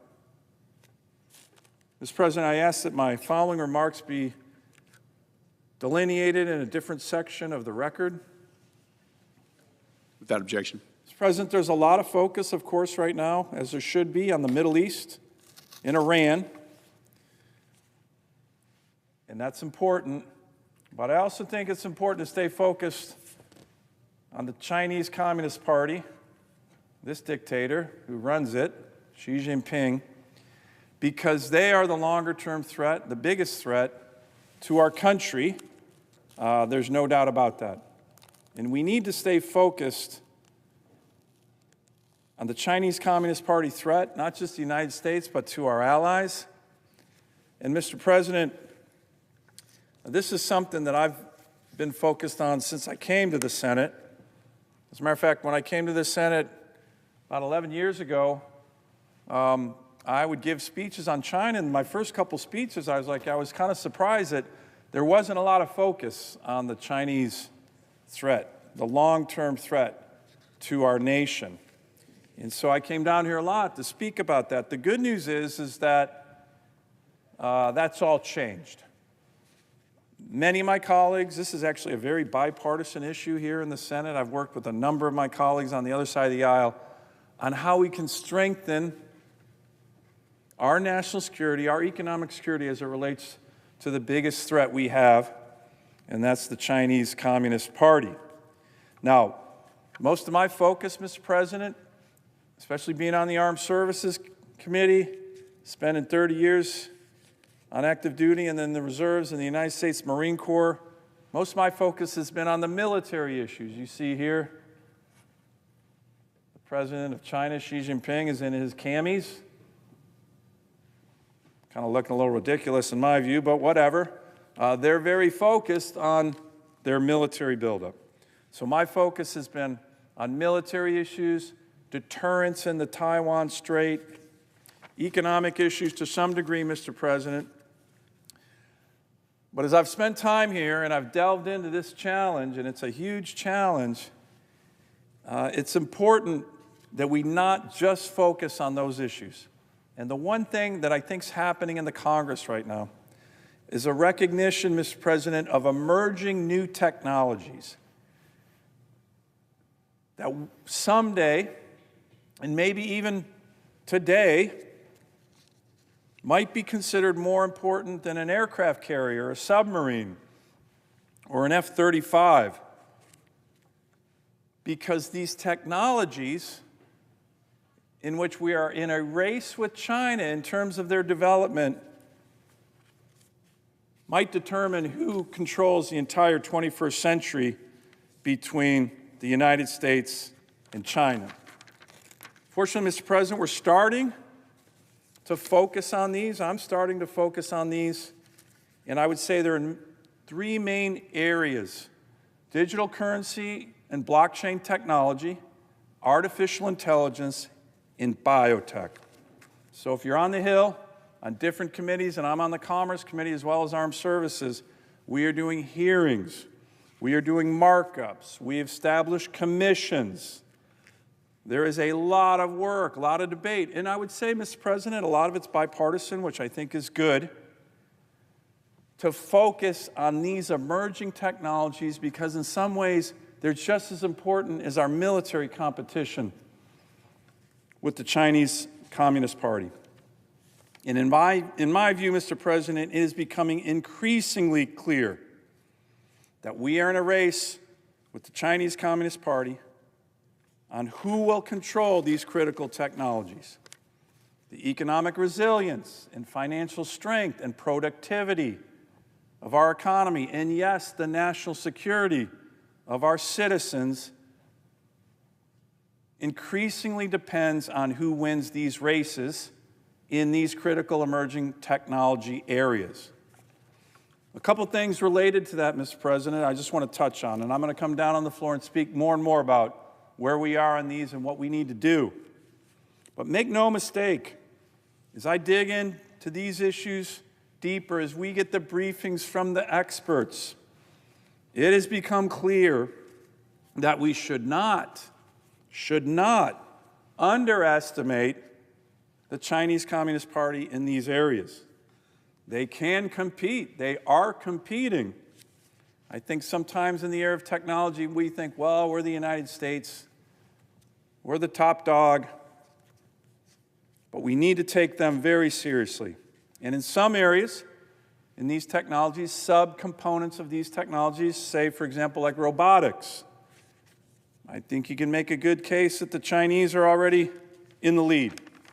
And we have to take that very seriously. Another thing, Mr. President, is that a fundamental component of competing successfully against China in at least 2 of 3 of these technologies, blockchain technology and AI, is that we have to have abundant American energy to power and advance in these technological areas.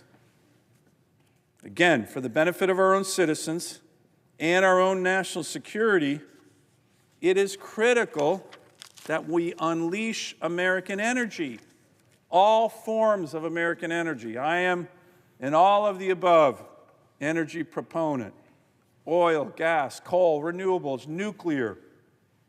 We used to talk about the energy transition, Mr. President, but in terms of winning the race on these kind of technologies, we really need to be talking about energy addition, because we are going to need all forms of American energy dominance when it comes to blockchain technologies, crypto, and AI. So in these areas, Mr. President, I believe that, for example, in blockchain technology, when developed properly, it can not only help but ensure our economic resilience, our economic competitiveness, and very importantly, Mr. President, as it relates to competing with China, the continued dominance of the U.S. dollar as the world's reserve currency, which, as I mentioned, Mr. President, is a critical comparative advantage we have over the Chinese, in which they are trying to erode, both in terms of their own digital currencies, but in other ways in terms of working with other countries that want to erode the dollar's preeminence as the world's reserve currency. Related, blockchain technology can make sure that the U.S. is more resilient to economic warfare. Again, only if we are the leaders related to China. In these areas, I think we're off to a pretty good start, Mr. President, by actually passing laws that are beginning to establish the rules of the road for these technologies like stablecoin, when we recently passed the Genius Act. And next up, as we're working on additional rules for the road to establish the strength of these technologies based in America, not China, is the market structure legislation that we are working on. Some of you know the Clarity Act passed the House, and we are continuing to move that legislation forward here in the Senate, splitting some of it apart with legislation such as the Digital Commodity Intermediary Act that recently passed out of the Agriculture Committee. This is also bipartisan legislation, Mr. President. And again, it's a good start, but we have a long way to go. But I think it's critical to keep in mind one of the most important elements of this is to beat China for our economic security, for our national security, and that includes, of course, Mr. President, in the area of AI and biotech, as I mentioned. Again, the race against China here is critical. Who wins these technological races will almost certainly dominate key elements of the 21st century. We need to optimize the full promise of AI while protecting our citizens against some of the related harms, particularly protecting our children when it comes to this new technology. Smart regulation and legislation and well thought out legislative actions from Congress should focus on empowering our people and accelerating societal benefits that result from the use of AI, like especially, Mr. President, in healthcare, in education, where I believe the promise of artificial intelligence is immense and transformative in a very positive way for our country and our citizens. When I talk to the experts, they believe that we are winning the AI race with China, but we can't be complacent at all. As I mentioned, they can compete, and every day we need to keep moving forward and recognizing that this is a critical competition that we cannot let the CCP dominate and control. And finally, Mr. President, on biotech. The U.S. maintains leads here in critical areas, but again, not in every respect. And the leads we do have cannot be taken for granted, because biotech has been a priority for China for over 20 years. It appears in document after document that constitute China's industrial policy strategies. It's a main priority again in the new draft 5-year plan that the CCP just released this week. And we have to acknowledge, Mr. President, China is a powerhouse in research, bigger than the U.S., bigger than Europe. It has the advantage of a large gene pool, data on which, by the way, belongs not to the individual, belongs to that guy and the party. Think about how scary that is.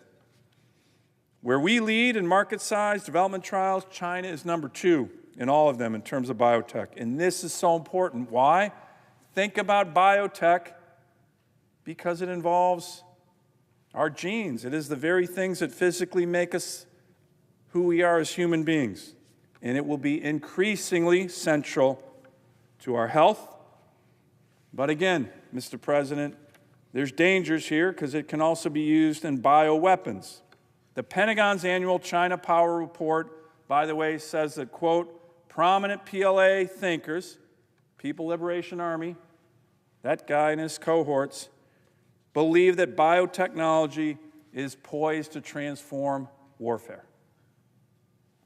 These are all the reasons, Mr. President, we need to do everything we can in a bipartisan way with all the smart people we have in the United States to win these emerging technology challenges, especially as it relates to them. This is a good example of the work we've done. Congress passed a law to establish the National Security Commission on Emerging Biotechnology. They put out a report just a month ago. It's quite good. It's helping educate members of the Senate, members of the House, but we got to keep getting to work on this. Mr. President, I ask that my final remarks be delineated in a different part of the record.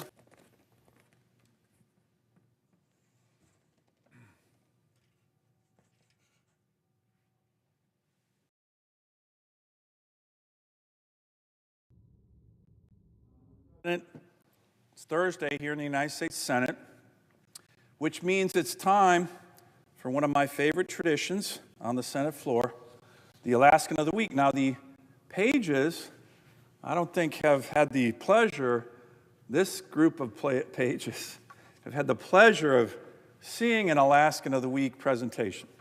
And I'm sure once you see it, our great pages, you will understand why every class of pages couldn't wait till Thursday afternoon to get the Alaskan of the Week update. So, congratulations. I know you are literally sitting at the edge of your seat. So what I like to do, Mr. President, and our wonderful pages here, when I talk about the Alaskan of the Week, usually on Thursday. By the way, the press likes this too because they know the end of the week is here and, all the busyness of the Capitol slows down.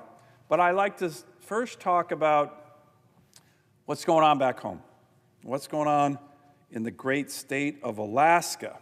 Now, it is a real exciting time to be back home in Alaska. I try to get home pretty much every weekend. And last weekend when I was home, there was some fantastic things going on.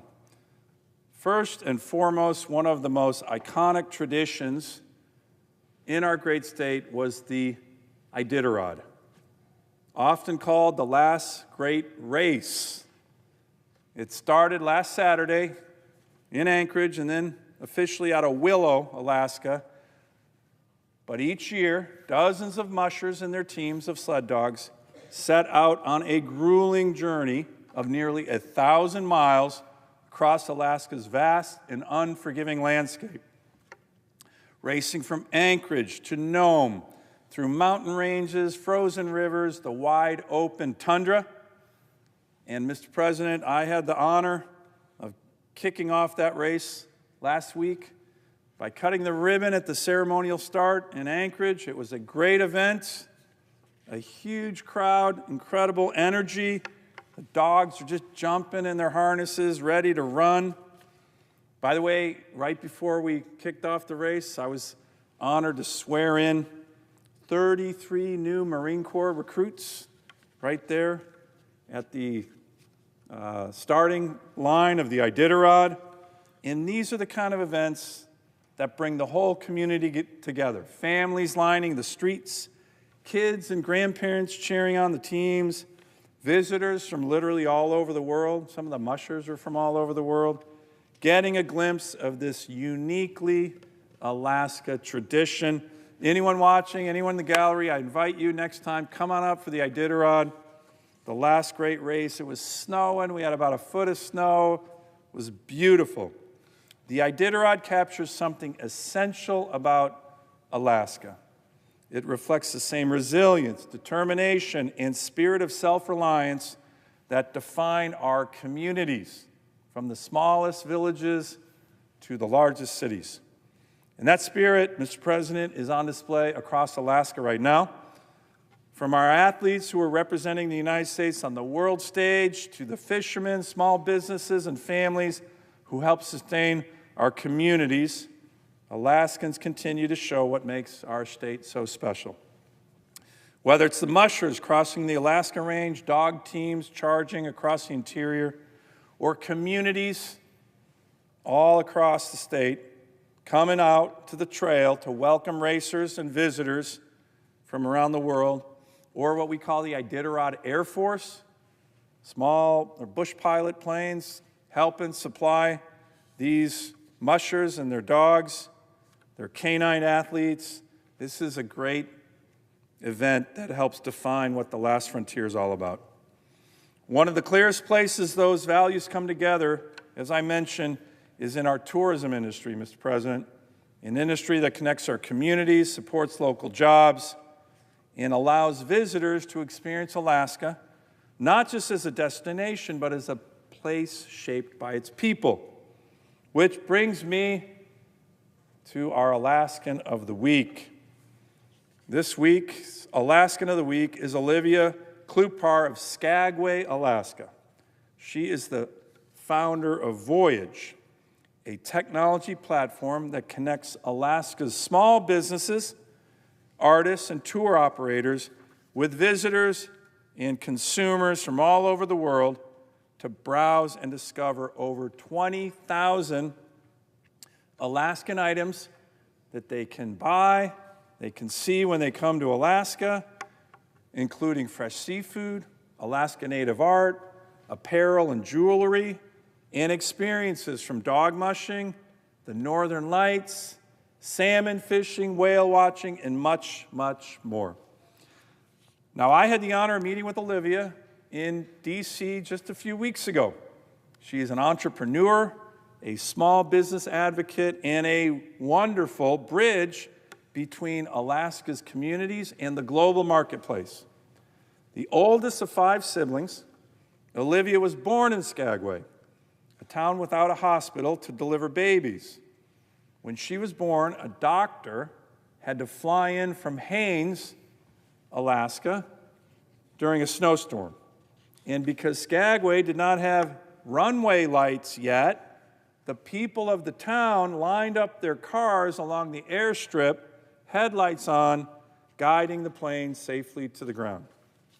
That's how Olivia was born. That story may sound remarkable, but to many Alaskans, it has a familiar start to a life in the last frontier, one shaped early by community, resilience, and shared responsibility. Olivia grew up immersed in a small, family-owned business that welcomed the world to Alaska. Her parents own and operate the historic Skagway Inn, a gold rush era bed and breakfast that now welcomes visitors from around the globe. I had the privilege of staying there before I was a U.S. Senator, and it is a great place. Again, if you're watching on TV or in the gallery, come on up to Alaska, get to Skagway, stay at the historic Skagway Inn. Her family also operates Olivia's Bistro, a scratch kitchen, all homemade food, serving Alaskan seafood, halibut, salmon, wild game. In addition, her parents run the Lynch and Kennedy Gallery in Skagway, which is a respected art gallery showcasing curated Alaska art and locally crafted jewelry from artists all across our great state. From an early age, Olivia learned that tourism is not just about visitors and revenue, it's about creativity and stewardship. As Olivia said, quote, tourism isn't just about people coming to Alaska, it's about how we take care of our communities and share who we are. Like many Alaskans, Olivia left home to see the wider world. She earned a degree at Boston College, moved to New York City, worked at a major law firm before joining Citigroup. She was surrounded by opportunity, but she said something was missing. As Olivia put it, quote, living that cubicle life in the big city made me realize my parents, the small business owners back home, were truly the brave ones. I love that quote. It's a great quote. That realization brought Olivia back to Alaska. Together with her brother Greg, a software developer trained at the University of Alaska Fairbanks, Olivia co-founded Voyage, a technology platform built specifically for Alaska's tourism and small business community. Voyage grew directly from lived experience. Olivia remembers spending an entire summer building a website for her parents' art gallery, only to watch it become outdated as the business evolved. She recognized a challenge shared by countless Alaska entrepreneurs. As Olivia said, quote, small business owners already wear every single hat. They don't have time to be web developers, marketers, and operators all at once. So that's where Voyage came in. Today, Voyage partners with roughly 400 Alaska businesses across more than 65 communities, offering over 20,000 Alaskan-made goods, services, and experiences, connecting visitors and consumers with local operators all across the state and really all across the world. More than 20% of Voyage's platform features indigenous artists or galleries representing authentic Alaska Native art. Olivia and her team have worked diligently with tribal organizations, including in remote communities, to provide training on photography, pricing, and online sales, helping artists, Alaska artists, in very rural communities reach markets that they might not otherwise access. The importance of Olivia's work became unmistakably clear, Mr. President, during the COVID-19 pandemic, when tourism, cruise tourism, all stopped. We had about 1.5, 1.6 million tourists coming up on cruise ships to Alaska every summer, and when COVID hit, none of them came.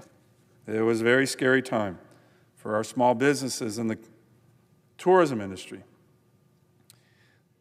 When it stopped, Alaskan communities felt the impact immediately. Businesses that relied on short summer seasons for all their business lost critical revenue. Some, unfortunately, never even reopened. Voyage pivoted quickly. With the platform already built, Olivia and her team worked with cruise lines, the Alaska Small Business Development Center, and the Buy Alaska to help business sell online when ships were no longer coming. Their message was simple: shop now, you can visit later, after the pandemic. Those partnerships continue today. Voyage now works with every major cruise line that visits Alaska, and there's a lot of them, reinforcing a message essential to our state's long-term success. When visitors come to Alaska, they should support Alaska's local businesses. Mr. President, Olivia's work reflects a clear understanding of what makes Alaska's economy strong. When I met with her a few weeks ago, we discussed the issues that go beyond tourism, issues that matter to the local economy, issues that matter to the future of our state. That includes the Artists Act, which was my legislation that I'm proud to have gotten through the Senate at the end of last year, so I appreciate all my colleagues voting for that. This legislation passed the Senate unanimously and clarifies protections for Alaska Natives artists who craft walrus ivory. We still do that in Alaska, and it's legal. Some states didn't recognize that, so our Artist Act makes sure the whole country recognizes you can buy beautiful Alaska Native ivory from walrus. Alaska's economy and identity grow in our communities and families and small businesses in the preservation and celebration of culture and tradition, including through art and through the creativity and innovations of Alaskans themselves. And that is the essence of the work Olivia does. So Olivia, thank you for your great work, for showcasing and supporting Alaska's economy, for helping other Alaskan businesses and artists reach the entire world, for your creativity and dedication in helping our great state. I want to thank you again for all you're doing, and of course, congratulate you on this very prestigious award, being our Alaskan of the Week. I yield the floor. I'll do it up there.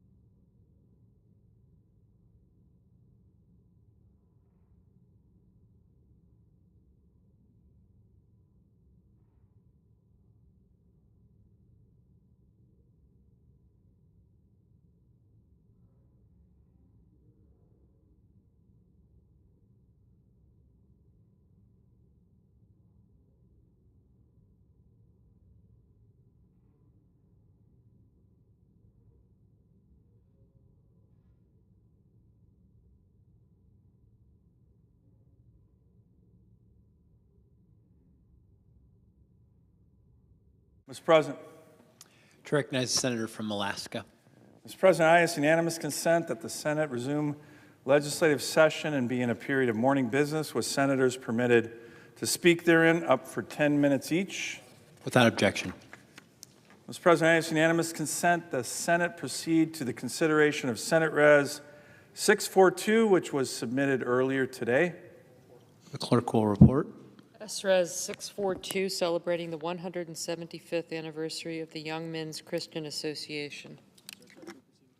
Is there an objection to proceeding to the measure? Without objection, the Senate will proceed. Mr. President, I ask unanimous consent that the resolution be agreed to, the preamble be agreed to, and that the motions to reconsider be considered made and laid upon the table with no intervening action or debate. Without objection. Mr. President, I ask unanimous consent that when the Senate completes its business today, it stand adjourned until 3 p.m. on Monday, March 16th, that following the prayer and pledge, the Journal of Proceedings be approved to date, the morning hour be deemed expired, the time for the two leaders be reserved for their use later in the day, morning business be closed, and the Senate proceed to executive session and to resume consideration of executive calendar number 673. Finally, that the cloture motion with respect to the St. John nomination ripen at 5:30 p.m. Without objection. If there is no further business to come before the Senate, I ask that the Senate stand adjourned under the previous order. Senate stands adjourned until 3 p.m. on Monday.